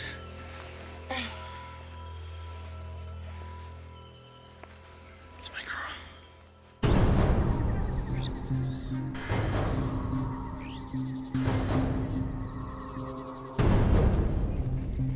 They push on. Now the terrain gets harder. Come on, Chris. And as Crystal's feet become unbearably painful, her depression begins to get the better of her.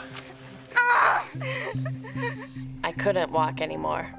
I would try, and I would fall down.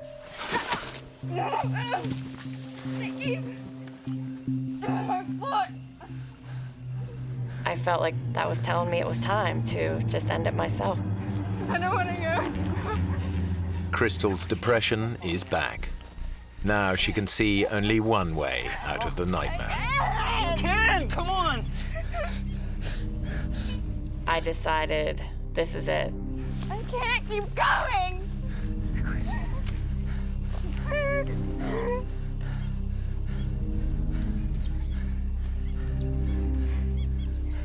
Give me the knife. she really meant taking her life into her own hands.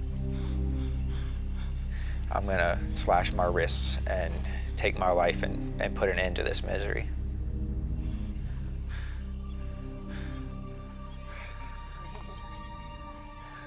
This was the woman I was in love with. This was the person I wanted to spend the rest of my life with. I had no thoughts of ever abandoning her. I'll make you a deal, okay? I'll make you a deal. I told her, you don't want to go through another night, I know that. And if it gets to be tonight and we have not made our way out, I will give you the knife. Give me everything you got today. Crystal accepts Dave's deal. Everything you got today. If they aren't out of the forest by dusk, they will both kill themselves. We'll do it together. I put a specific time frame on the rest of our life. We were either going to get out and live the rest of our life really happily, or that was going to be the end. Crystal can now see an end to her ordeal. Sit down here. On here. Come on. She was like, what time is it? Is it nighttime? Is it getting close enough?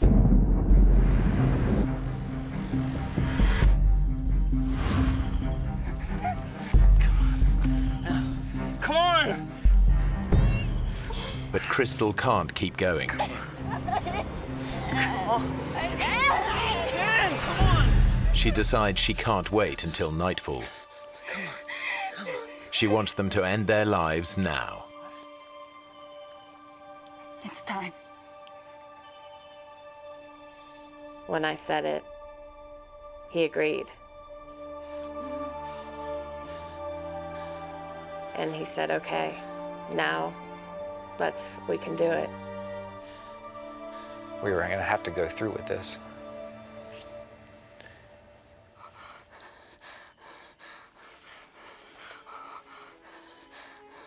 Dave's resigned to dying, but there's a bizarre thought he can't get out of his head.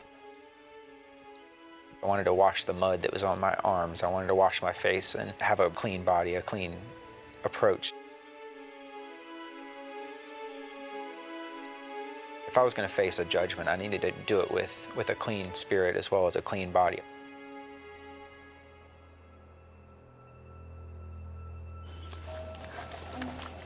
He begins to search for water to wash himself.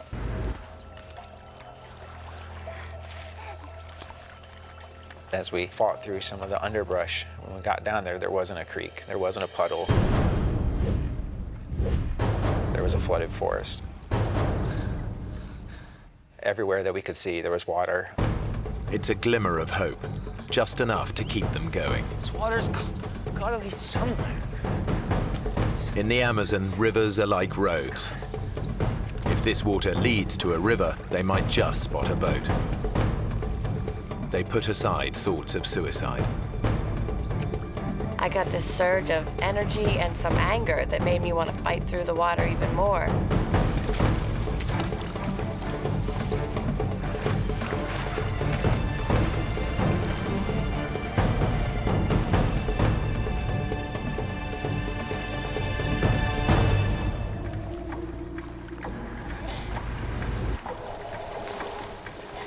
As we were going through the flooded forest, we kept telling each other, don't talk about any hopes, just go, and go as fast as you can.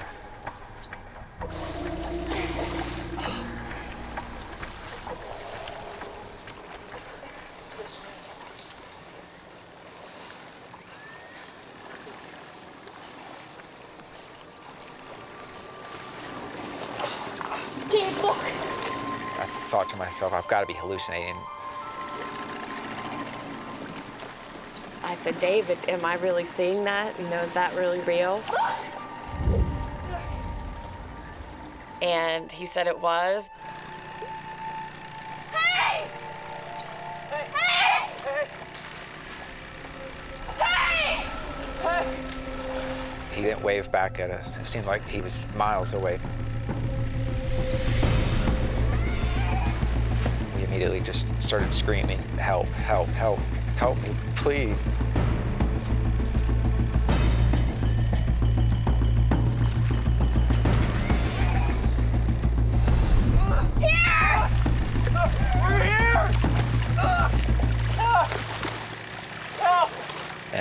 He didn't respond. Help!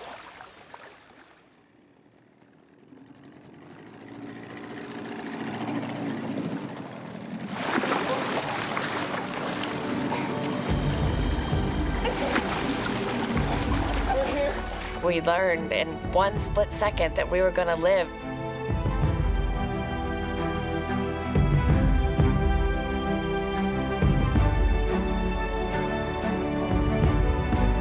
I was screaming and crying and just definitely the best moment I've ever had in my life. The sun's setting, the whole sky is bright pink. And Dave and I are just looking at each other, and the tears are just running down both of our faces. And inexplainable joy, and we just looked at each other and looked up at the sky, essentially, and we're just so thankful to be alive. Dave and Crystal are incredibly lucky. Their rescuer chanced on them in a waterway that local boats hardly ever use. They find out later that search parties spent 4 days looking for them. But they never even came close to the remote spot where Dave and Crystal ended up.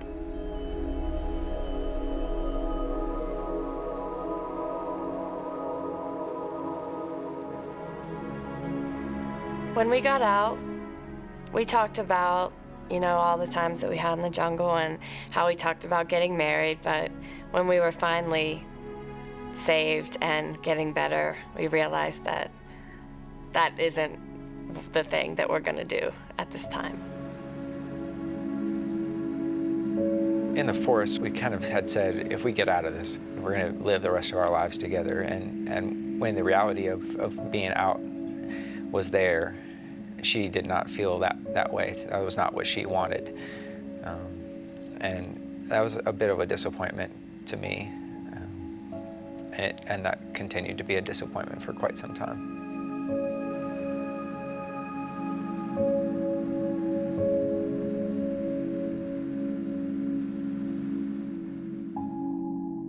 Dave and Crystal have both since returned to the Amazon. They never did restart their relationship, but after their 6-day death-defying ordeal, they became closer friends than ever.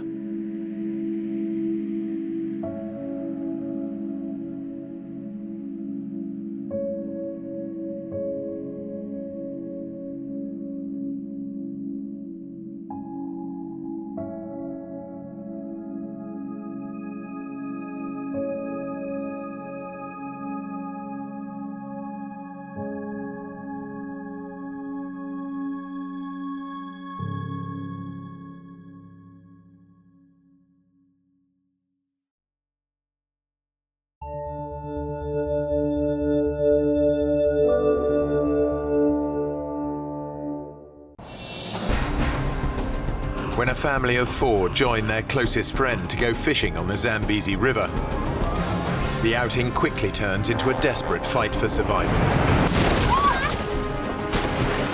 Thrown into crocodile-infested waters, 4 of them become human live bait, while one fights for his life amongst some of Africa's deadliest predators. Oh my God. At any moment, one of us would be taken by a crocodile. I thought it was over, I really did.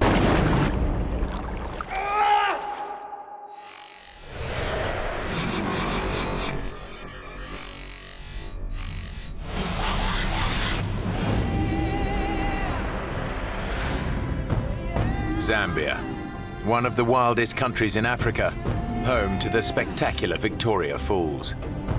They are fed by the mighty Zambezi River, which divides Zambia from Zimbabwe.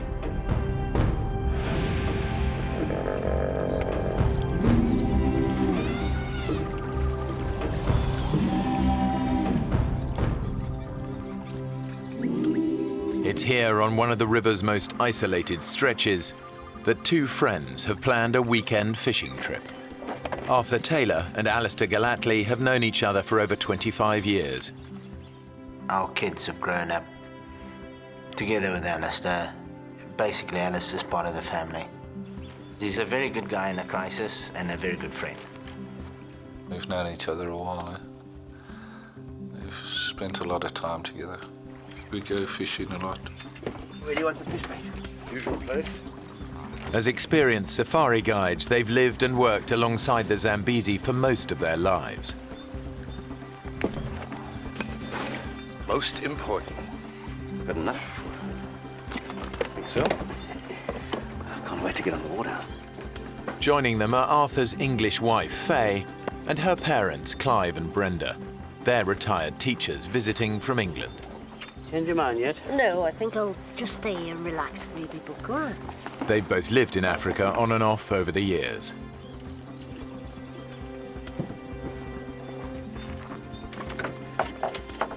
This is the last chance for all of them to go out on the river together. Tomorrow, Faye and Arthur have to pick up their 2 children from boarding school. But even though she spent a lot of time in the bush, Brenda isn't keen on the idea of going fishing. My mum was anxious because she doesn't really like going on the boat. And she would rather have just spent the day in camp. I'm not going to go if you don't go. If she doesn't come, the crocs will be safe. My mum is a pretty strong personality, and you certainly don't mess her around. You'll have to give me a hand in here. Because it was the last day of the holiday, she finally agreed to come with us. Okay, all aboard.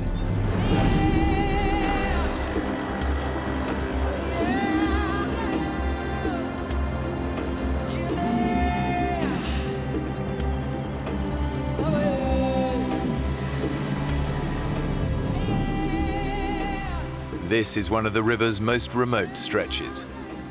The Zambezi is just a fantastic river. It's amazing, and it is so diverse.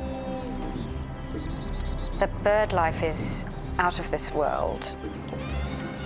You see animals, bushbuck, buffalo, elephant coming down, and in the water there's the hippos everywhere, and huge crocodiles.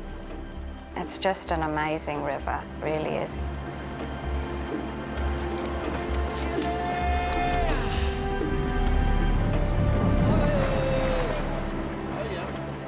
It was all very relaxed atmosphere.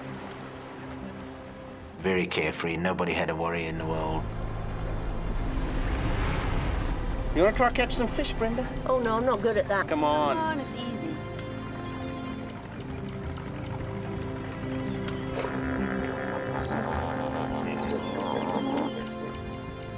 We passed so many schools of hippos, and they're all lazing around. They just look so peaceful and so placid. Most of them are in herds or groups, and then you get the few odd single males. As long as you give them a wide berth, the chances are you're not going to have any problem. Oh, I think I've got something here. Heavy. Whoa. Fishing had been pretty poor that morning, and when Mum caught a fish, it was like, yay, you know. I mean, she's really chuffed. Well done, Mum. I think that calls for a spot of celebratory lunch. But over there, nice bit of shade by those trees. Sounds good to me. What's the time?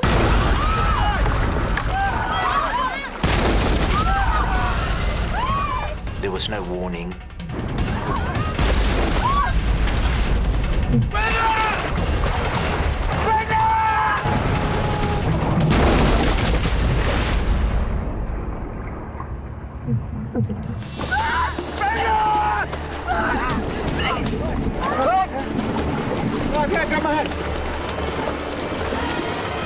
It's coming!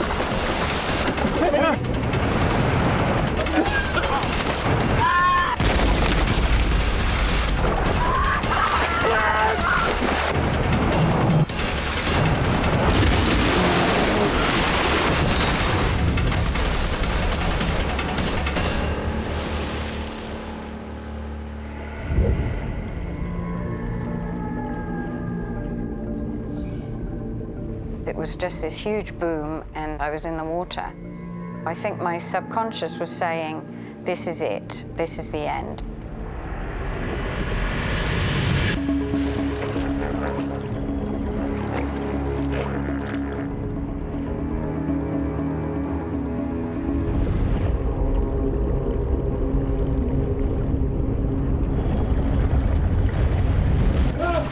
It was only when I actually was pulled back to the surface and gasping for air that suddenly then the reality of what had actually happened hit me. They've survived the hippo attack, but now they're in even greater peril. They've capsized in one of the most crocodile-infested rivers in the world.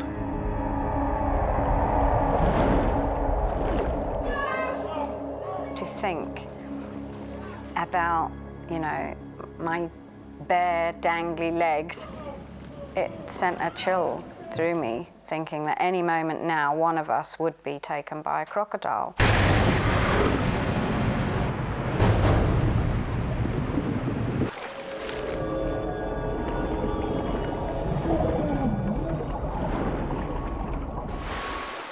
Clive Kelly has watched his wife Brenda sucked under the crocodile-infested river.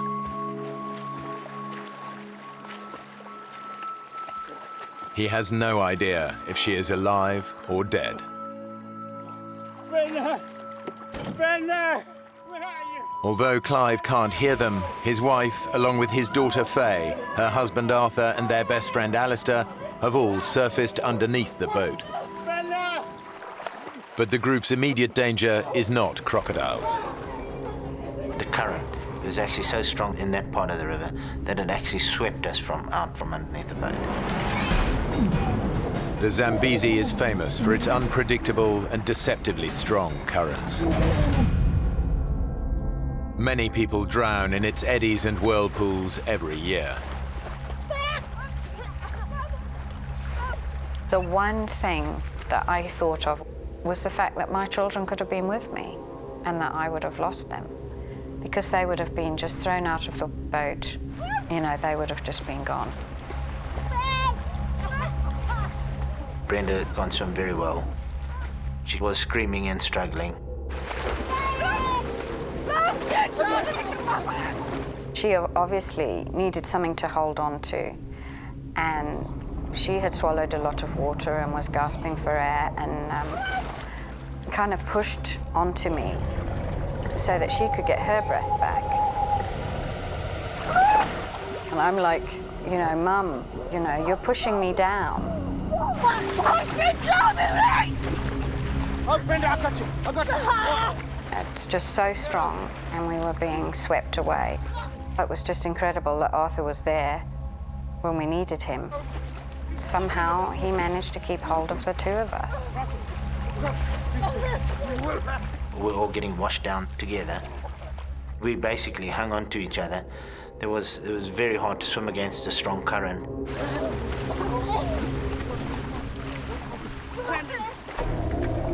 The boat has become snagged in the middle of the river. Just relax, Brenda, relax. Clive and Alistair are able to cling on to it while the current drags the others downstream. Clive and I, we couldn't do much. We sat on the front of the boat and we watched them. I had no idea where we were going. All I knew was that we were being swept away. The current was really, really strong and it was just sweeping us down. We were trying to make our way to shallow waters. We knew it was our only hope of survival. Luckily, the current actually took us towards the middle of the river, which was slightly shallower. It's a sandbag. There was a submerged island.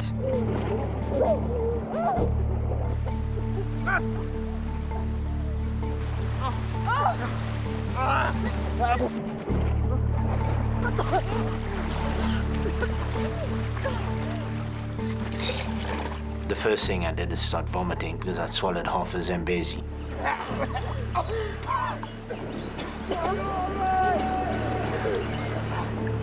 Alistair has seen his friends struggle against the current.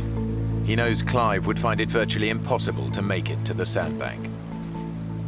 Clive can hardly swim. It was difficult because you couldn't say, hey, swim over to the sandbank or do this or do that. We just had to sit down and settle down onto the boat. Arthur, Faye and Brenda aren't much better off. When we finally got to where we could stand, it was kind of a relief, but we knew that it was just a temporary relief. The river is full of crocodiles, and very huge crocodiles that would have no fear of man. And I believe most of those crocodiles in that area just look at you as a food source. So definitely there's a big chance you will be eaten. From his position on the boat, Alistair assesses the situation. The group's chances of being rescued on this remote stretch of the river are slim. He knows that every year hundreds of people die of crocodile attacks on the Zambezi. As the only single man in the group, Arthur! he takes a calculated risk. I'm going to swim to that bank and get help!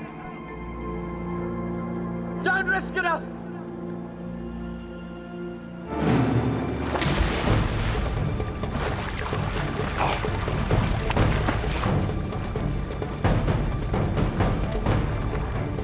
He's crazy. It was quite fast water. I started swimming slowly, I was a bit scared that splashing around the crocs I'd attract crocodiles.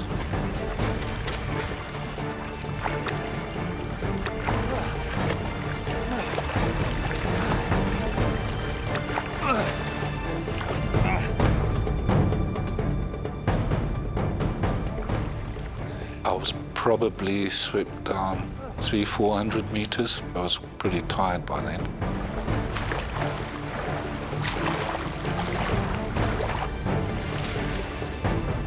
I saw a little inlet up ahead, so I paddled into the inlet. Out of sight from the others, Alistair finally reaches the safety of the riverbank.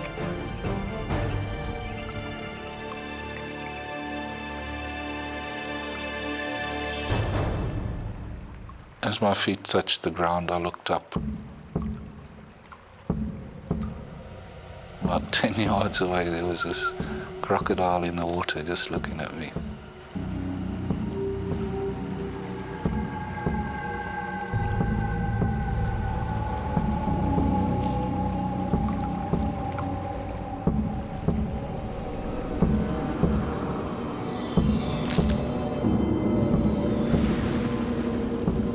It was scary. I didn't quite know what to do. I think I actually panicked. I decided the best thing to do is try go for the crocodile and maybe chase it.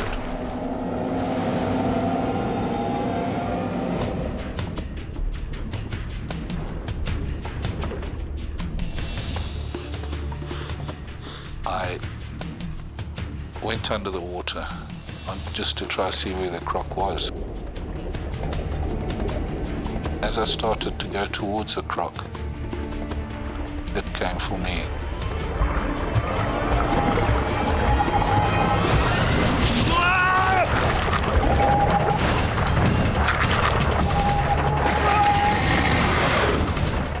It was going for my legs, and I pushed it away with my left hand.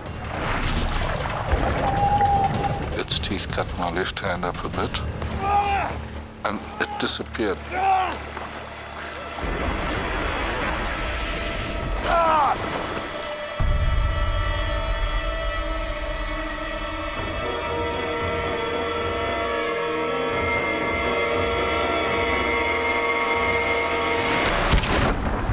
It just latched straight onto my arm.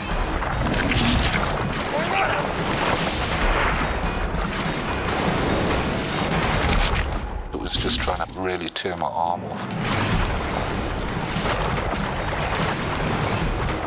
Alistair is trapped in a death roll, a spinning maneuver used by crocodiles to drown and dismember their prey. I was getting pretty weak. I thought it was over, I really did. I couldn't see any way of getting out of it. His right arm trapped in the crocodile's jaws, Alistair thinks of one last thing that might save him. I took my left arm and tried to get it inside the crocodile's jaw. They've got a flap in the back of the throat which keeps the water out when they're underwater. I tried to reach that. The second I did that, once I got my other fingers inside the mouth, it let go.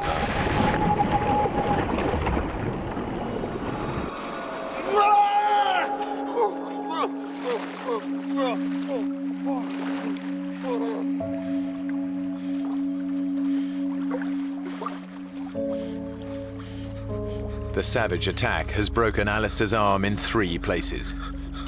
His shoulder joint has been ripped from its socket. I was pretty scared I was going into shock. I was very weak. I lost a lot of blood.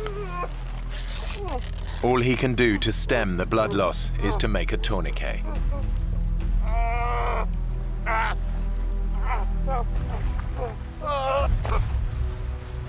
Arthur, Faye and Brenda lost sight of Alistair soon after he was swept downriver. They have no idea that he has been attacked by a crocodile. I distinctly heard him shouting, "Oh my God, oh my God." And we just thought he was exhausted and was just kind of relieved that he'd got to the other side.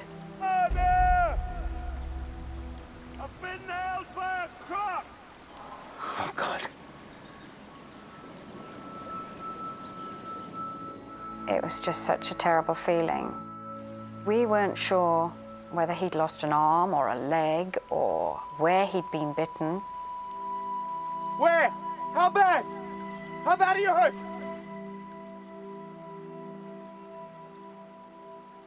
We weren't sure if he was going to make it through even the next hour, let alone the next day. Alistair!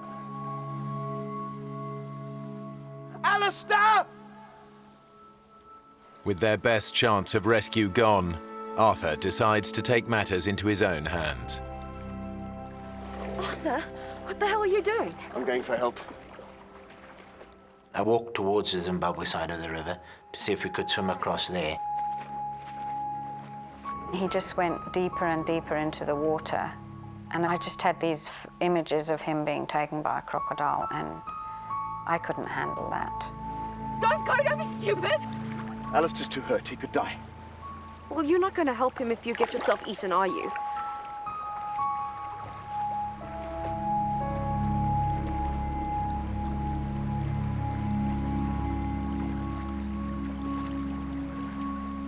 On the bank, there were several crocodiles laying there, so I wasn't about to jump in over there. And so I decided to return. He realized that it was impossible. Every 10, 20 meters, there's a crocodile lying on the bank of the river. It's just hopeless. The whole situation was just hopeless.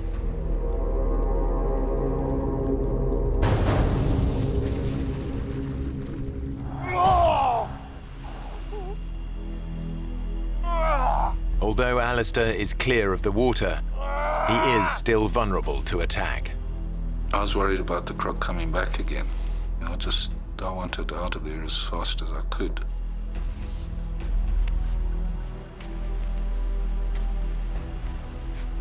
The sun was pretty hot, and there was one tree in this pile of rocks that I went and I sat under to try and sort my arm out.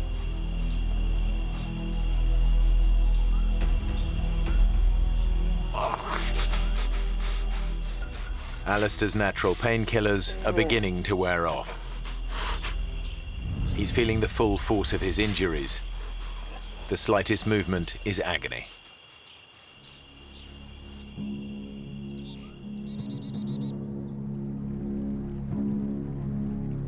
Clive is still stranded in the middle of the river. And now the boat is beginning to sink.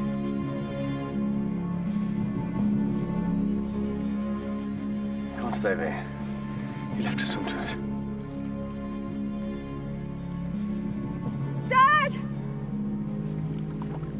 You're gonna have to come over to us! I know. My dad had no choice but to swim, because if the boat went down in the night, then he would just disappear. He wouldn't have stood a chance.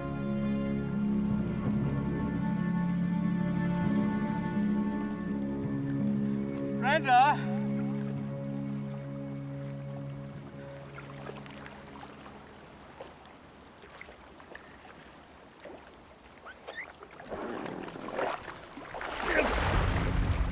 It was just such an awful experience to watch and terrifying, not knowing at any moment when he was going to be taken by a crocodile. Come on! And Clive also has to struggle against the erratic currents of the Zambezi. Although he was swimming as much as he could towards us, That's it, Dad! he was just going further and further away. Oh, God.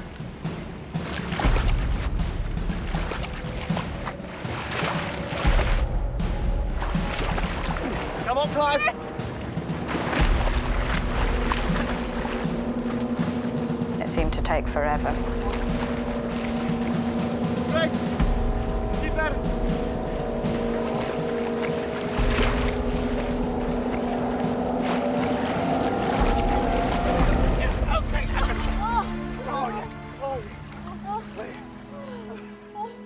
I can't tell you what a relief that was, that my dad was alive and had made it. On shore, only a few hundred yards away, Alistair's agony is intensifying. His wound is becoming a poisonous time bomb. I had nothing to wash it out with properly. The arm was full of rubbish. Alistair knows that bacteria from the crocodile's bite will have entered his bloodstream. Untreated, he could easily lose his arm to gangrene. Gangrene is pretty serious. A friend of mine, he got chewed by a lion. You know, he got to hospital within 8 hours, but he still lost his leg. Too weak to move. If the gangrene doesn't get Alistair, the predators might.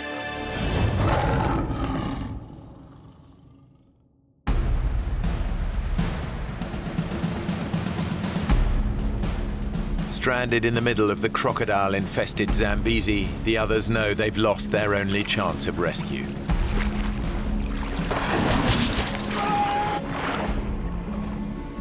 Any hope of being found before sunset is fading fast.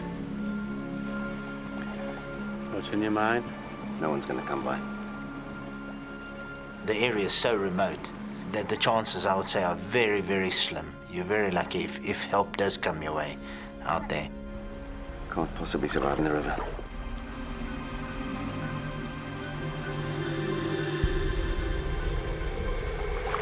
What you two whispering about?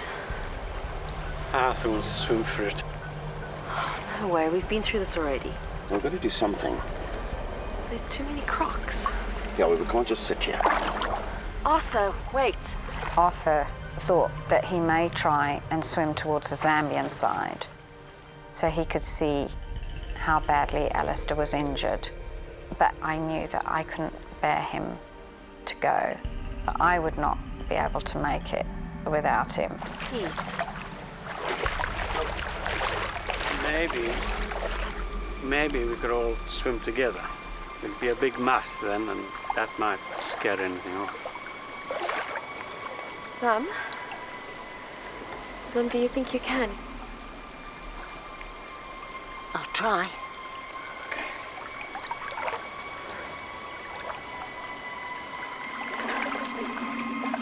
But I found it very, very hard to get back into the water.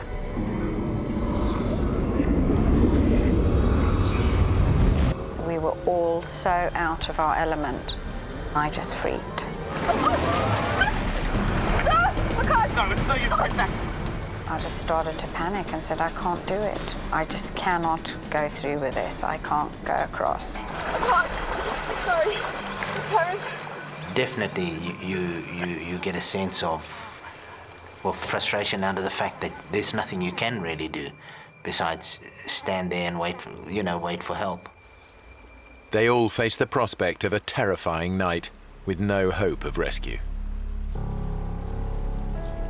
It's a terrible feeling knowing that somebody is lying, bleeding to death, and that you are unable to do anything about it. I can't tell you how terrible that makes you feel.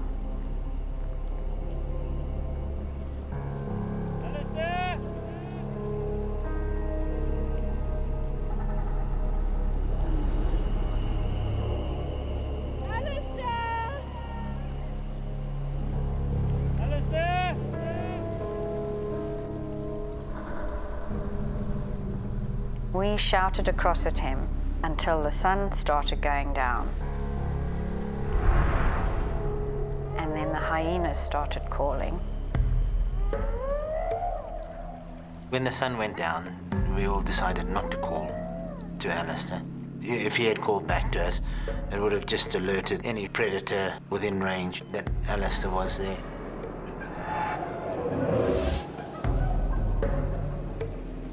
Night is the most dangerous time in the African bush.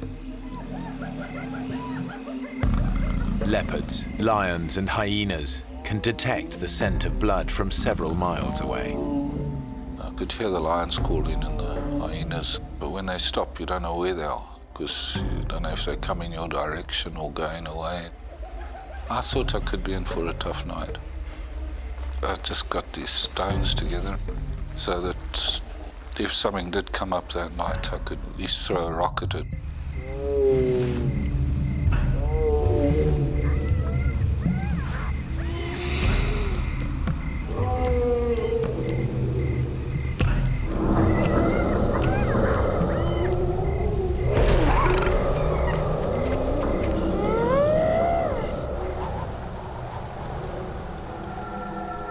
When it got really dark, the wind picked up and it really got cold. I was absolutely freezing and my teeth were chattering and I just couldn't get warm. It was extremely cold.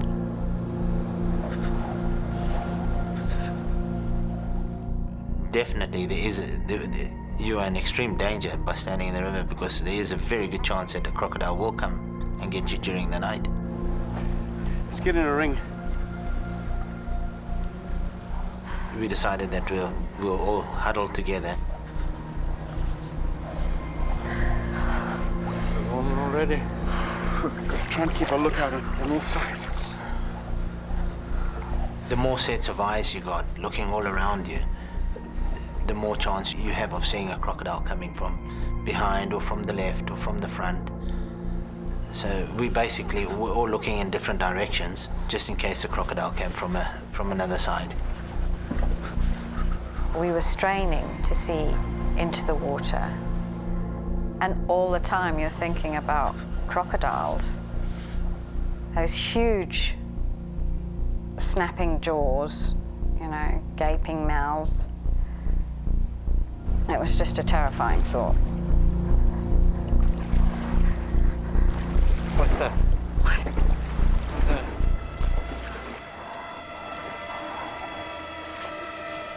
Oh my God. It's coming closer. It's still coming.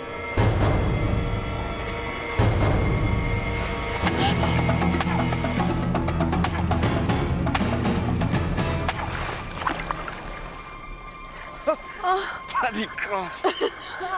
In the tiny bit of light that there was, the vegetation that was coming down, branches, clumps of reeds, all of them looked like a potential crocodile. We were all very vulnerable. And yet the worst thing was not knowing what had happened to Alistair or if he was going to make it till the morning. The hyenas started coming closer. The lions moved closer. We were just worried that they would pick up the blood trail and by the morning, Alistair would be no more. I was worried I'd left a blood trail when I walked out. And I was worried something had picked that up and come following it. I was worried about the lion and hyena. There's a lot of them around the area. I heard grazing. And I looked up.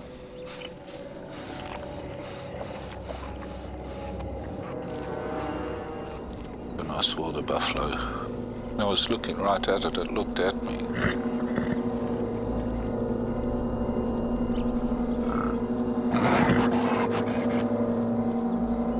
If you get into their danger zone, or they're wounded or sick, buffaloes is really pretty dangerous.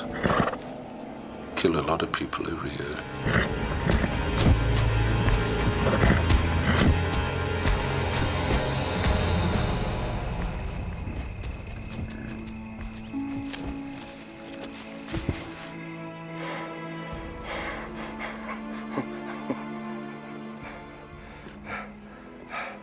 For some reason, it came and lay down like 10 yards away. I just can't believe it happened. It's just so totally abnormal behavior. Normally, they'd never do anything like that if there's a human being around. That thing lying there was just amazing. It was just like a little sentry lying there, big sentry.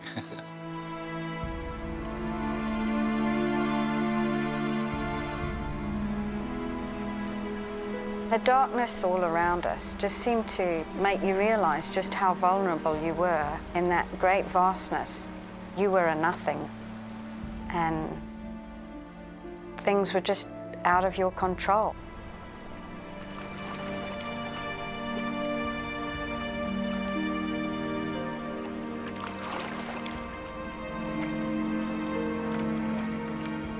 It passed everybody's mind that there's a good chance that we may not make it till the morning,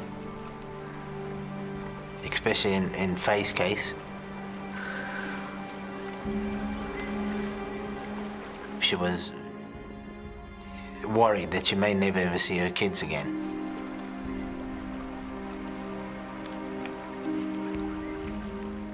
At the time, I daredn't even think, and when I did, I just went cold. It was just such a terrible experience.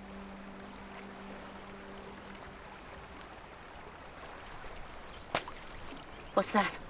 It was like a slapping sound.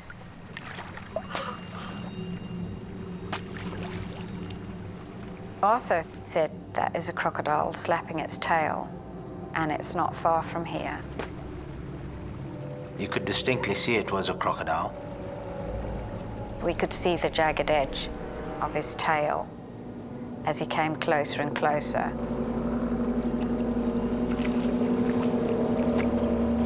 Suddenly everything is awake. Your ears, your eyes. Big panic. Wait, look it. When something is coming directly to you, you fear the worst. Wait, look it.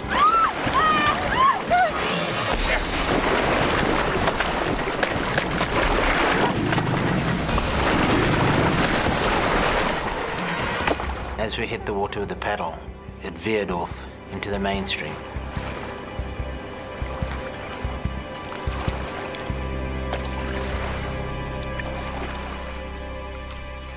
We were on tenterhooks after that, looking around in case another crocodile did come by. The pain had set in during the night. If I moved a little bit, it got pretty serious. If I stayed in one position, I was fine. Alistair knows the worst thing he could do now is fall asleep. If he does, he could slip into unconsciousness, and with wounds this serious, his body could shut down and he could be dead by morning. But he's lost a lot of blood. He can't keep himself awake.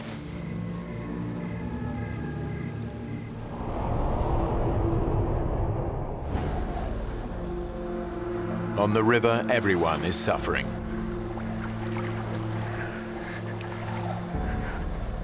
Standing for such a long period of time, we did get really tired. Our backs were aching. We were freezing cold.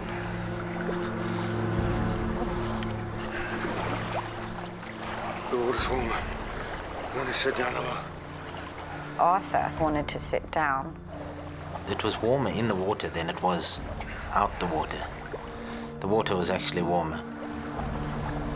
I said to him, you can't sit down because you're going to get wet and then you're going to get cold and then hypothermia.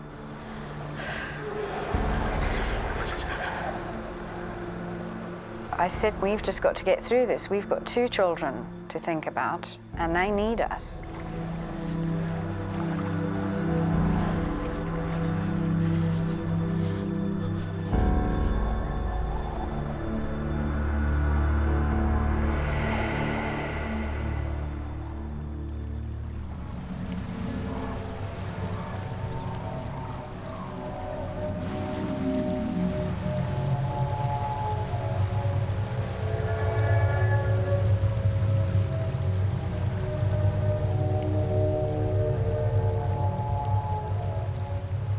When the daylight finally came, it was just such a sense of relief because we had made it through the night. But we had worried that Alistair had bled to death. I mean, we had no idea what had happened to him and how badly injured he was.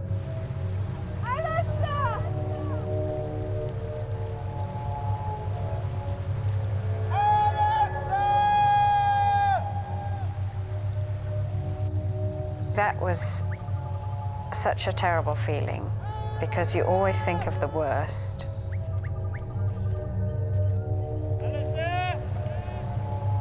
And physically and mentally, we were just exhausted. After almost 20 hours stranded in the water, the group are desperate.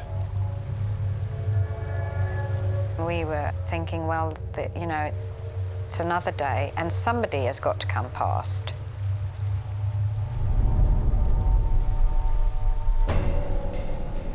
What's that? There. There. There.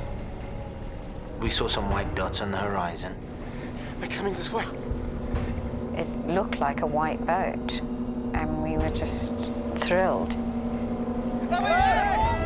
Over here! Help! Hey! This way! Over here! Turned out there were cattle egrets flying towards us. And our hopes were shattered. It was devastating. Damn it! As the birds flew off. Just felt so helpless, completely helpless.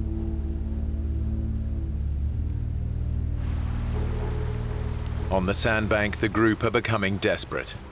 Clive, Brenda, Faye and Arthur have now been stranded in the middle of the Zambezi River for almost 20 hours.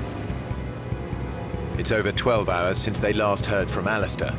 They have no idea if he's still alive.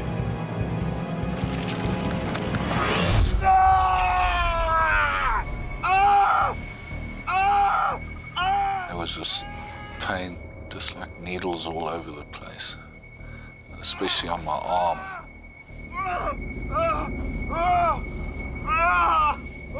I didn't realize what it was at first until I managed to sit up. And I realized there were ants biting me. These safari ants.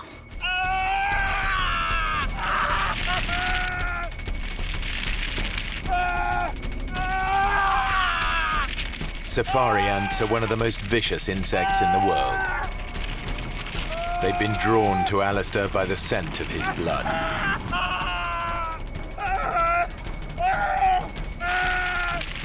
But their bites trigger a surge of adrenaline through his body, snapping him out of unconsciousness and probably saving his life.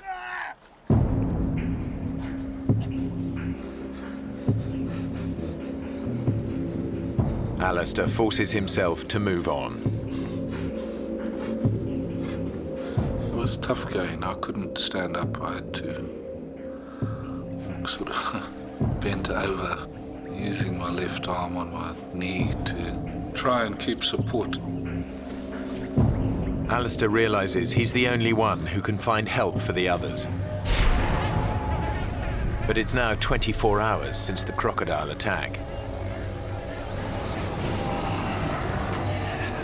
He's lost a lot of blood. He's weak and disorientated.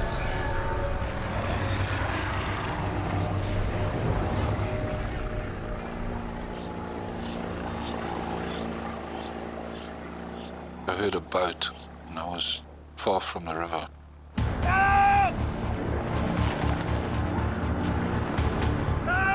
I thought I'd never get down to the river in time.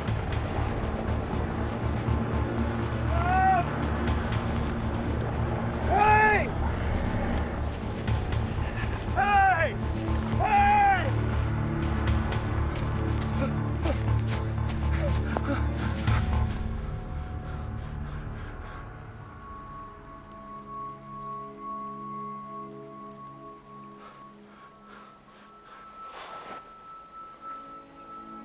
There must have been an aeroplane or something, because it definitely wasn't a boat.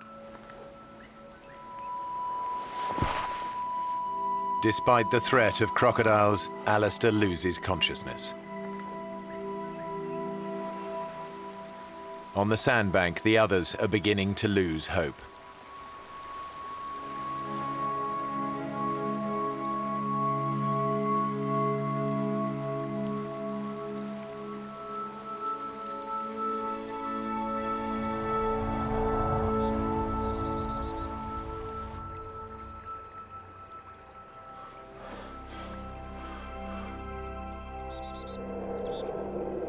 It turns out that Alistair did hear a boat.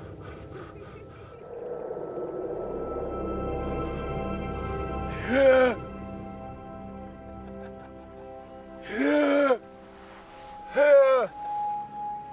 thought, surely they're going to come across. I tried to shout, couldn't get it out. They started to move off.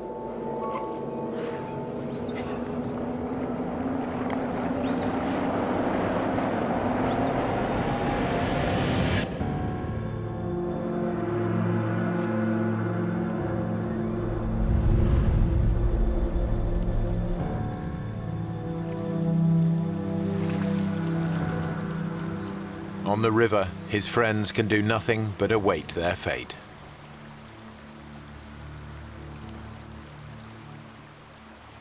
Canoes. Amanda, just dance. I can see them there.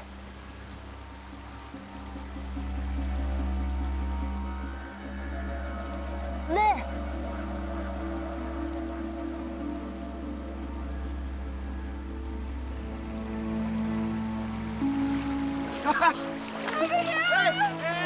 Incredibly, some canoeists have ventured this far down the river. They'd seen us and they thought, well, what strange people fishing in the middle of the river.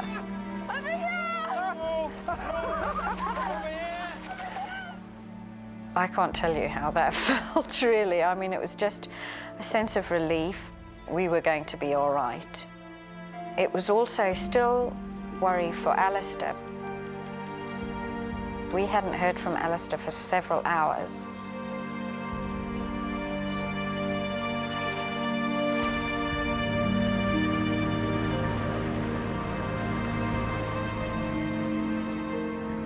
Eventually, the couple across the river spotted Alistair.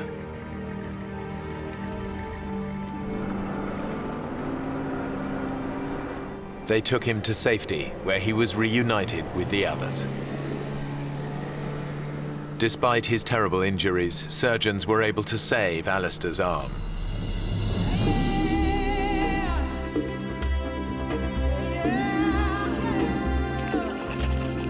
He and Arthur still take regular fishing trips together on that same stretch of the Zambezi. Clive and Brenda still visit Africa regularly.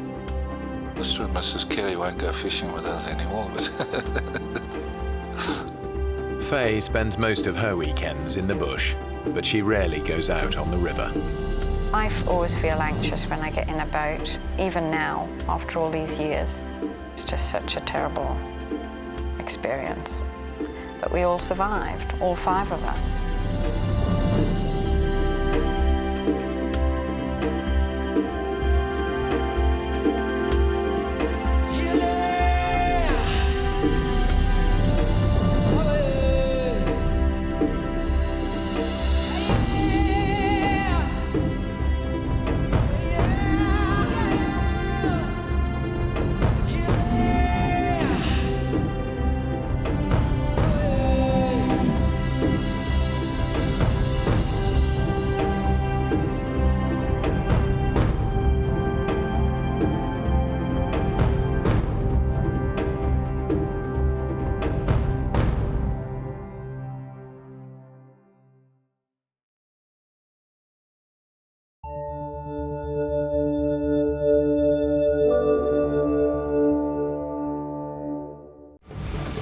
Two scuba divers are exploring a remote tropical dive site. But when strong currents carry them away from their boat, they're left stranded 20 miles from land. What was that? It's coming right up! With no sign of rescue, they have only each other to keep themselves alive. Exhausted, dehydrated, and in a state of constant terror, how long can they survive before they're taken by the sea or the sharks?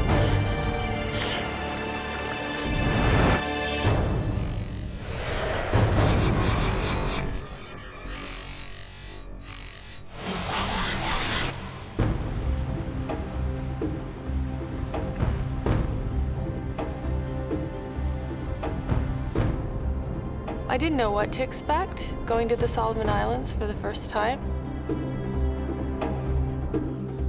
I remember getting off the plane and thinking how awfully hot it was.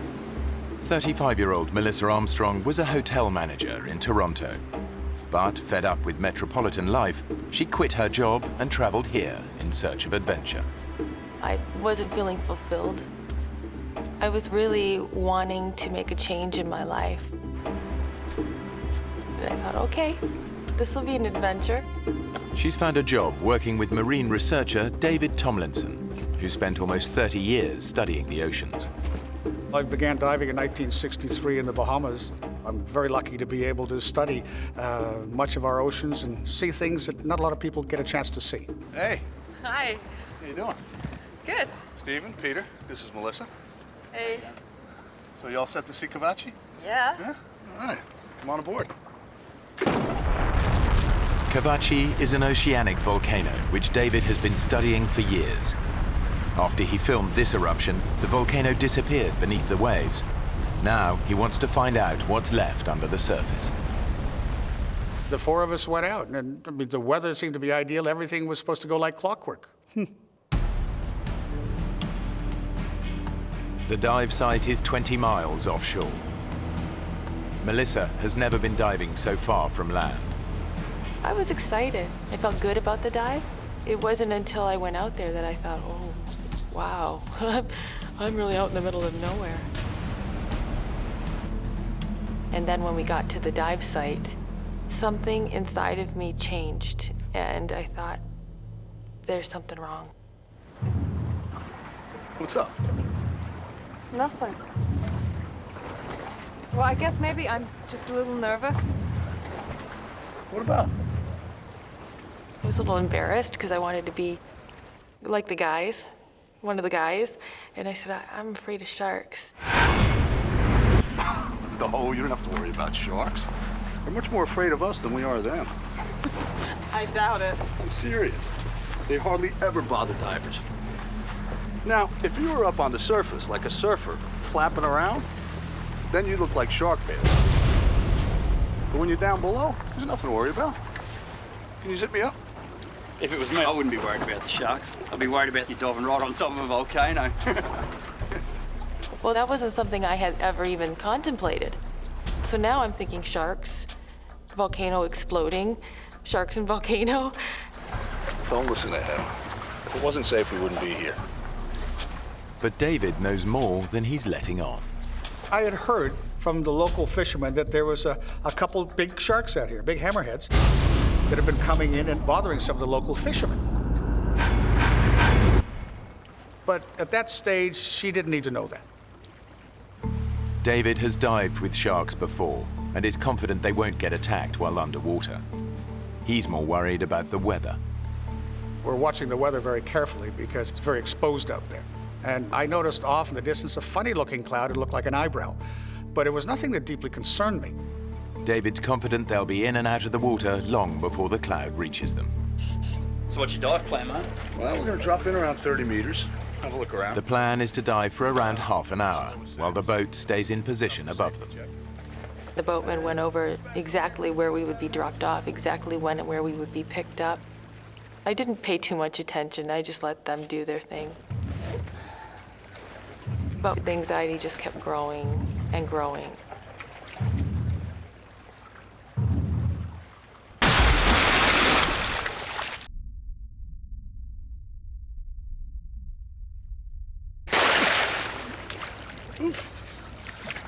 Come on in, the water's fantastic.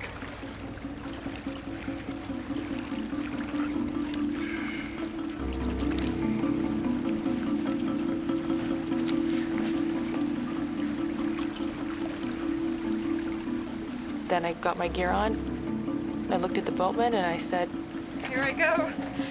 Say a prayer for me. and I thought, well, why did I say that?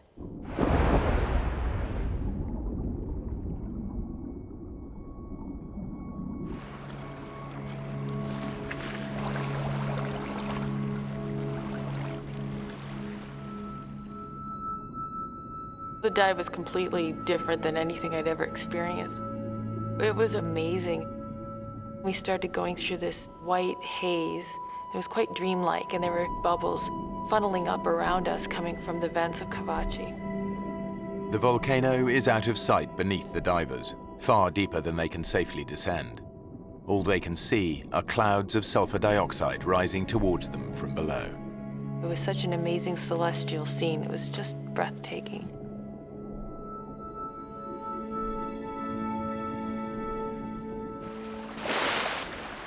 After 30 minutes, the divers surface. That was amazing, wasn't it? It was awesome. The weather has changed dramatically. The dark cloud David spotted earlier is now above them. God, it's really choppy now. Yeah.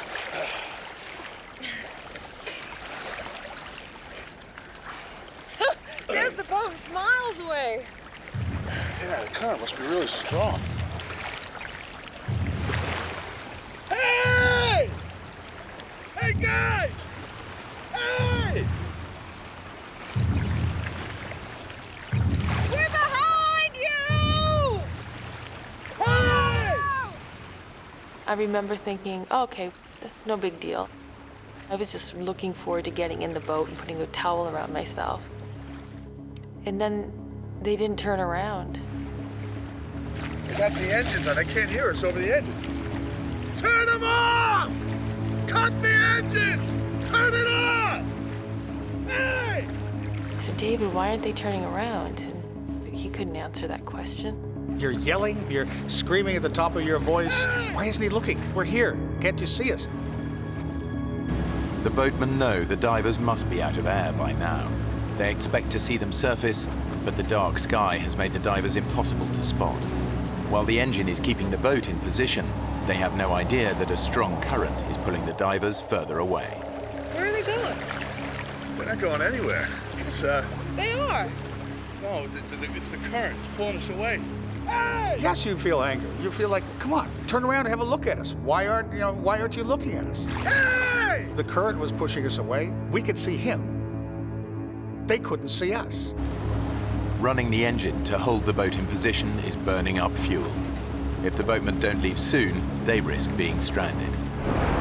One of them makes a desperate attempt to locate the missing divers, but he has no idea just how far away they are now. With the fuel tank almost empty, the boatmen have no other choice but to return to the island to get help. Guys! Go! It happened quite quickly. We watched them disappear, as if the sea swallowed them up. I said, David, this is bad. This is really, really, really bad. David and Melissa are now stranded, alone in the ocean. The nearest land is more than 20 miles away. All they can do is pray for rescue. I still had faith that they would come back, ride over the waves like heroes and pluck us out of the water. But they didn't. We are absolutely alone, miles away from land.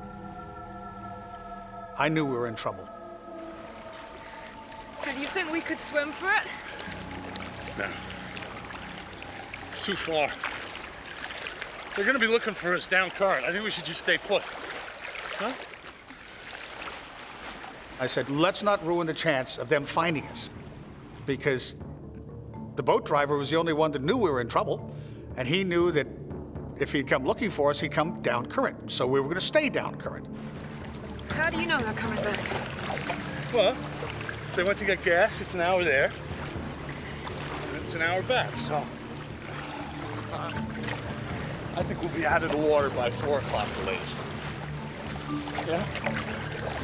David had come up with a timetable, so to speak, of when the boatman might return, which was about 4 o'clock. I thought, okay, we might be here a while. But then the uncertainty started seeping in.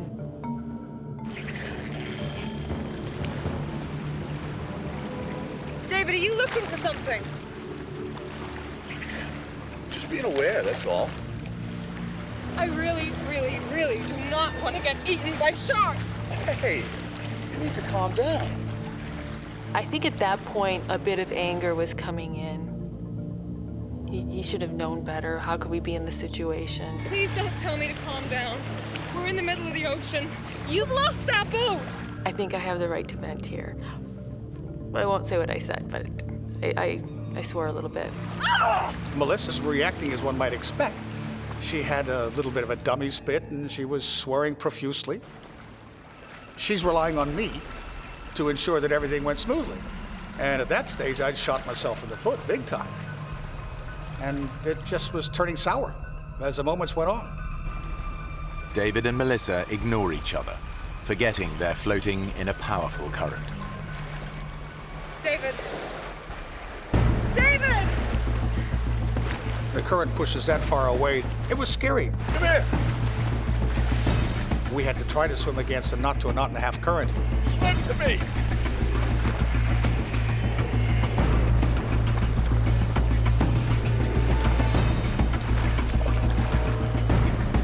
Just a couple seconds of being apart, I thought, oh my gosh, we just can't let that happen. I took her regulator, shoved it in through my BC, which was an easy way of making sure that we didn't get separated. Because separation in a scenario like that can be deadly. Not that I'm not a control freak, but I had to help stay in control for us to survive. David said, let's just conserve our energy. That's the most important thing right now. So the plan was that I would wrap my legs around his waist and my arms around his neck. So his face was right here. But I didn't want to look at his face. I didn't want to be in that situation. I didn't want to be in the middle of the ocean. But what choice did I have? Hey! Hey! 20 miles away, the boatmen get back to the island and raise the alarm. Lost 2 divers out there. The locals know the seas around here well. They've all heard the stories of giant hammerhead sharks preying on fishermen. They know they may not have long, and search parties race out on the hunt for the missing divers. David and Melissa can only hope that help is on its way. But with each passing hour, they're getting more nervous. In the Solomons, there's a phenomenal amount of sea life there. Our biggest fear at that stage, I believe, was sharks. I'd imagine them circling below us. This big mouth coming up and tearing into one of us.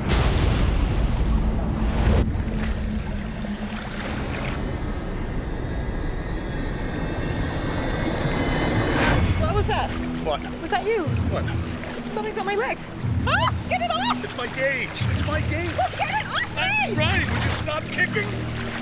Look, there's nothing down there.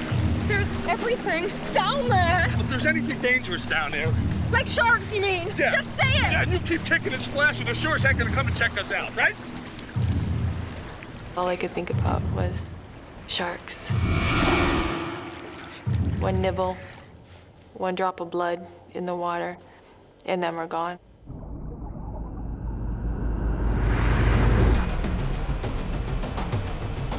The search parties have finally reached Kavachi, but they have no idea that David and Melissa have already drifted miles away in the current. They continue to search above the volcano.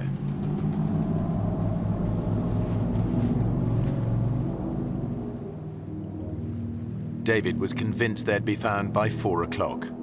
Now it's almost 5. They're still 20 miles from land, and there's no sign of rescue. It was very clear that David wanted to stay still. He didn't want to move. He wanted to conserve his energy. I remember turning around and just looking all around me and just seeing all this water. And then looking at the land again and thinking, there's no other option. I really think we should try and swim. David looked in my eyes and he knew at that point that there's no arguing. We're gonna start swimming. Okay. Take it nice and easy, okay? No splashing. I'm gonna keep my head underwater and keep looking, okay? Nice and easy. Okay. I remember him saying, let's just get very slowly, peacefully on the surface, just moseying through. There's no reason to bring attention to ourselves, and don't kick too hard because we'll just get exhausted. With 30 years diving experience, David knows that splashing about on the surface creates its own risks. I didn't want to become part of the food chain because having watched the oceans and observed what happens there my whole life, there was a pretty strong likelihood that some sharks would come up and have a good look at us.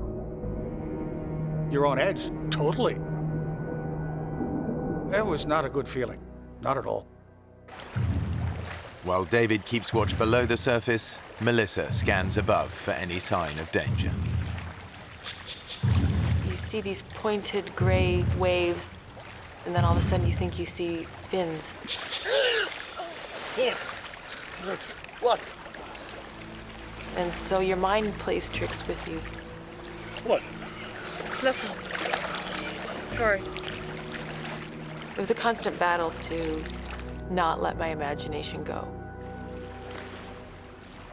But the dangers beneath the waves are not just in Melissa's mind.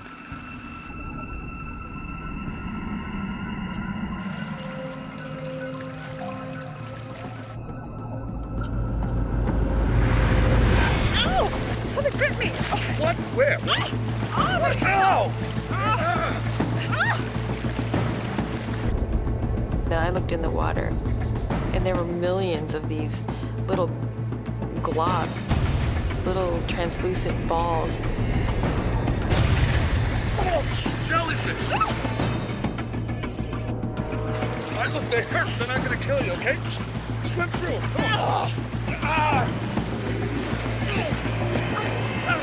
We were swimming through countless amounts of them. We were getting stung all over the place. I remember trying to count the stings. I got up to 64. But then it all blended into one. It was just the zapping pain that was shooting through my entire body.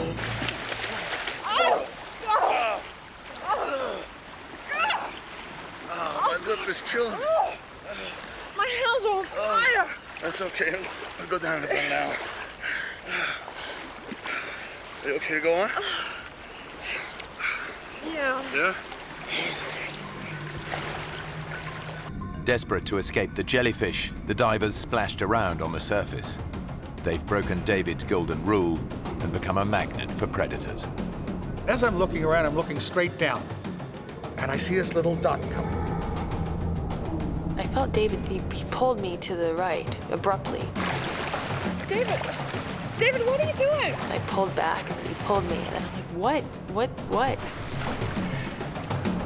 It was coming straight at me from the depths, literally, from what I could see, straight at my face.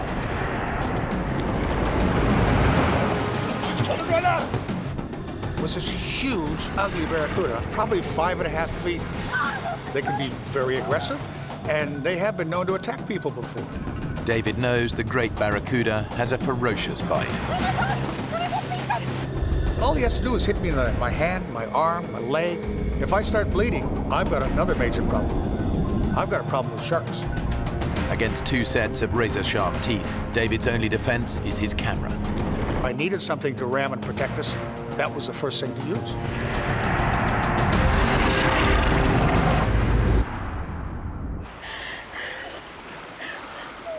It circled around us, and then it went off. He couldn't believe it didn't do anything else. It's gone. But I kept looking for it because I just didn't want to be caught by surprise by one of those.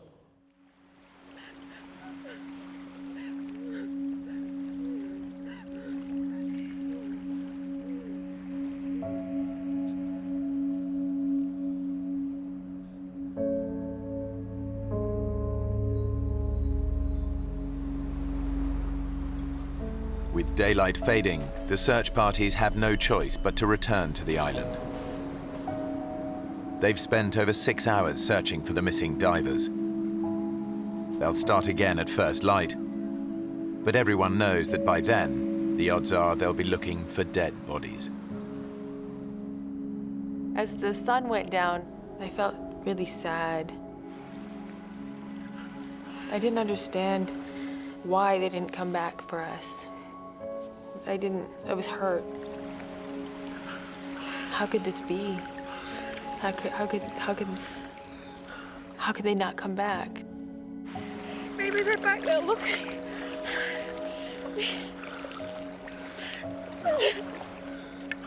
We should just keep swimming. Oh, come on, we're covering good ground.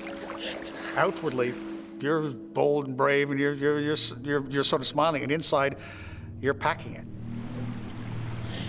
Sun was starting to set, and that was the part I was dreading. With night coming, that was a total different scenario because a lot of animals come up to the surface and feed at nighttime. I found myself thinking we were there to get eaten.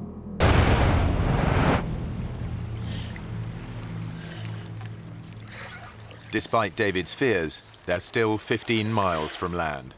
Their only option is to keep swimming.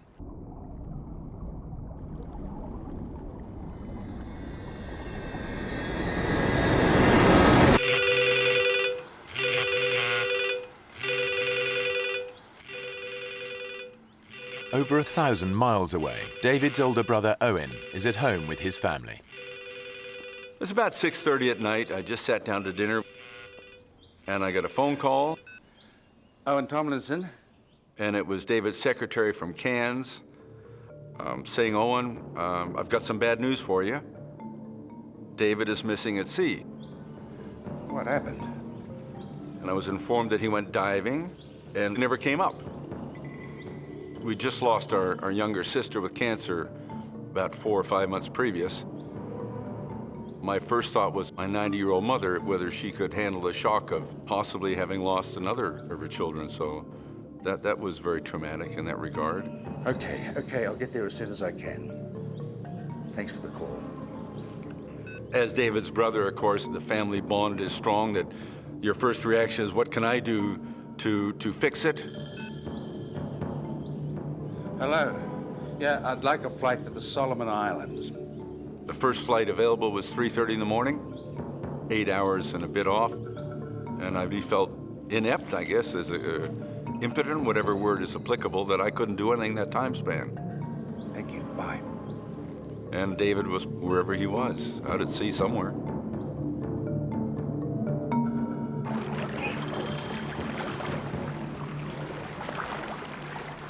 As night started wrapping itself around us, it was completely terrifying.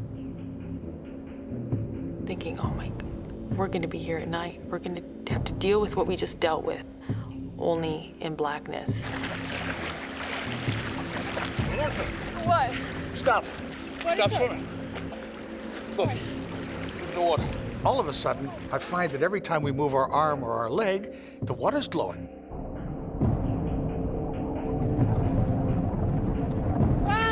The mysterious light is caused by microscopic plankton in the water. Any sudden movement makes them glow. Stop! Stop!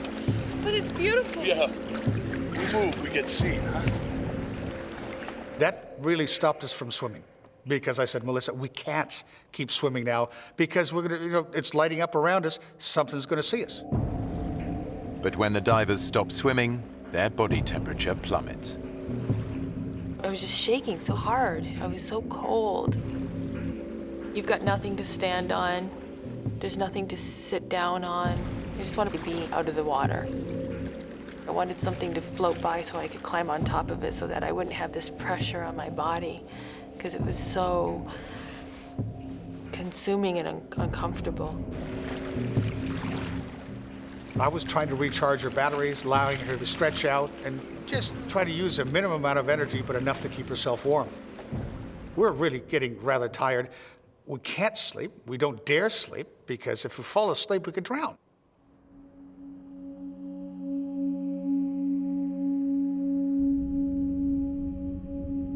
had taken my mask off. And I remember putting my arm through it. I went to reach for it, and it was gone. Oh, God.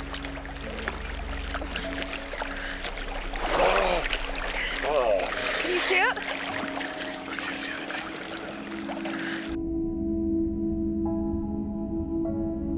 That's horrible, because as far as survival is concerned, that's such an important tool.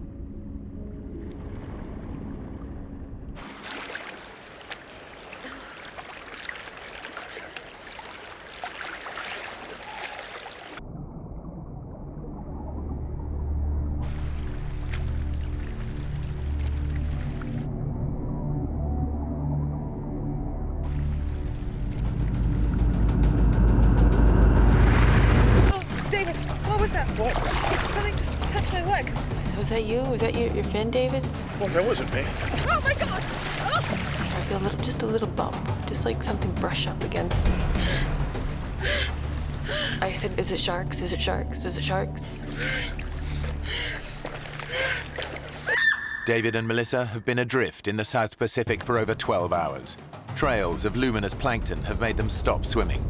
Whatever's causing the flashes now, it's not them. Oh my God! What was that? We were seeing little explosions of light within, 5-10 meters of us. Ah! God! Did you see that? There'd be a flicker of light, and then another one, and then another one. What sort of fish they were, I don't know. Any minute. You expect something's gonna hit you. Oh my God! Ah! Your fear is unbelievable.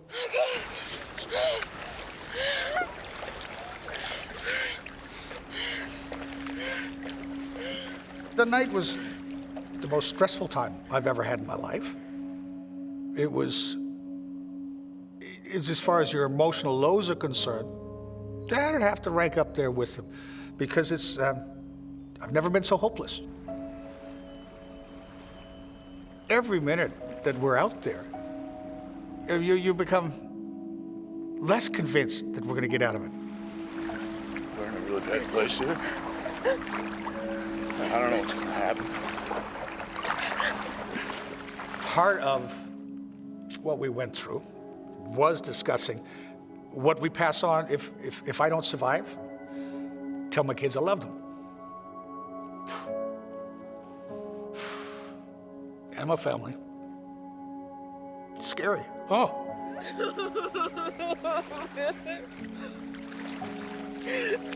It was really important for me that if he were to survive, I wanted him to tell my mom and dad that they were good parents.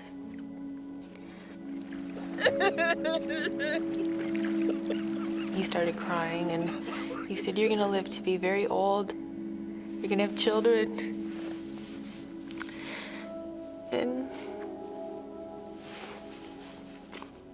that was hard.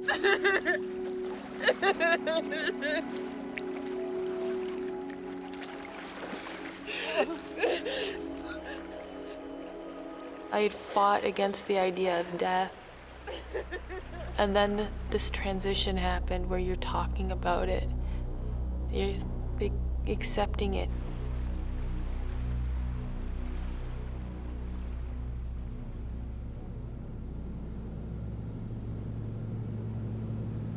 David and Melissa were 19 miles out at sea. I'm looking out the windows of my plane, and it's black. And I'm thinking, they're down there in the water somewhere, and it's black. You really feel very useless, because there's nothing you can do. A lot runs through your mind, it really does. I kept thinking that this is kind of like a bad dream, and everything will, you'll wake up and everything will be just the way it was. Obviously, I hope he's alive and he's floating somewhere. If not, what do I do? How do I bring a body back?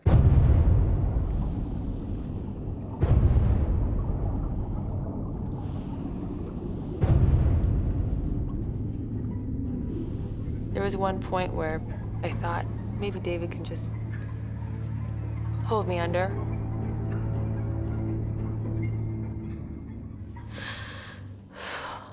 And I couldn't allow myself to die that way.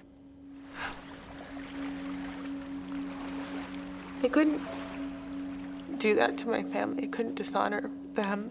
I couldn't do it. Or I just said, David, I don't care. I don't care if I die. I gotta die trying. I'm not gonna lay here anymore. Gotta swim. We gotta swim.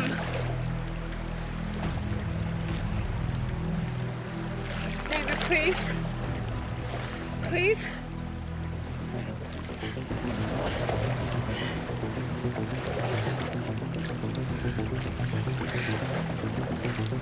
And he said, okay, all right, let's go for it. He said, just go really slow. And so we kicked, and we didn't stop kicking.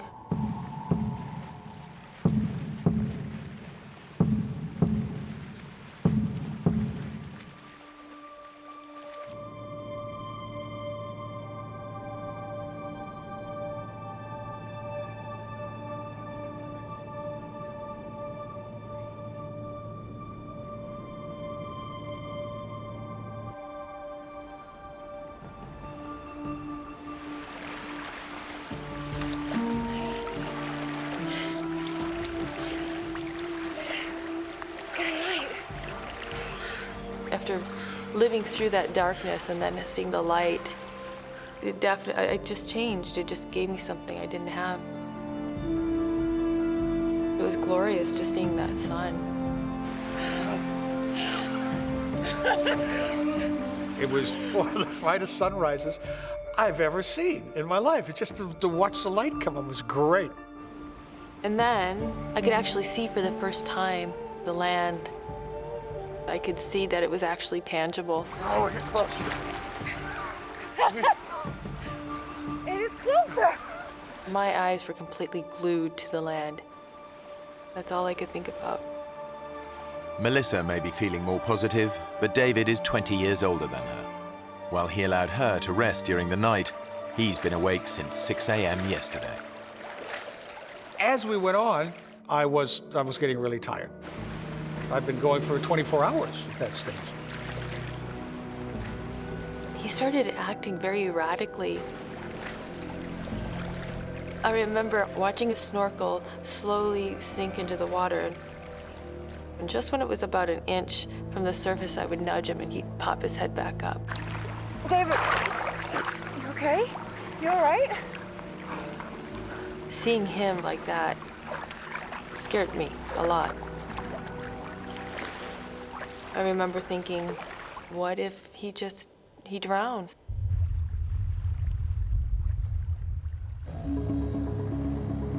David's brother, Owen, has finally reached the Solomon Islands.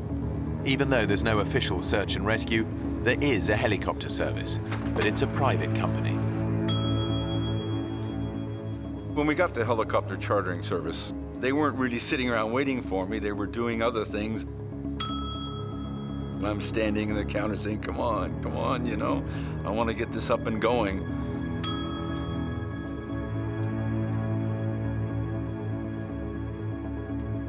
Hi. Yes, sir. I need a helicopter as soon as possible. Okay, what for? My brother's gone missing near Kavachi. I'll have to talk to my boss first. So if you'd like to take a seat, then I'll just be right back.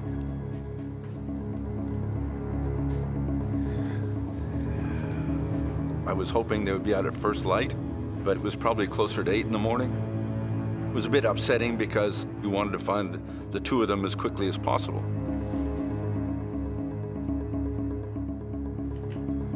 Mr. Tomlinson, good news. We've got a chopper on standby for you. Oh, that's great. And I said, well, get them out there, get them going. But unfortunately, we're a commercial operation, so I'm gonna have some form of payment up front so we can get you in the air. I had no idea what the currency in the Solomons was, and I certainly didn't have a suitcase full of whatever currency they would accept. This too? That'll be fine. 1 minute. So the good old plastic came in handy, and it worked. Okay, boys, we're right to go. All Owen can do now is wait. David and Melissa have swum 14 miles without rest, food, or fresh water. They're still 6 miles from land, and the tropical sun is beating down on them relentlessly. I was so grateful the sun came up, but it was also a blessing and a curse because I could feel the side of my face burning, and I remember trying to put my head in the water to cool it off for a little bit. My lips were so raw and swollen, and now the sun was burning them, so they were starting to blister. My skin was wrinkly and flaking. You feel like you're slowly getting eaten by salt water. David is both physically and mentally exhausted. I was dehydrated, I was starving. I was running on less than empty at that stage. I was starting not to think straight. All right. David? You okay? You okay to swim on? I remember him looking at the land and saying, "Oh, look at those condominiums."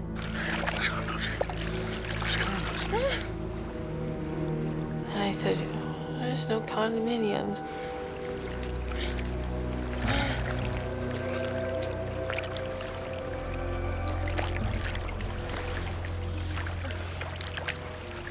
That's really when I realized he was fading.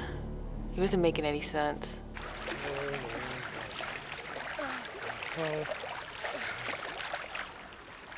I was getting closer to almost total exhaustion, and all of a sudden, we finally heard it. It's a helicopter! That wakes you up fast. It's the helicopter chartered by David's brother. Rescue is finally in sight. Oh, it was the most beautiful thing I've ever seen in my life. It was amazing, and here it comes, and we waved and did all the right things. But we're wearing suits that are black and blue. We don't stick out. We need something reflective. Over here! Find something reflective. Hey! We've made it through this hellish night. The sharks didn't get us. Yay, here's the helicopter, and they're here to save us, and everything's gonna be okay. And they got closer and closer, and we're trying to signal, and then they turned.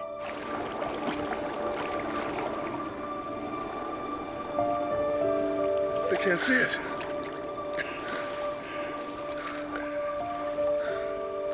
And then they went off. And that was disheartening, to say the least.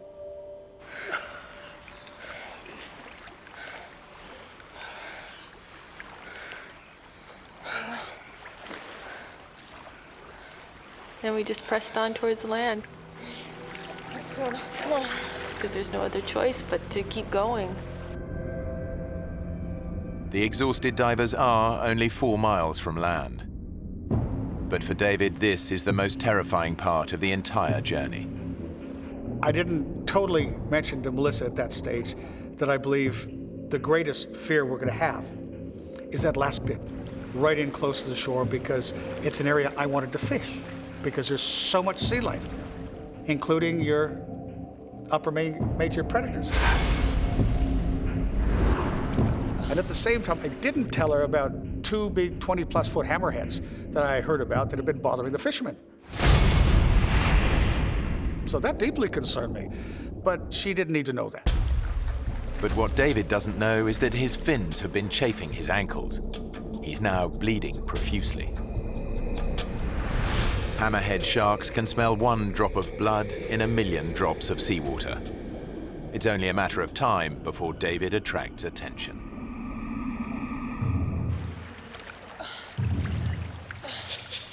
I remember thinking, what's that piece of plastic sticking out of the water? It looks like a sailboat's on its end, or like almost like a kayak sticking straight up out of the water. Well, What's that plastic? Oh, David! David! Oh, What? shark. What? I saw fin. That woke me up. What I said, did it sort of look like this? And she says, yeah. And what I sketched with my finger was a dorsal fin of a hammerhead shark.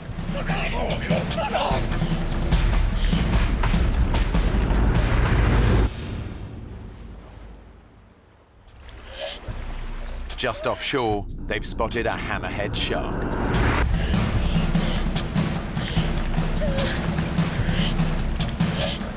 I'd never seen anything like this. It was huge.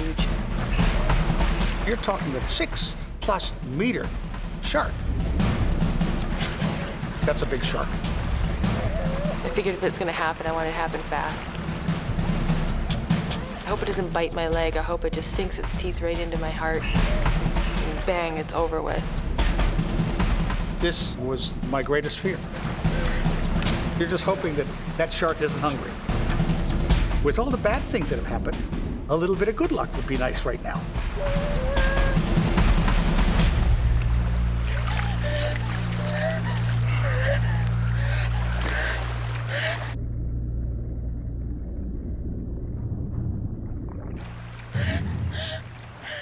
The hardest problem is that you know it's still nearby. You're still waiting in the back of your mind, it's going to sneak up on you. The divers make a last desperate attempt to reach land. After 26 hours in the ocean and an agonizing 20-mile swim, they're finally just a few hundred yards from their goal. But getting ashore is far more dangerous than they ever imagined. This wasn't a sandy beach that we would float up to gently. This was an extremely pitted, jagged, horribly craggy shoreline. David, look at the rocks.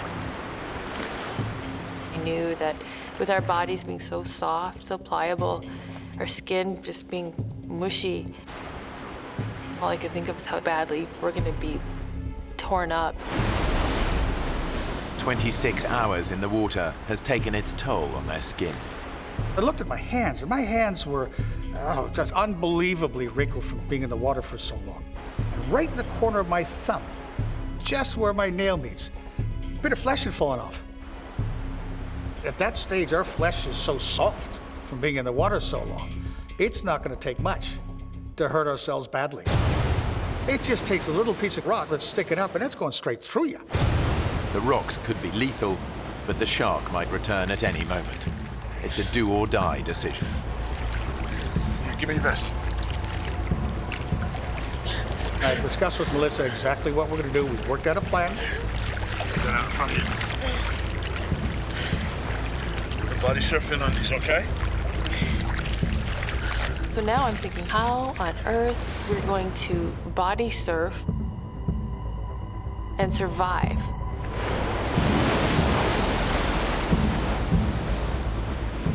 But what choice did we have? It was completely terrifying. We're 100 meters from the shoreline, but the odds were that we weren't going to survive. You ready?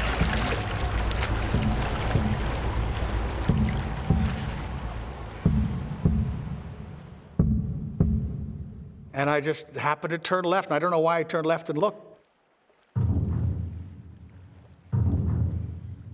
And then I heard him say, "I'll be damned. There's a boat."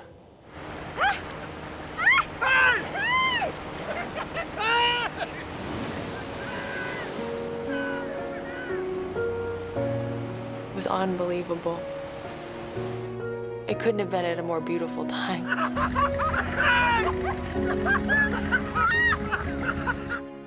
It was an unbelievable feeling. Absolutely unbelievable feeling. Because then it was just like one of the heaviest weights you'd ever have in your life lifted off your shoulder. Next thing I know, the boat's next to us, and they're pulling me out of the water. And I'm like, I was this crazy mad woman. I was crying and laughing.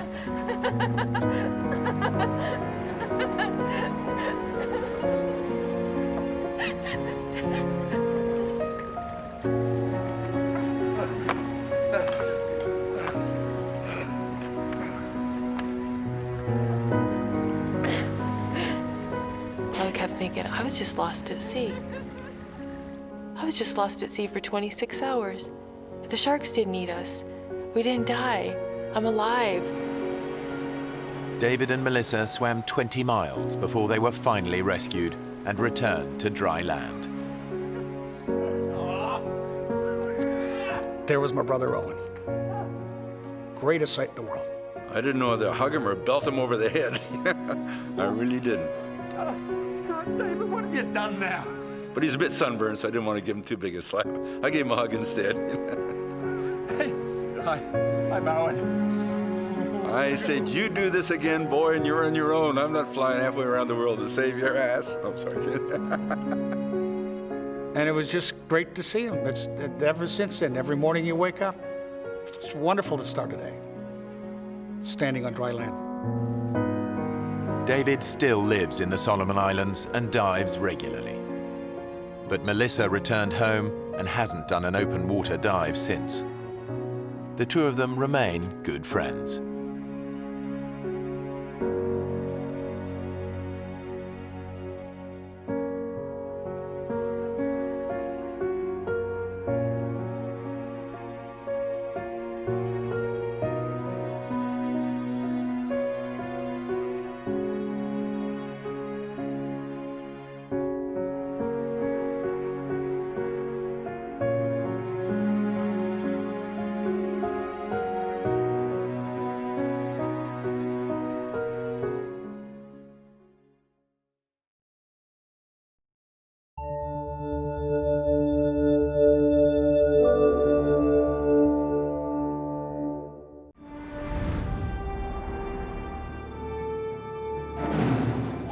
Five Boy Scouts and their leaders take on one of the toughest trails in the Grand Canyon. How come it's so hot? But they're soon at the mercy of a freak heat wave. And as their water runs out, what started out as a fun adventure quickly turns into a fight for survival. Three 15-year-old boys risk their lives in a desperate race to find water.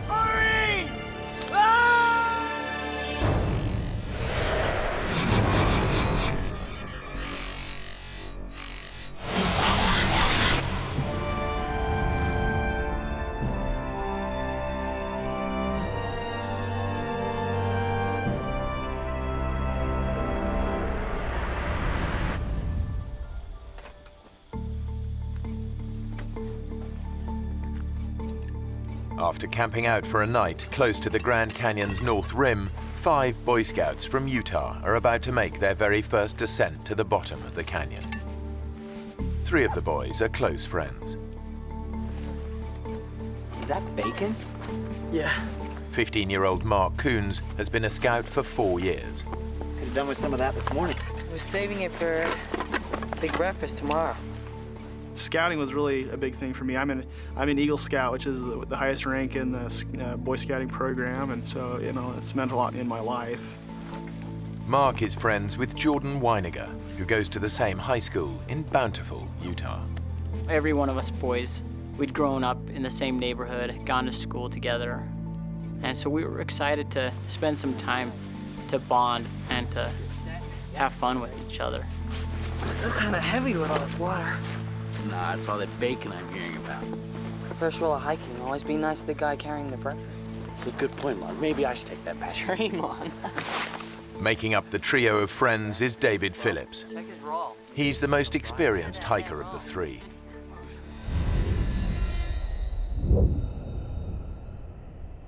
It's June, and the day is shaping up to be blisteringly hot. The leaders are following the first rule of Grand Canyon hiking. Take water and plenty of it. Okay, boys, don't leave anything behind. It's a real deal today. We're going over the rim.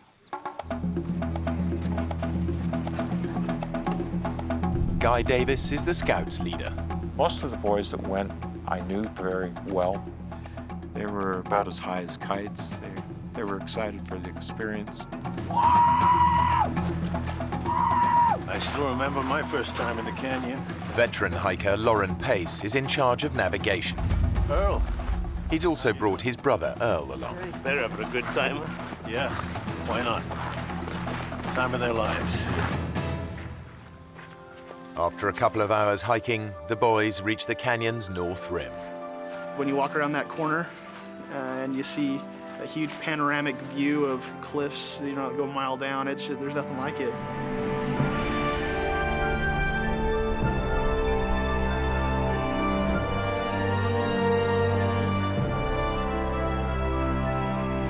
It's the biggest canyon on Earth, 18 miles wide and nearly a mile deep in parts. Its sheer size makes it one of the world's most extreme hiking environments. That's where we're going. All the way. Whoa. It's amazing. This place is incredible. The scale of what they're taking on hits home. We're going all the way down there. If you get bored of hiking, there's always the fast way down.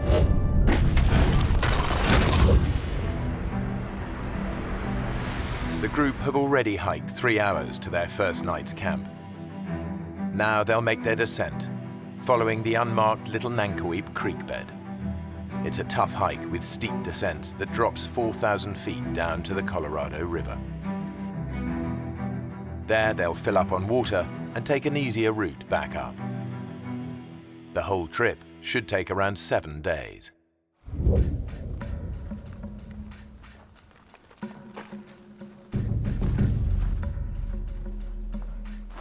An hour on from the canyon rim, the group reaches the end of the official route. From here on, they'll be off trail all the way down. The trail ended, and then it got very rocky. That's when we saw the difficulty of what the hike was going to be. Jordan is right to be wary. Every year, some 300 hikers get into trouble here, and about 200 of them have to be airlifted out by rescue services. Around 10 more aren't so lucky and die here. And going off-trail in the canyon intensifies the risk.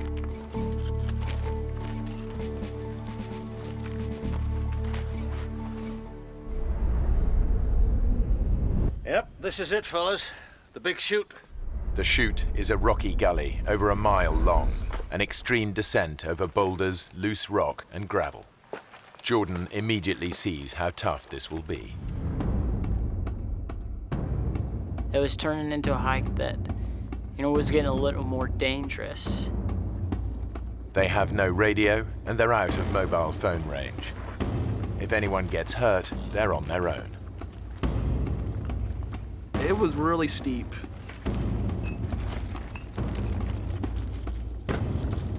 As the most experienced hiker, David takes it in his stride.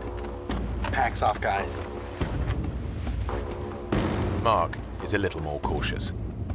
You'd have to climb down a big rock and hand packs down to other people. I got it.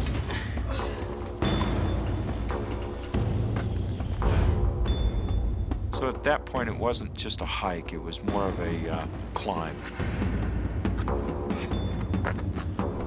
A section of loose shale makes the going even tougher. If you did put your foot wrong or something, you definitely could take a nasty fall, maybe not stop until you go all the way down to the bottom of the Grand Canyon.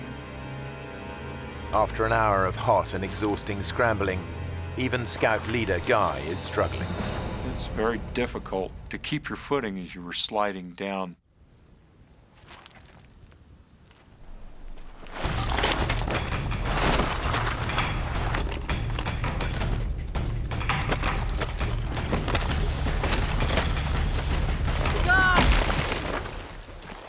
God, you okay? I hit a log straight on, and it just, I managed to catch it with the part of the body you should never hit a log with, and literally knocked the wind out of me considerably. You okay to stand? Come on, let me take this pack. On 3, 2, 3. Careful. It's a lucky escape. It could have been much worse. 2 hours after starting down the chute, the exhausted group reaches the bottom. They've descended over 1,000 feet. Now, there's no going back.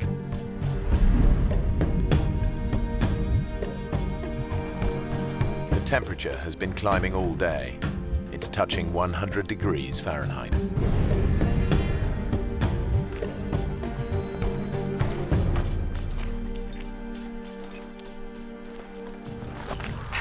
so hot. It's gotta be a freak thing. It'll be colder tomorrow.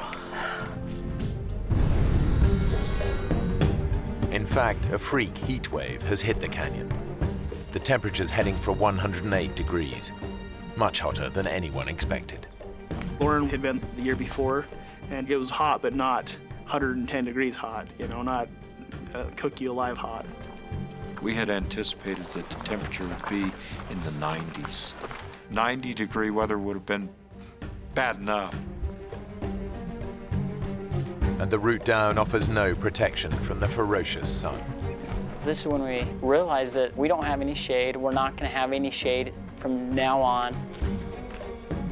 There's nowhere to hide. It's constantly beating down on you. That's just draining us and dehydrating us. Just a day into the hike, things are beginning to go badly wrong. We were alarmed that we were going through the water as fast as we were. In the searing heat, they've already gone through 3/4 of their water. The only place they're going to get more is the Colorado River. But it's over 2,000 feet down, and they're still a day and a half's hard hiking away. In this heat, they'll run out long before they get there.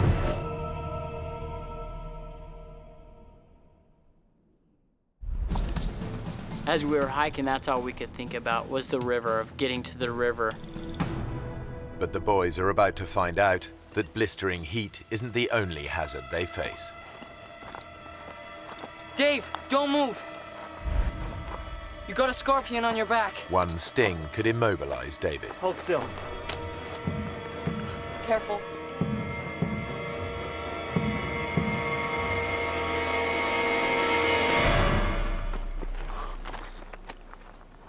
You think it could kill you? I don't know. I don't really want to find out. It's a reminder of just how hostile the canyon is. As well as scorpions, there are thousands of rattlesnakes. Stepping on one would be all too easy. And getting bitten out here miles from medical help could be fatal. Come on, let's go.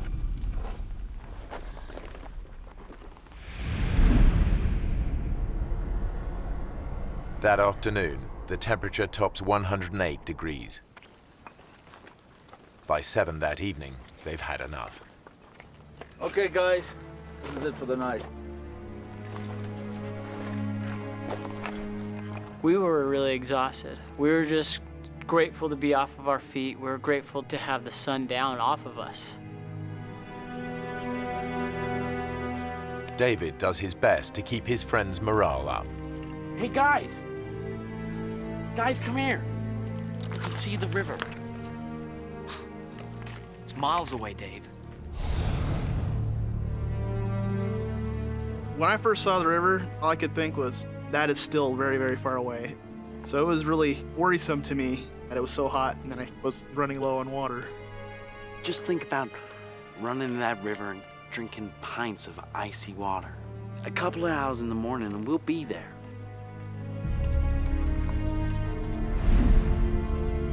In fact, they're still a tough day's hike from the river, and their water is almost gone. We begin to say, gee whiz, am I going to be able to make it down to the river tomorrow? Have I got enough water?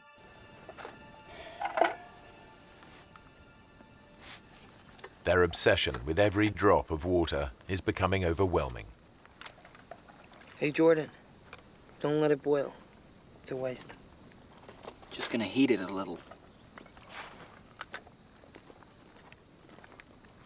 Hey, George, they're much better dry. They're nutritious and delicious. It's like having loads of little worms in your mouth, just wriggling about. I'm not hungry. Come on, Mark. You gotta eat something. I thought it was odd that I wasn't hungry after all that work all day. I don't know if that's some kind of side effect of dehydration or not.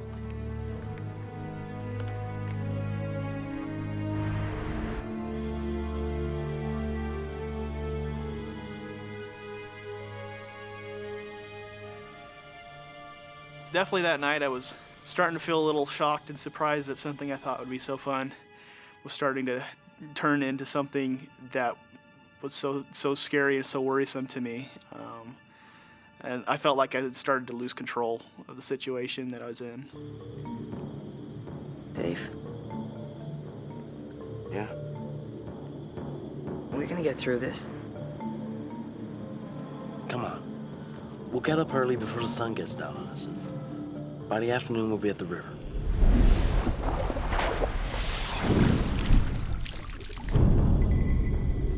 I'm gonna stay there all afternoon. Before sunup. That's when we need to get going. Like David, Jordan is convinced there's only one way to avoid being cooked by the sun again. We knew that we had to get up early. We knew that we had to beat the sun, that if we didn't, we knew that we would be in trouble.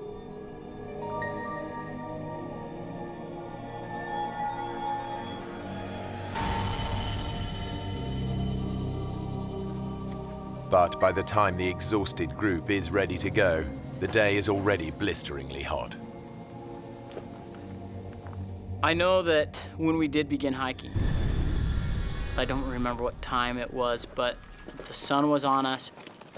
It was hot.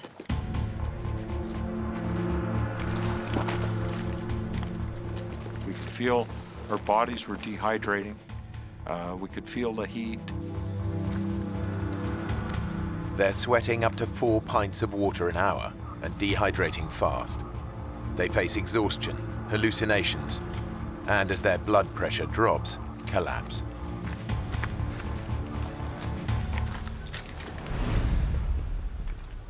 Just before noon, they face yet another ordeal. A grueling descent down a steep, rocky chute.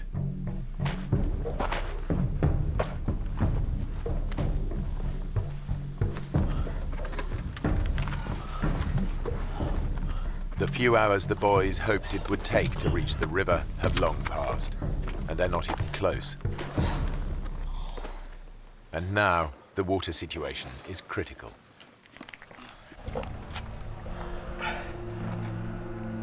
Is that it?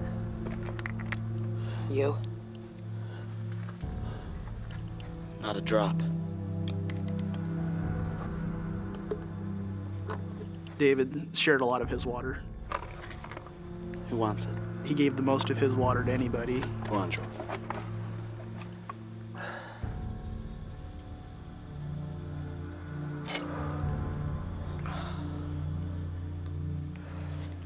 Thanks.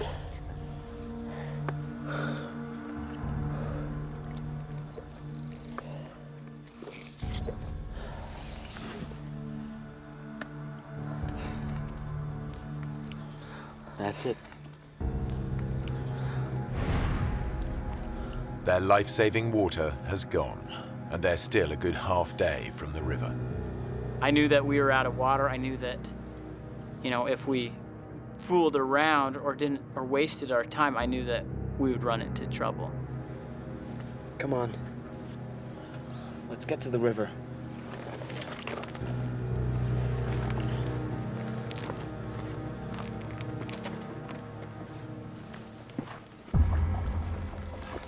Guy is struggling most in the unrelenting heat. He's fallen behind the rest of the group. It was like being in an oven. I was physically exhausted. Severe dehydration is putting Guy's body under intolerable pressure. Finally, it just gives out.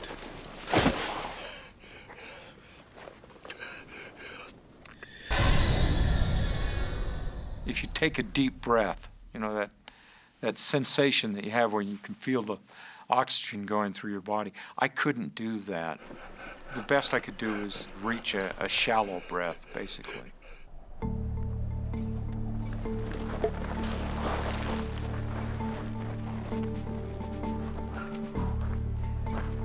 Hey, where's Guy?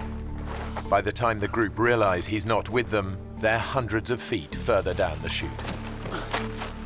Guy! I need some help up here! Can't you get down? I can't. I gotta take a break. The At that point, I began to really question whether I'd ever make it down to the river. We need to keep going. Look, we can't just leave him. There's some shade here. We'll sit in the shade and wait for him to catch up. We can't leave him behind. But Jordan thinks that waiting for Guy could be a fatal mistake. If we don't go now, we're all gonna die. I'm not just gonna sit here and wait and die. When Lauren said we needed to wait for Guy, I was mad. I knew that if we didn't leave, that we would die. What he needs is water. Let's get down to the river and get him some. Come on. It's a tough call. If they leave Guy behind, he could die, but waiting for him to catch up could kill them all.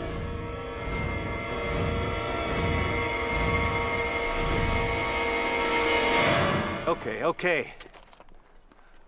Guy! We gotta get down! Get some water! We're coming back! We're coming back with water! I'll look after the boys! I had never heard a tone like that in anyone's voice before.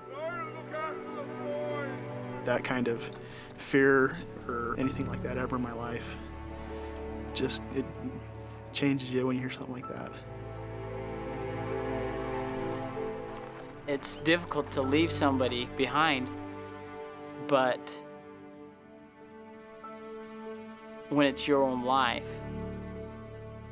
you need to do what you need to do.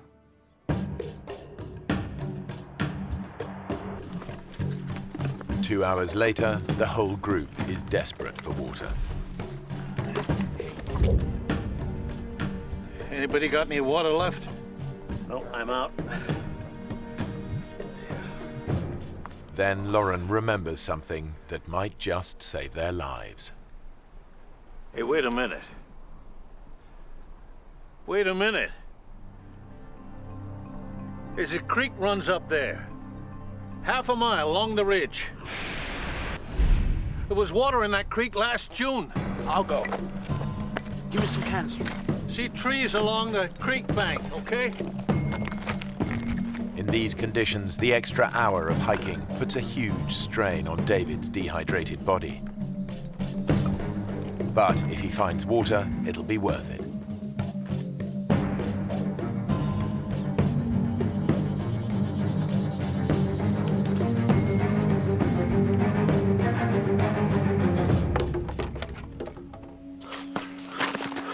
The creek is dry as dust.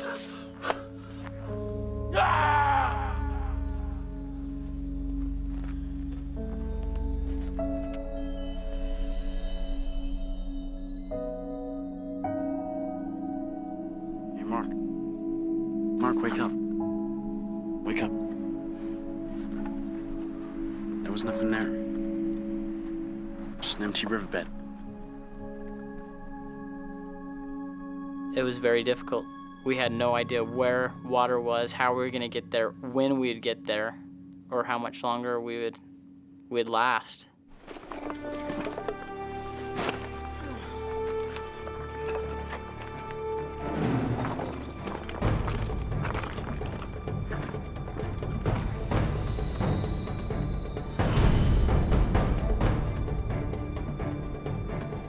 After 6 hours tough hiking, they're still a long way from the river. The temperature has climbed to a searing 112 degrees Fahrenheit. Dehydration and exhaustion are taking their toll. Our bodies became weak very fast. Our pace that we were walking slowed down extremely.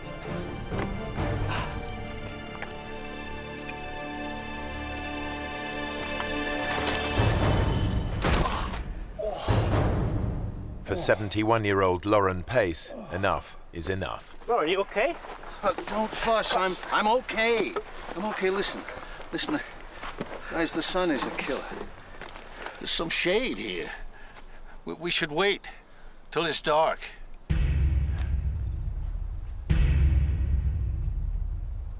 Lauren reckons that hiking at night will be less strain on their dehydrated bodies. But the boys think that if they stay here, it could be the last thing they ever do. There's no easy answer.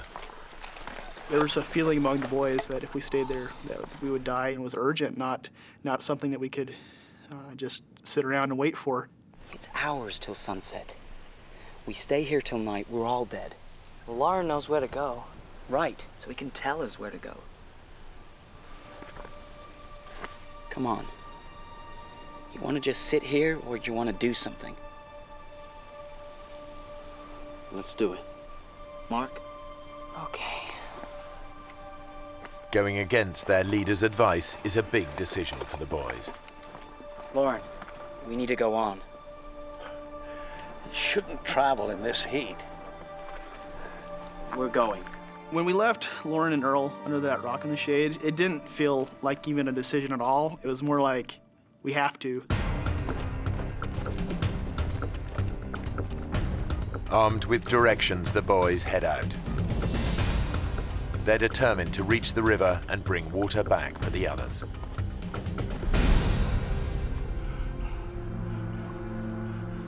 Back up the canyon, Guy is deteriorating. His fluid levels are so low that his body has cut off the supply to his sweat glands. I can't believe a time in my life when I wanted to sweat. I knew that if I could sweat, that it would cool down my body. And I physically tried to will myself to do that, and I couldn't do it. Without cooling sweat, any physical exertion could send his temperature spiraling out of control. If it reaches 108 degrees Fahrenheit, his brain will begin to die. Guy is trapped. If he tries to hike out, it could kill him. Come on, guys. Let's go. Further down the canyon, Lauren is worried about the three boys hiking alone and sends his brother and the other scouts after them. But the three boys are making good progress, and they're now way ahead. They're less than a mile from the river. They just need to make the final descent.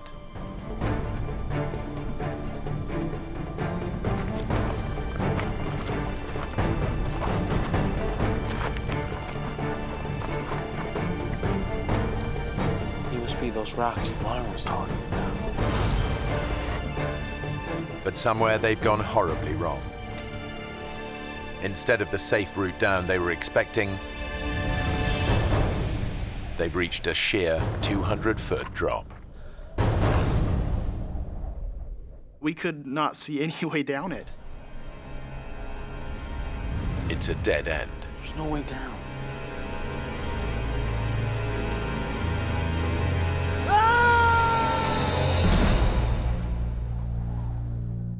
Their water has run out, their leader has collapsed, and the three 15-year-old boys are on their own. Their desperate bid to reach the Colorado River is over. It's the final straw.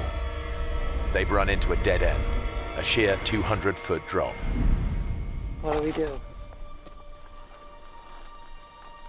I don't know, Mark. Nothing, I guess.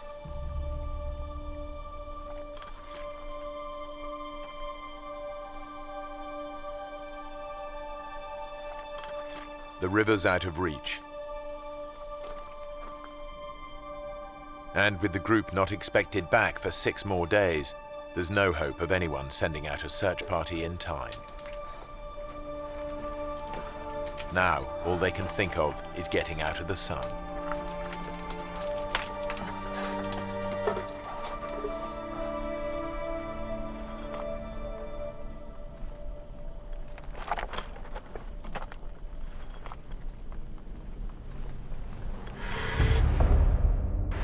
Back up the canyon, Scout leader Guy is also losing hope. Out of sheer desperation, he comes up with a plan to make himself visible to any passing planes. As I laid there, I knew that it would be hard for someone to see me because I was down below the level. I took out a emergency blanket.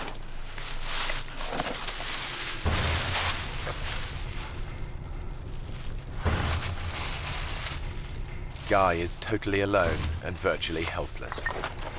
It's his darkest hour. When I realized how much of my strength it took just to do that, I was absolutely certain that there was no way out without help from somebody else. Sheltering under cliff-top boulders, the boys realize they face a slow and painful death from dehydration. In my mind, I knew we were gonna die.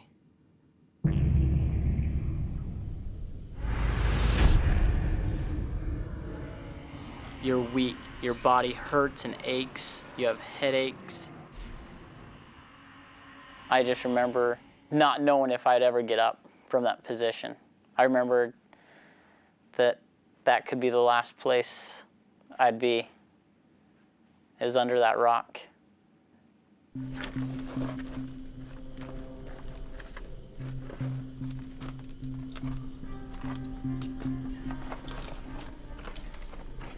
It was a pretty sad situation there, you know.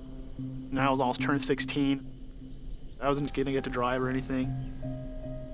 You know, you think about your family, that you're not gonna see your mom again or your dad, and it's really sad.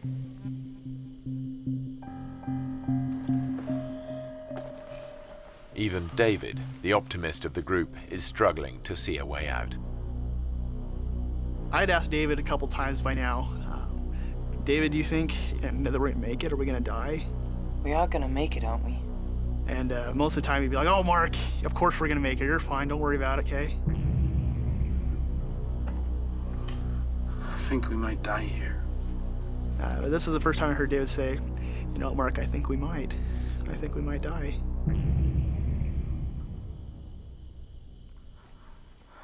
Hey, Jordan, can you get me a pen? Why? I want to write a letter to my mom and dad, you know. Say goodbye.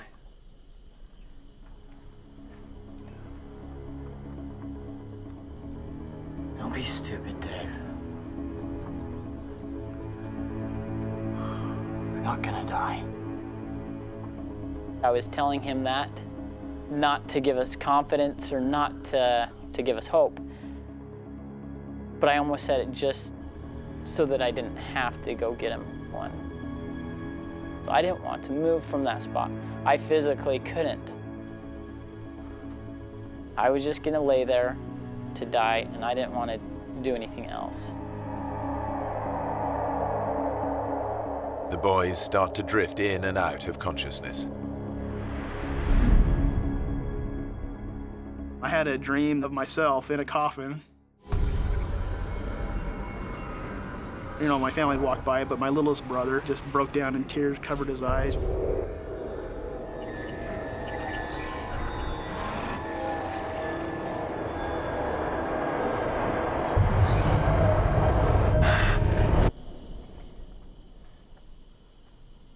I woke up, and I was like, I don't want to die.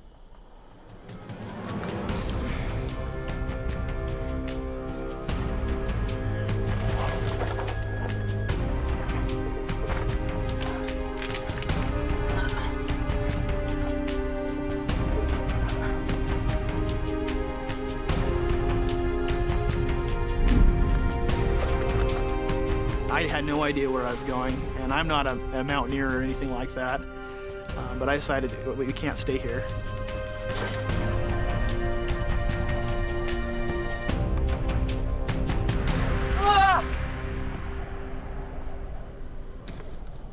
I took my backpack and I chucked it off the cliff, you know, so I hoped that I was going to make it down to pick it up again. Mark threw his backpack over and said, you know, this is what we need to do. Trying to climb down the sheer cliff in his weakened state is near suicidal. But Mark's made his mind up. He's going to get down or die trying. Come on, guys. We gotta do it.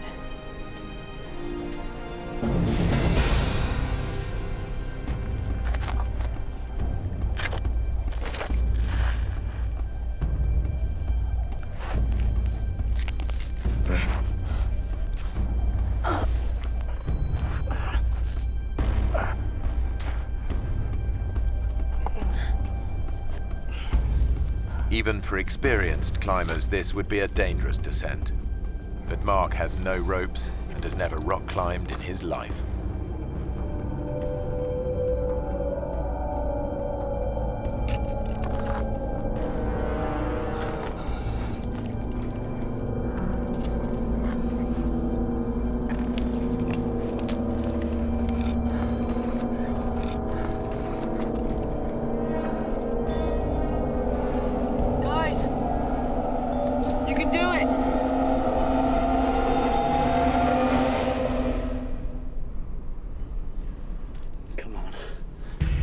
I thought we were gonna die anyways. To me, death was gonna happen. And so it seemed like anything would be better, even if it was a ridiculous plan.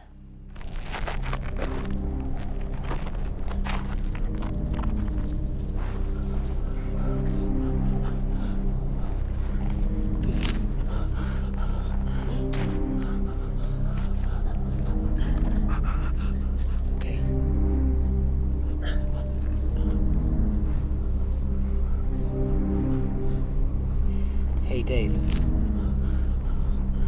How are we gonna get back up this? To the others.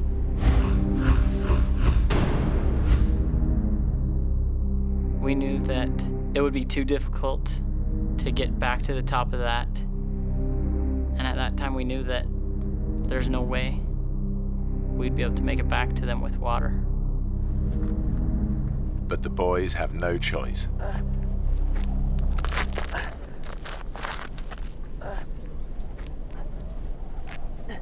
We climbed down that cliff, which was very frightening to me, because I knew that if any of us fell, we would die.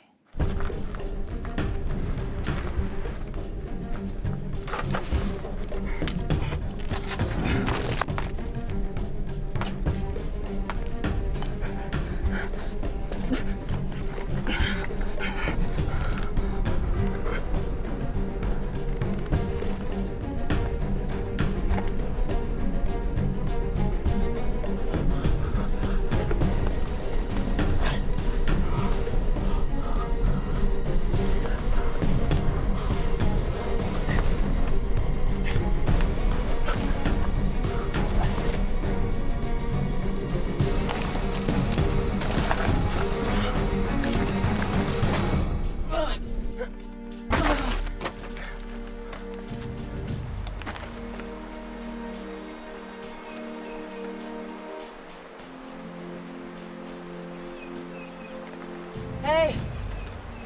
I can hear it! The river!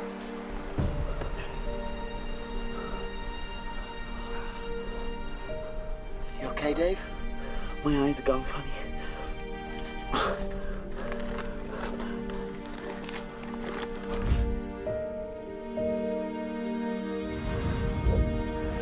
It's a terrifying climb, but David and Jordan finally make it down as well.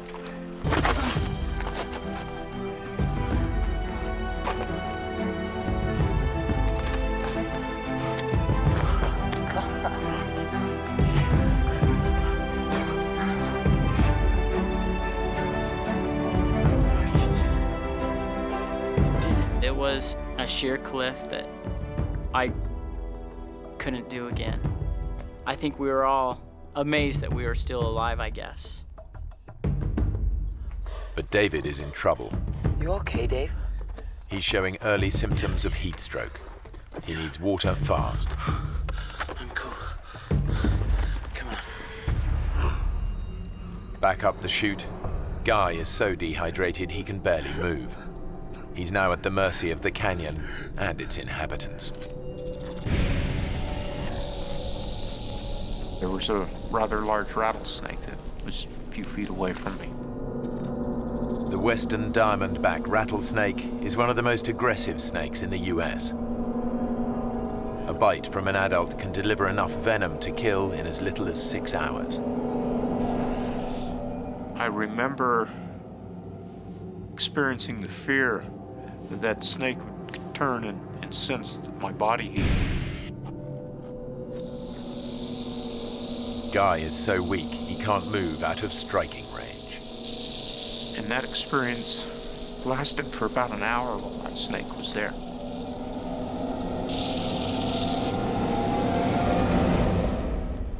At last, the snake moves away.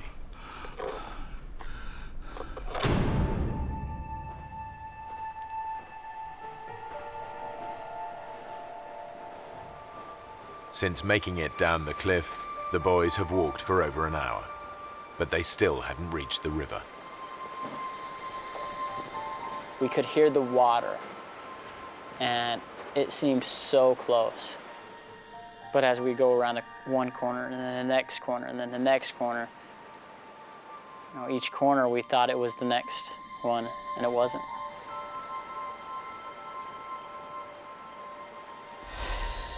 I just remember how bad we wanted the water. Our tongues were like a rock wrapped with sandpaper. The pain of it was just excruciating.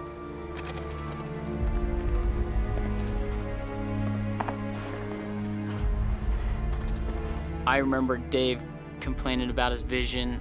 Come on, Dave. You're nearly there. And he was shaking. All of us were.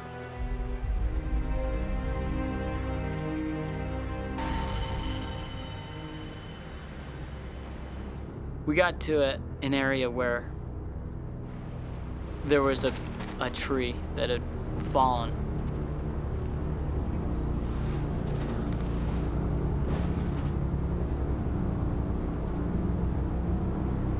David was leaning against a tree, and I was like, hey, we're almost there, guys. And at that point, David collapsed.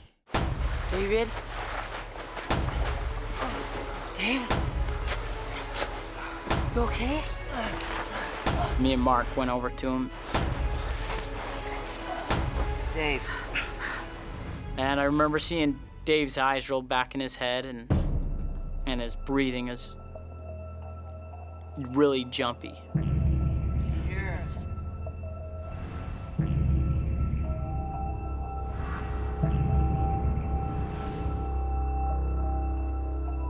And I just knew that we were in trouble. The three boys are in a remote part of the canyon, and dehydration has finally made 15-year-old David collapse with heat stroke. With little chance of help, the situation is desperate. Say something, David. I'd taken first aid merit badge, as a scout. David? They train you for extreme situations like this.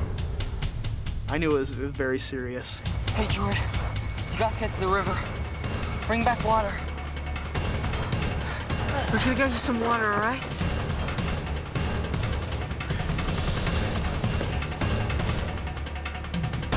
And as I went around the first corner, I could see the water, and it was about 100 yards away.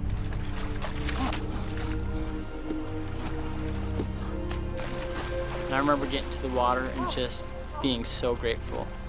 I just knew I needed a drink. I wanted it so bad. And so I took a drink out of the water, but I knew that there was a higher priority, that Dave needed the water.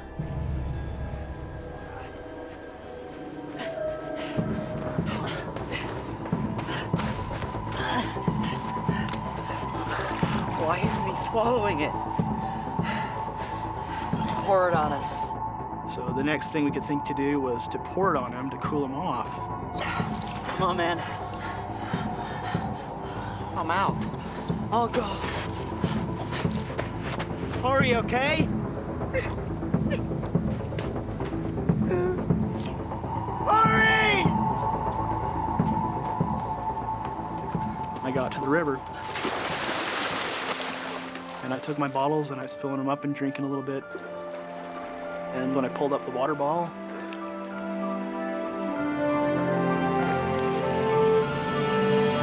I could not believe it.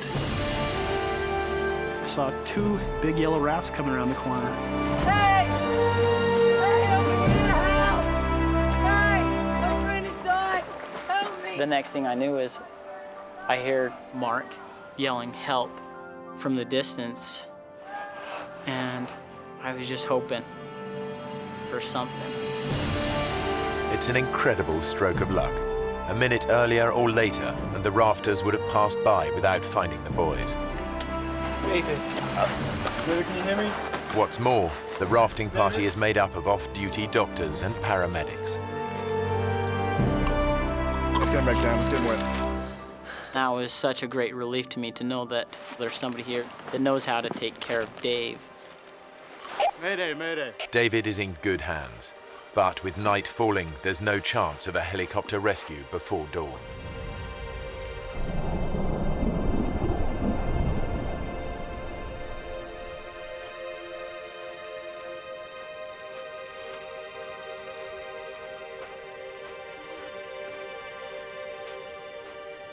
Seemed forever that they were working on him, not knowing if he's gonna make it, not knowing if he'll die.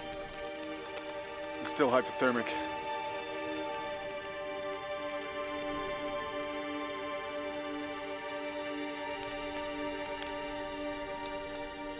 It was dark, so I can't really put a time on it, but somewhere around 10 that night, the one that said he was a doctor came over and said, "I'm sorry to inform you, but your friend has just passed away." Sorry.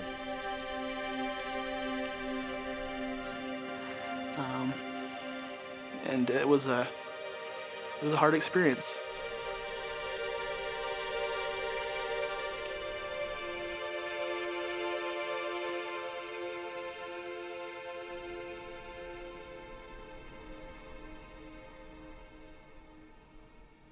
I think it really tore apart our hearts, knowing that our friend was gone.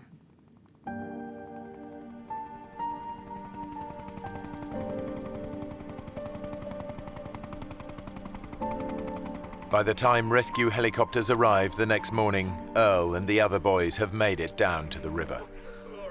Thanks to his emergency blanket, Guy was quickly located, while Lauren was finally found wandering alone in the canyon. They're all devastated by the news of David's death. It's so weird, and it changes your perspective on death when someone you know and someone you've seen and been with an hour before, or a couple hours before, and it was vibrant and wonderful and happy, and then he's gone. 10 years on, Jordan is a policeman in Utah, and Mark is training to be a dentist. They're still good friends. Neither of them will ever forget David Phillips, and both men stay in touch with David's family.